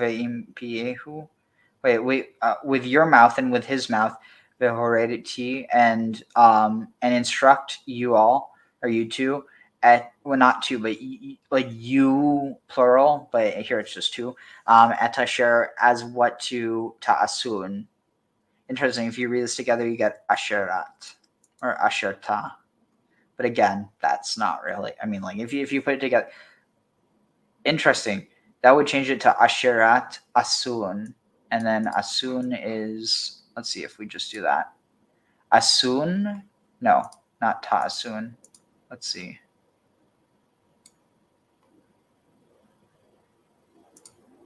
Asun is fumigation. Ashirat asun. I like that. Anyway, let's see. I'll instruct you both as what you are to do. Let's see. So we're at 4:19 here. I'm going to find what was it we had put on before. Was it here? Yeah, here. And we'll continue and finish up in a few minutes.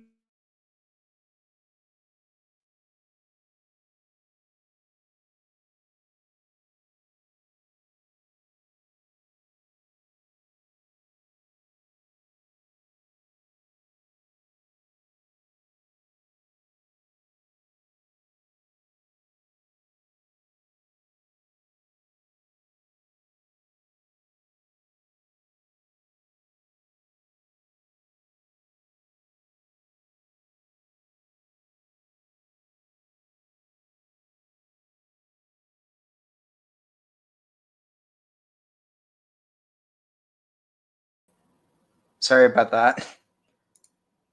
Had a bit of issue with I don't actually know what happened, but here, let's see. Where was it? Here.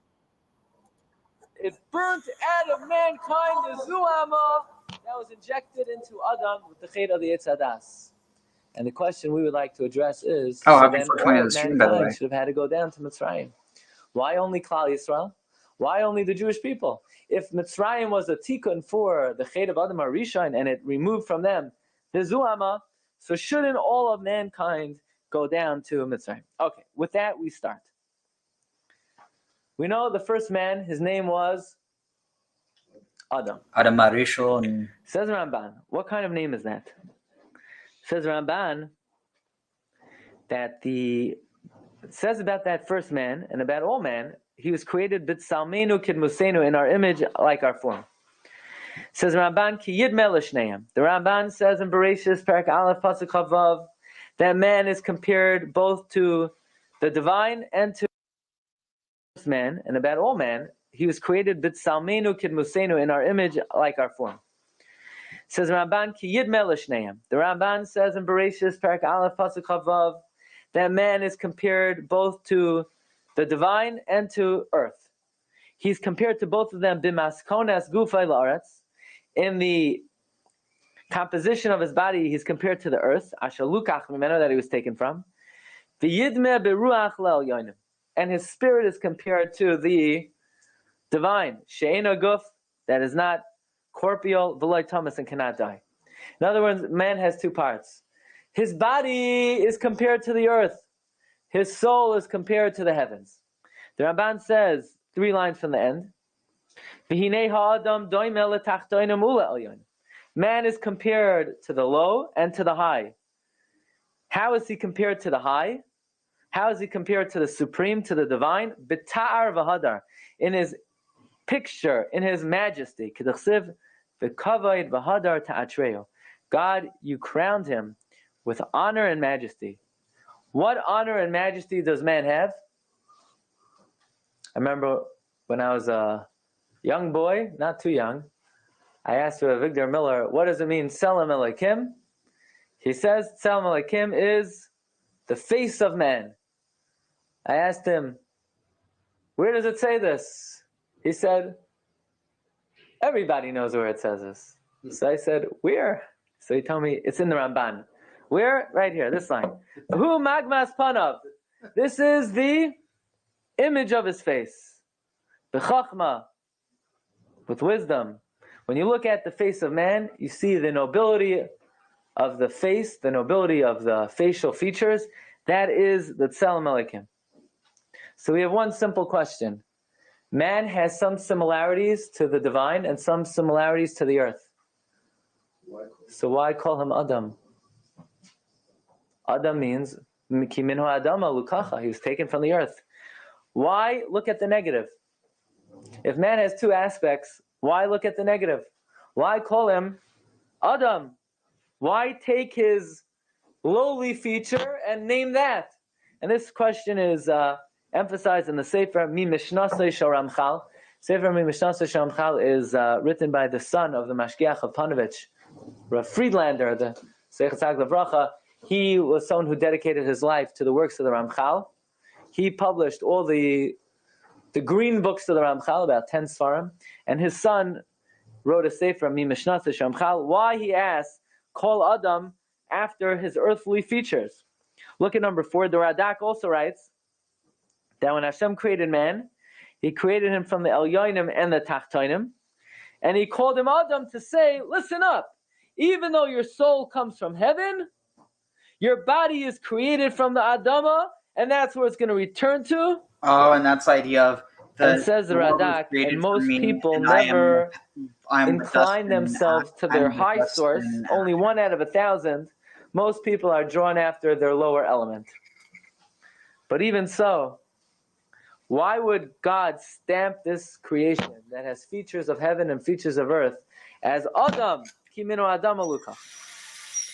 And we find this name Adam is actually considered a very brilliant description of this creature.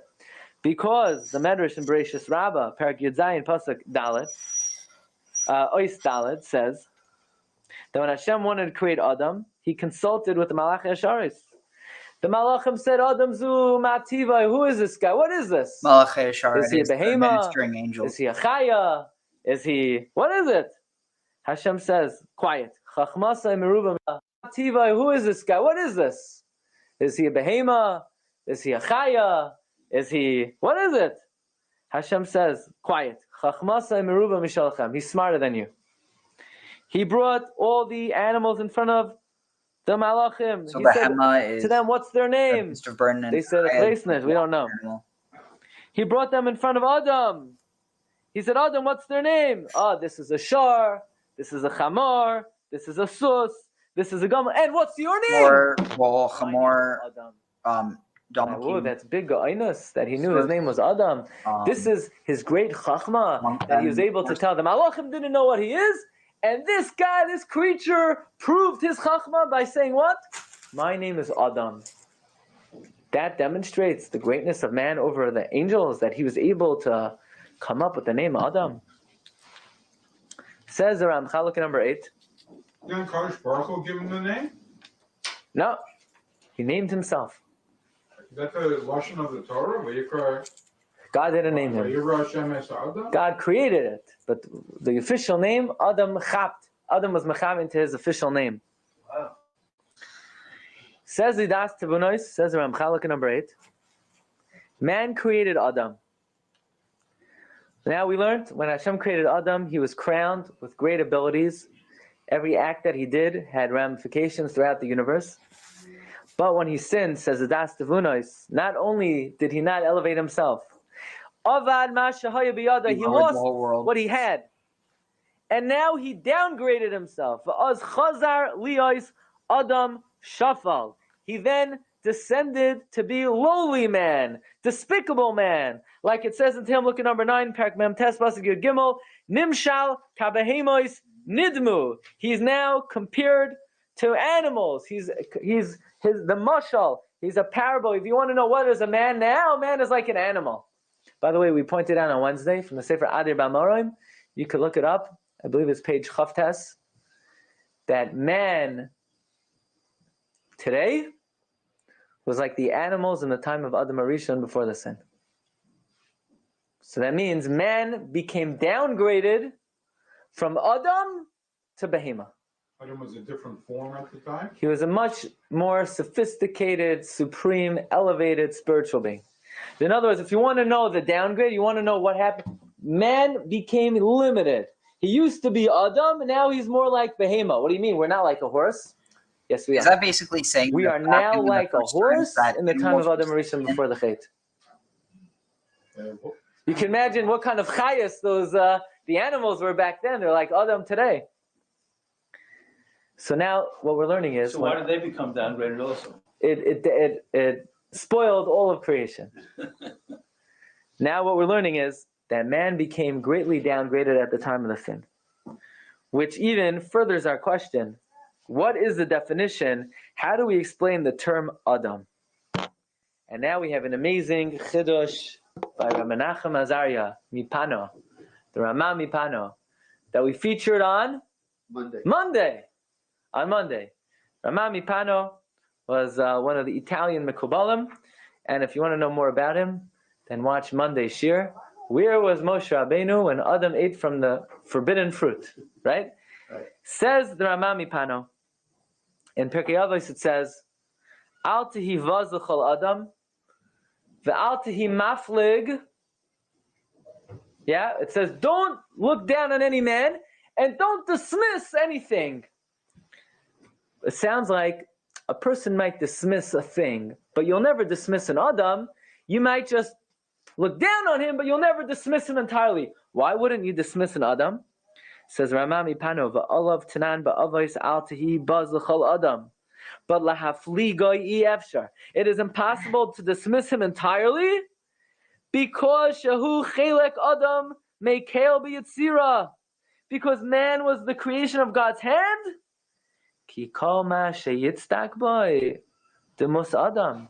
The more a man preserves the original form of Adam, nitain lidrosh boy Edam elyon. You never heard such a beautiful chiddush. You ready for this? There are two meanings of Adam. Adam could mean ki minho Adama, and Adam could also come from the pasuk in Yeshaya, Parak Yudalid, pasuk Yud Dalid, pasuk Yud Dalid. What is it? Edam elyon. Edam elyon means what? The image of. I am compared to God. Edam elyon. I'm compared to God. Is that reflective? Edam. I will be compared to God. Adam could mean earth, and Adam could mean I can compare to God. And these are two dual meanings of Adam. What are the two dual meanings of Adam? Earth and compared to Hashem. And it's up to you. Which Adam are you going to be? Whoa. Which Adam are you going to be? Are you going to be the Adam that's Nimshal Kabehemos, Kiminu Adam Alukacha? Or are you going to be the Adam of Adam El Elyon? By the way, What does Brahma say of me? this pasuk is a bad pasuk. This pasuk is talking about the arrogance of man. Man thinks he could fight against God, but we're using it, says Menachem Azariah, we're bringing out from this pasuk of the amazing capabilities that a man could reach. Now he writes in the Asar Ma'amaris, Mamar Im Kol Chai, Chelik Beis, Siman Lamed Gimel, that if you look in Bereshis, when it talks about the name of Vayikach Hashem, I'll quote you the pasuk. Pasuk says like this. Pasuk says in Bereshis,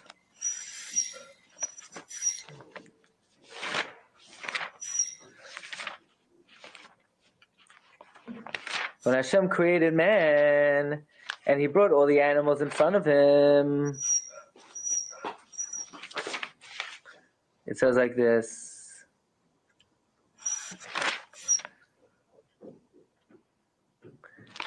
Vayikra ha'adam shemois l'chol ha'behema. Adam called names to all the animals, u'la'if ha'shamayim, and the birds, u'l'chol chayas ha'sada, and all the wild animals. U'le'adam la'matza izar kenegdai. Says Ramami Panu, we could read this pasuk two ways. He called names to all the animals and all the birds. U'l'chol chayas ha'sada u'le'adam. He called names not only to the animals, but he also called name to himself. Uli Adam. What's the trup on the word Uli Adam? Uli Adam.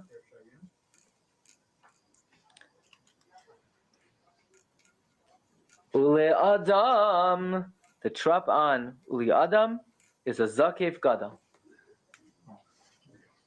What's a Zakev Gadol? A line.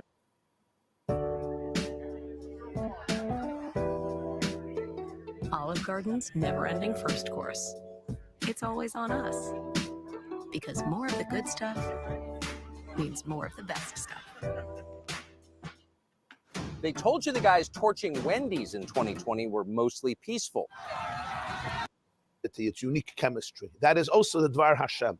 In other words, underlying all the laws of nature, all the discoveries of science and physics in the nature of any being, from the smallest to the biggest, is the Dvar Hashem, the divine DNA, the divine energy that brings together everything. It brings together the molecules, which are combinations of atoms, which themselves bring together subatomic. Well, one thing on the previous one was the parallels between speaking things into creation and then Adam speaking the names of everything in creation afterwards. That parallel, I think, is interesting. Yeah, I wonder if it's almost like what he came up with was exactly what Hashem named it, just on like a physical level as opposed to this ethereal level. That's the occult understanding. That's the idea behind the Adamic language text. Interesting.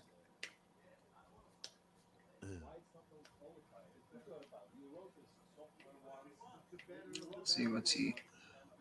Oh, I turned it down. The answer is because it's Yesh Me'ayin. No, it's a good question. That's what it says in Tanya and Shara Yichud, because that's the difference of Yesh Me'ayin and Yesh Me'yash.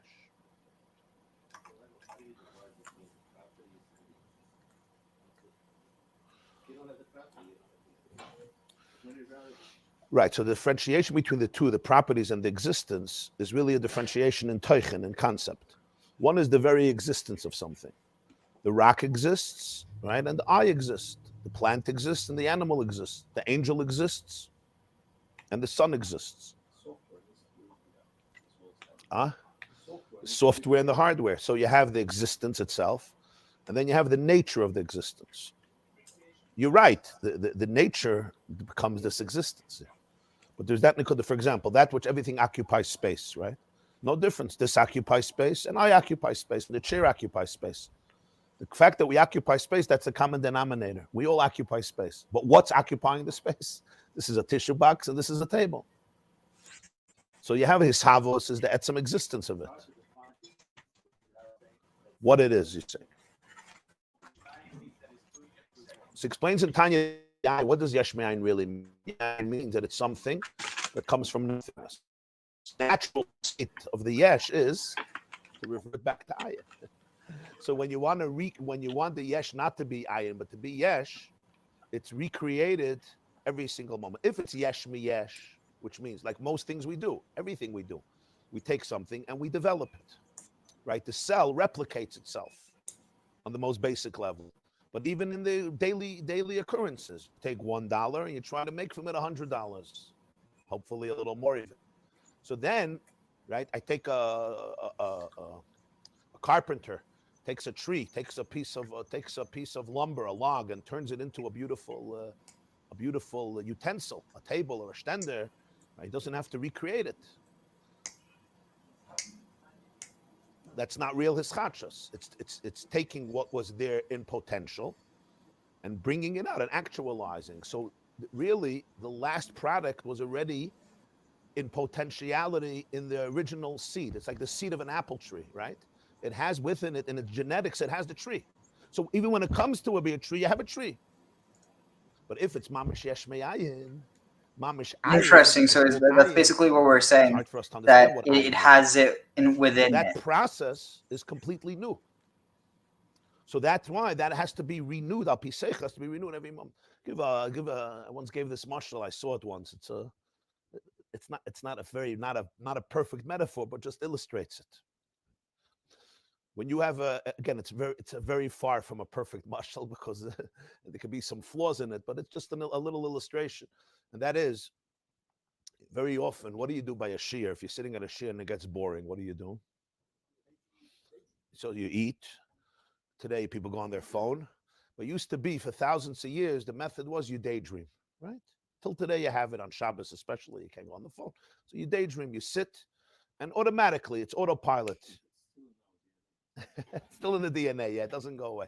You daydream, and daydreams could be very interesting, right? It could be 1 minute, it could be 5 minutes. The shiur is really boring. You can go for an hour, the daydream. And in the daydream, you travel the world, and you open companies, and you close companies, and you get investors, and you get into fights with people, yeah? You get into arguments, and you even get angry in your daydream. And you see what's happening next week, and you go shop, whatever.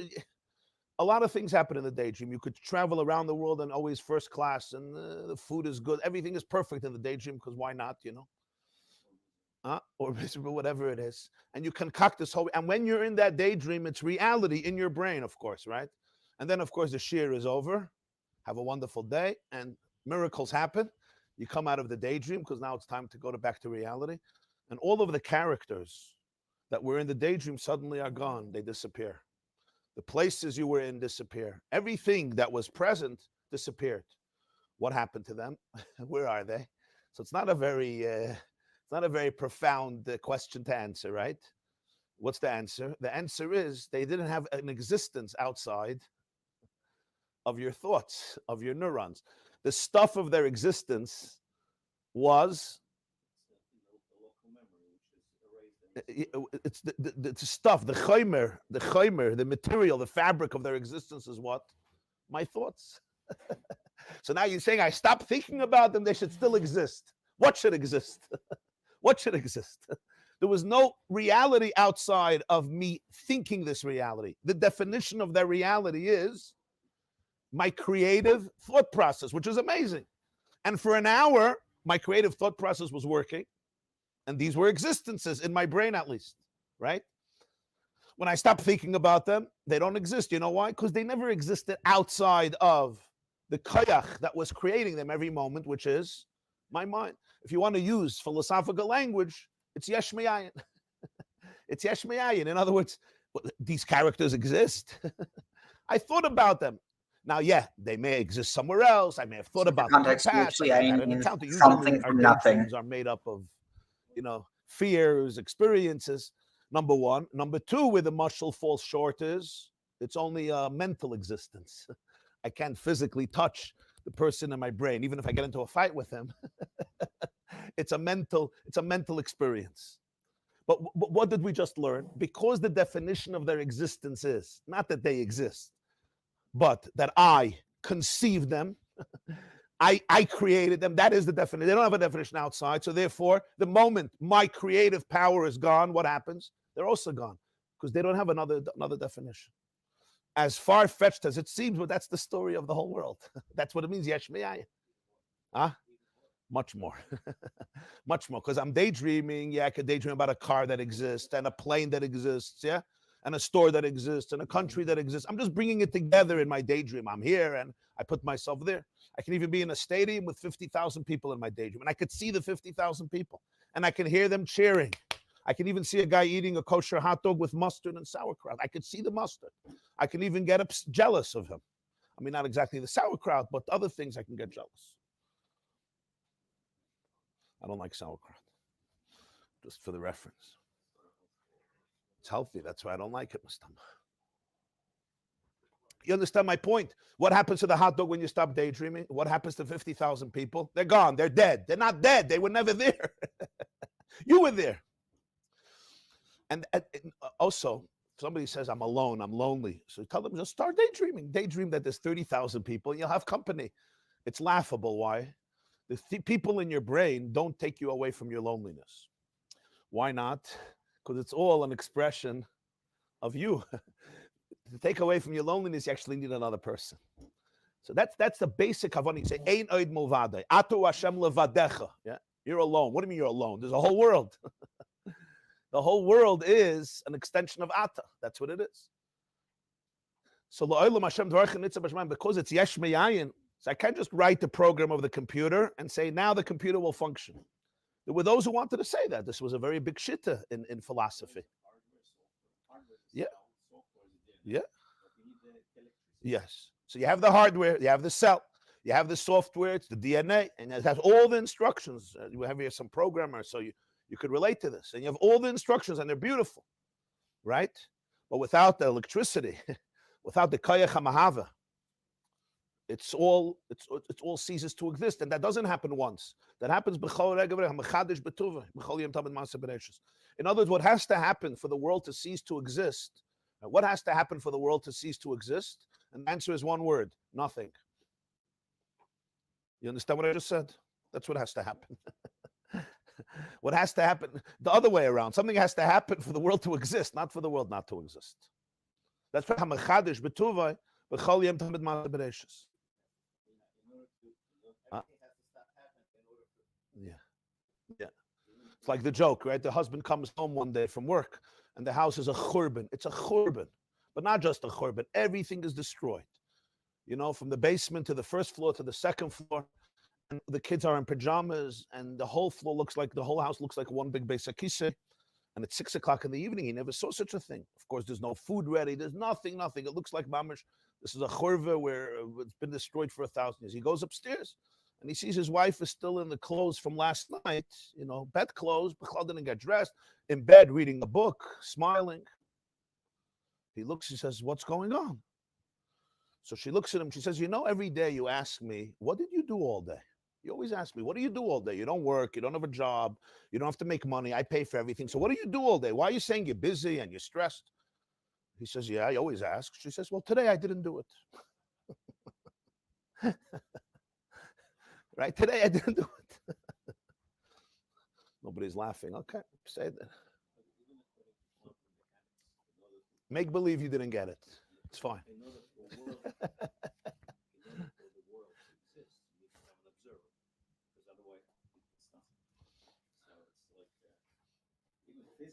That's already the next step. That's already a deeper step. What is the nature of the yesh? What is the nature of this yesh? In the daydream, where we know that it's neurons, it's thoughts. We also have to understand what that is exactly, but it's something we call thought. It's not tangible, right? I can't touch it with my finger. Okay. Today they're doing it, you know, with people who die, right? They're taking their brain, storing it. So now is the question. This yesh that we see and touch, right? On any level, yeah. What is it actually? So when you speak about different worlds, in every world it has a different interpretation.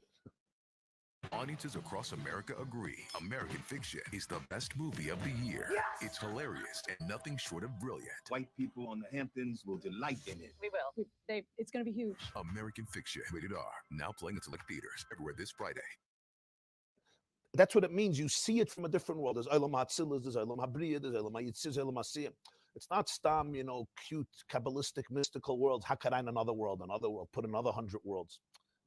It's all peeling away layers of reality of how you perceive it. Just like if I look at this table through a microscope, I'm going to see a different table. Not that now my eyes are lying. They're not lying. My eyes can pick up one layer of existence, and that is, there's a table, I can bang it, and it's giving me a lot of feedback. And if I get into a fight with it, it's going to fight back. That's one layer, and it's a true layer. But we all understand that that layer is defined by my eye more than anything else. Because if I had different eyes, if I had microscopic eyes, a bunch of atoms. Layer. But we all understand that that layer is defined by my eye more than anything else. Because if I had different eyes, if I had microscopic eyes, what would I see in this? I would see a completely different reality. A bunch of atoms. How many atoms? We don't even have a number. In the point of one needle, you have more atoms than anyone could count throughout their lifetime. And that's the point of a needle. The point of a needle, which means in the tiniest chaymer, you're dealing with atoms that are beyond our numbers. So suddenly you'll see a whole new world. And if you go with it even deeper, the atom itself is combined of parts within the atom. And deeper and deeper and deeper to the point that the human brain and the human eye says, I can't talk anymore, I have no words. And then on some level, this paradox is beyond comprehension. So what's true? The answer is, depends which.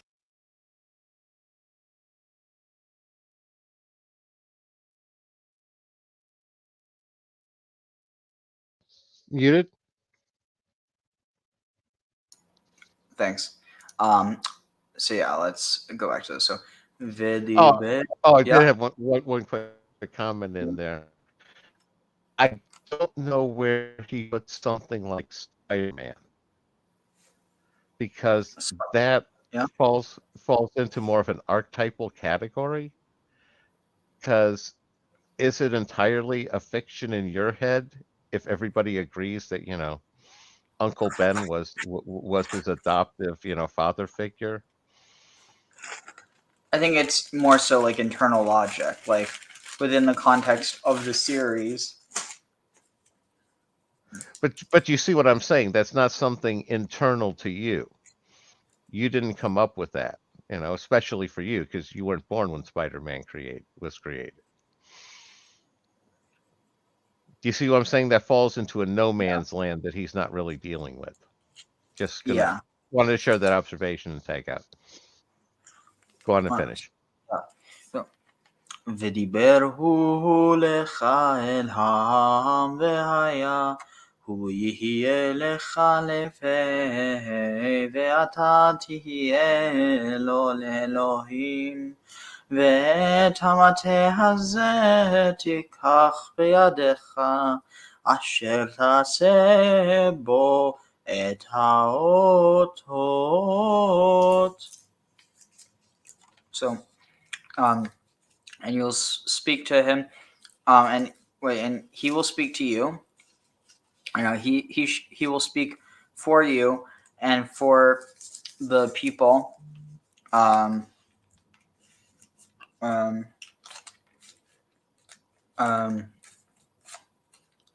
see.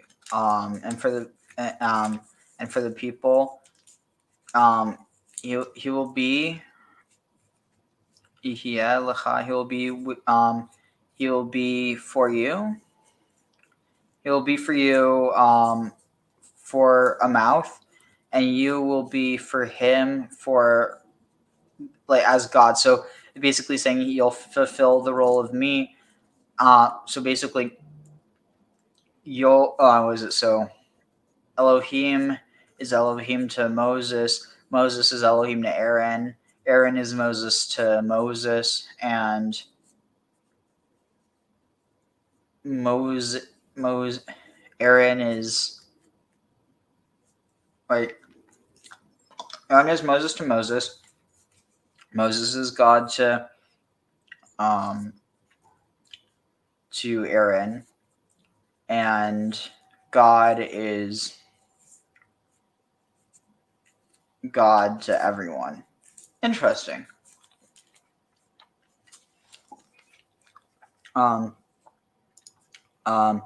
It also kind of echoes this idea of like a god being able to have a god, or this idea of superior gods. The old celestial hierarchy. Yeah. So, oh yeah, I already read that. And the mateh and this staff you'll take in your hand that you have made, or which you have done so, or which you have done in it at the signs. All right, so that's where we're going to end off for now. Well, I mean, I'm going to finish off in a bit, but where is it?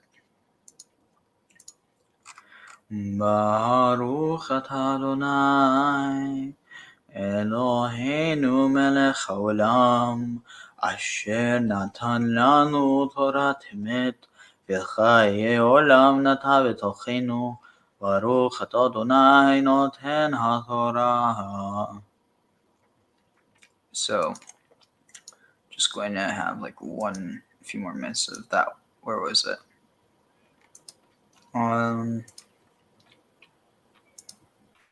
In the atoms, right, that constitute Tzipporah, every word is a creation. Every word is a home. It's a building. A word is a structure. Speech is structure. It's building something. A good speech means someone built a structure. A bad speech means he created a churva. The architect doesn't know what he's doing, and the contractor doesn't know what he's doing. And sometimes they both know. You understand? When you hear a speech, you always look for two things. Who's the architect and who's the contractor? It's two separate arts. What does the architect do? The architect creates the plan, the vision. He understands the vision. The contractor has to implement it. But yeah, and sometimes the architect is brilliant, right? You pay him what you pay him or her, but the contractor decides that he doesn't like where the bathroom is going to be, right? It happens constantly. Or the other way around, the architect made a mistake. When you're saying a speech, you have to have two things. What's the vision? Give me the blueprint, right? The blueprint, the cloud. And then there's actual execution, the delivery. So people have great ideas, but there's no way of presenting it. In other words, a speech is really building. Now, when we speak, somehow nobody responds, right? We don't build the world. We need Maisa. When you're talking about the dibur of the Bria, it's not machshava, it's dibur. What's the difference between machshava and dibur? If Hashem would have conceived the world through thought, it would have never left him. So then when we would look at the world, what would we see? We would see the divine. Nobody knows my thoughts, right? You can't steal my thoughts from me. Why? You can't plagiarize my thoughts. You know why? Because you don't know what I'm thinking. My words, you could plagiarize. The president of Harvard had to resign. Not because she justified the genocide of the Jewish people, but because that's not so bad. To send the Jews to another Holocaust, okay. But she plagiarized. On this, she had to resign. But if she would have, whoever she plagiarizes because those words were printed or said, she can't plagiarize thoughts. The reason we could take God's energy and plagiarize it and exploit it is only because he spoke. He didn't think. In Olam HaTzilus and Olam HaBriya, you have the same world like us, but it's machshava. But then it goes into Oisius, dibur. Once it's in Oisius, it's concretized. That's why it's not a daydream anymore. It's concrete. Now I could do with it what I want. Now it's mine. I could take your speech, yeah, and do with it what I want. I could make it my own. I can distort it. People do it all the time. Why'd you say this? Why? I never said it. They say you said it. I never said it. At this point, I stopped. Fine, I said it. Next. you understand, when it comes out into dibur, you don't own it in many ways. That's why you have to be careful with what comes out of your mouth. You have to be very careful. You don't own it anymore because it left you. What does that mean in Ruchnius? I'm giving a mashal. If Hashem thought the world, he does think the world. But then nobody in my daydream makes a rebellion against me because it's all part of me. And if they are, it's me making a rebellion against myself. But the world, once it comes out into dibur, it goes into concrete reality. First of all, you can touch it and see it and feel it. That's the chiddush of dibur. And now it has already an independent reality, so to speak, outside of the Creator, even though it's all His words, it's His letters. So Ata Mechayas Kulam is Aleph through Taf. That's why, as I told you, DNA is all about Isis, because the software of the world is Isis. What they discovered in the 1950s, DNA is really a manifestation of the idea that the whole world is a program. It's a divine program. It's a code. That's what it is. It's a code. Every cell has a code. Every nivra has a code. And that code is the Isis, Aleph through Taf. So how do you have so many different creations? So the Kabbalah, Chassidus explained, because Tzirufim, Aleph through Taf is not just 22 letters. Aleph through Taf includes the potentiality. Transmutations, multiplications, the Aleph exponentialities. The base and the base can come before the Aleph, and it's a different energy. Even is Aleph Beis Nun. Eish is Aleph Shin. Mayim is Mem Yud Mem. What's Mem Yud Mem? Mem Yud Mem is 2 atoms of hydrogen and 1 atom of oxygen. 2 atoms of hydrogen are 2 mems. And 1 atom of oxygen is Yud. So Mem Yud Mem is not just water. That's why in Hebrew you can't change words. In English, if Mr. Webster decides that water is fire and fire is water, I don't think it's the smartest thing to do, but Mela, the world goes on. But in Lashon Kodesh, if Mayim becomes Eish and Eish becomes Mayim, you destroy the place. That's what Reb Chanina ben Daisa told his daughter when she used vinegar to light Shabbos candles. What did he say?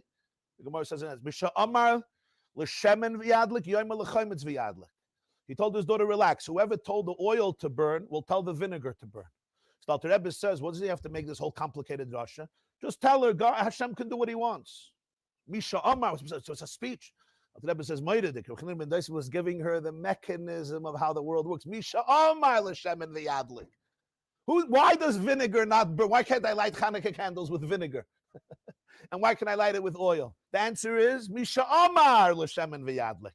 There's a code. Shemen has a code. It's called Shin Mem Nun. Those are the Isis that make up the properties of oil that allows it to be something that you can ignite, that can serve as fuel for a flame. Chaimitz has a different level, different properties. Just like Yayin has different properties. Misha Amar l'shemen v'yadlik. If we can get back to the code, if you're the computer programmer or you have access to the computer programmer, you can go to the back end, you know what you can do? You can be Mishana de Tzirufim. Misha Amar l'shemen v'yadlik. Amar, one who spoke. A cute euphemism. He told Shemen, he tells Chaimitz. Yoymar l'chaimitz v'yadlik. Graham, what do you think about what he's saying? I think it's pretty cool. The whole thing about the code. Well, he's echoing a lot of what I was talking about with that Adamic language. You got to go, if you have access to the molecular level, right, to the atomic level. Almost like there's something called cellular biology, right? I could deal with the skin. I can deal with deeper layers. Can you deal with the cells? Can you go back to the cells? Right? The world of genetics, geneticists, right? They're going to a much deeper layer. Misha Amar, the question is, which layer do you go to? I think the Maggid of Mezritch writes that when he speaks about Moifsim of Tzaddikim, really what it means is, he says, it's not, we call it a miracle. He says, what does it mean really it's a miracle? He says, really it's Teva. When your words, when you realize that you're a channel, and Einaid Movada. So who's speaking your words? Hashem. Who's thinking your thoughts? Hashem. So he says, basically your thoughts and words are aligned with the writer, with the programmer. So the words of the tzaddik can change the DNA because his words are the words of the creator. Do you say my words are also the words of the creator? Oh, wow. But consciously, it's reverse program. Consciously, my words are my words. The one who's aligned, so I'm just a channel, like I said, a shofar. So really you want your thoughts and words to be a reflection of the thoughts that are creating reality.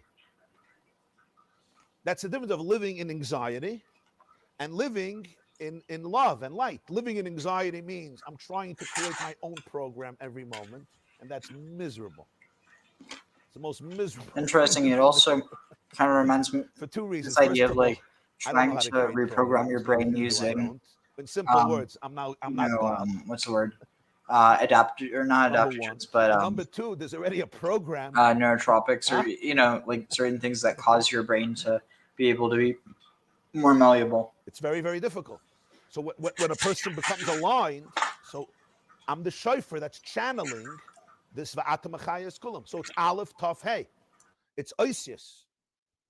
And even though atzmos is machaya everything, but it comes what we call through oir and through oisius, and that's why it becomes what it becomes. It has definitions, whatever the definition is. And this goes down all the way, all the worlds. And he explained Barichas that this is the difference of Ishavos and Chiyus. The Pasuk doesn't say Va'ata Mahavas Kol, it says Va'ata Machayas Kol. And the reason is because what's more revealed is the Chiyus. In other words, nobody can deny, even the one who wants to, the functionality of existence. The fact that every creation somehow works with functionality, with precision. They may not like to use the word purpose, because purpose means there was a design behind it, right? So, but it's working towards something.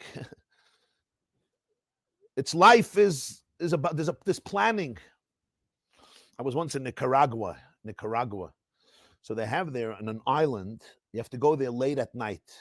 You could see the turtles coming out of the ocean and laying eggs.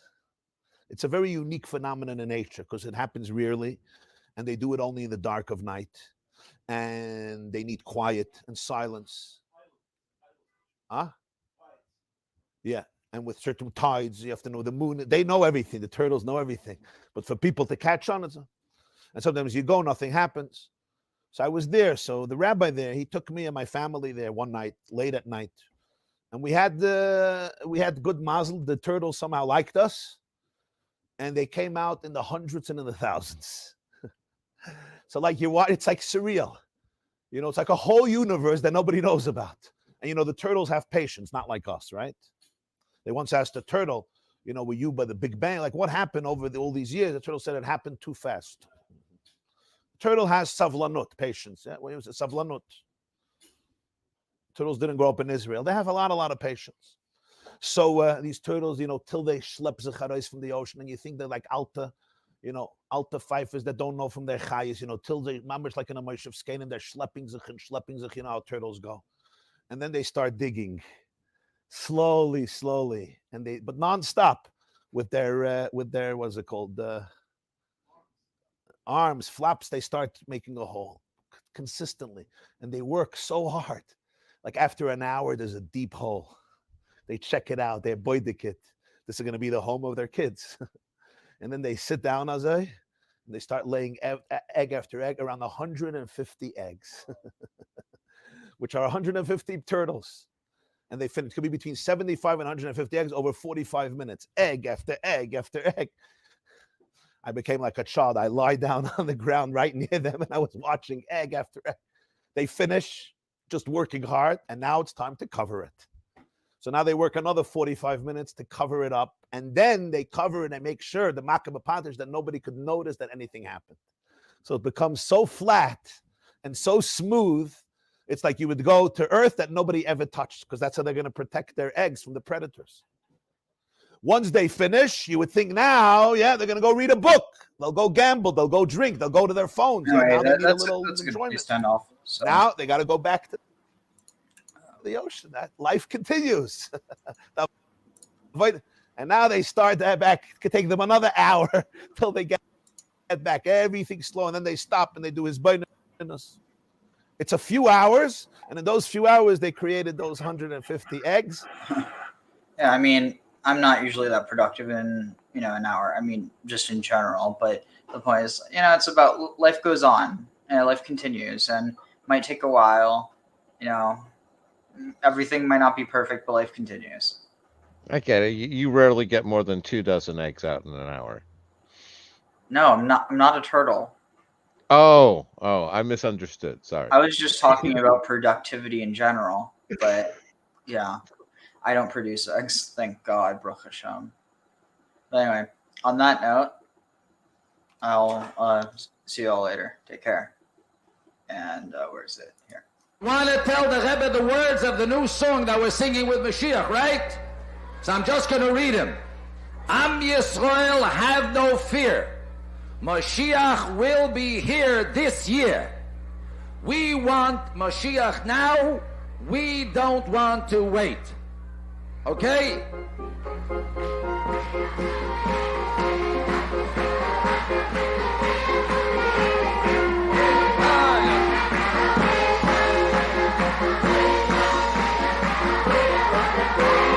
We want Mashiach now. We want Mashiach now. Oh yeah, Am Yisrael, have no fear. Mashiach will be this year. Am Yisrael, have no fear. Mashiach will be here this year.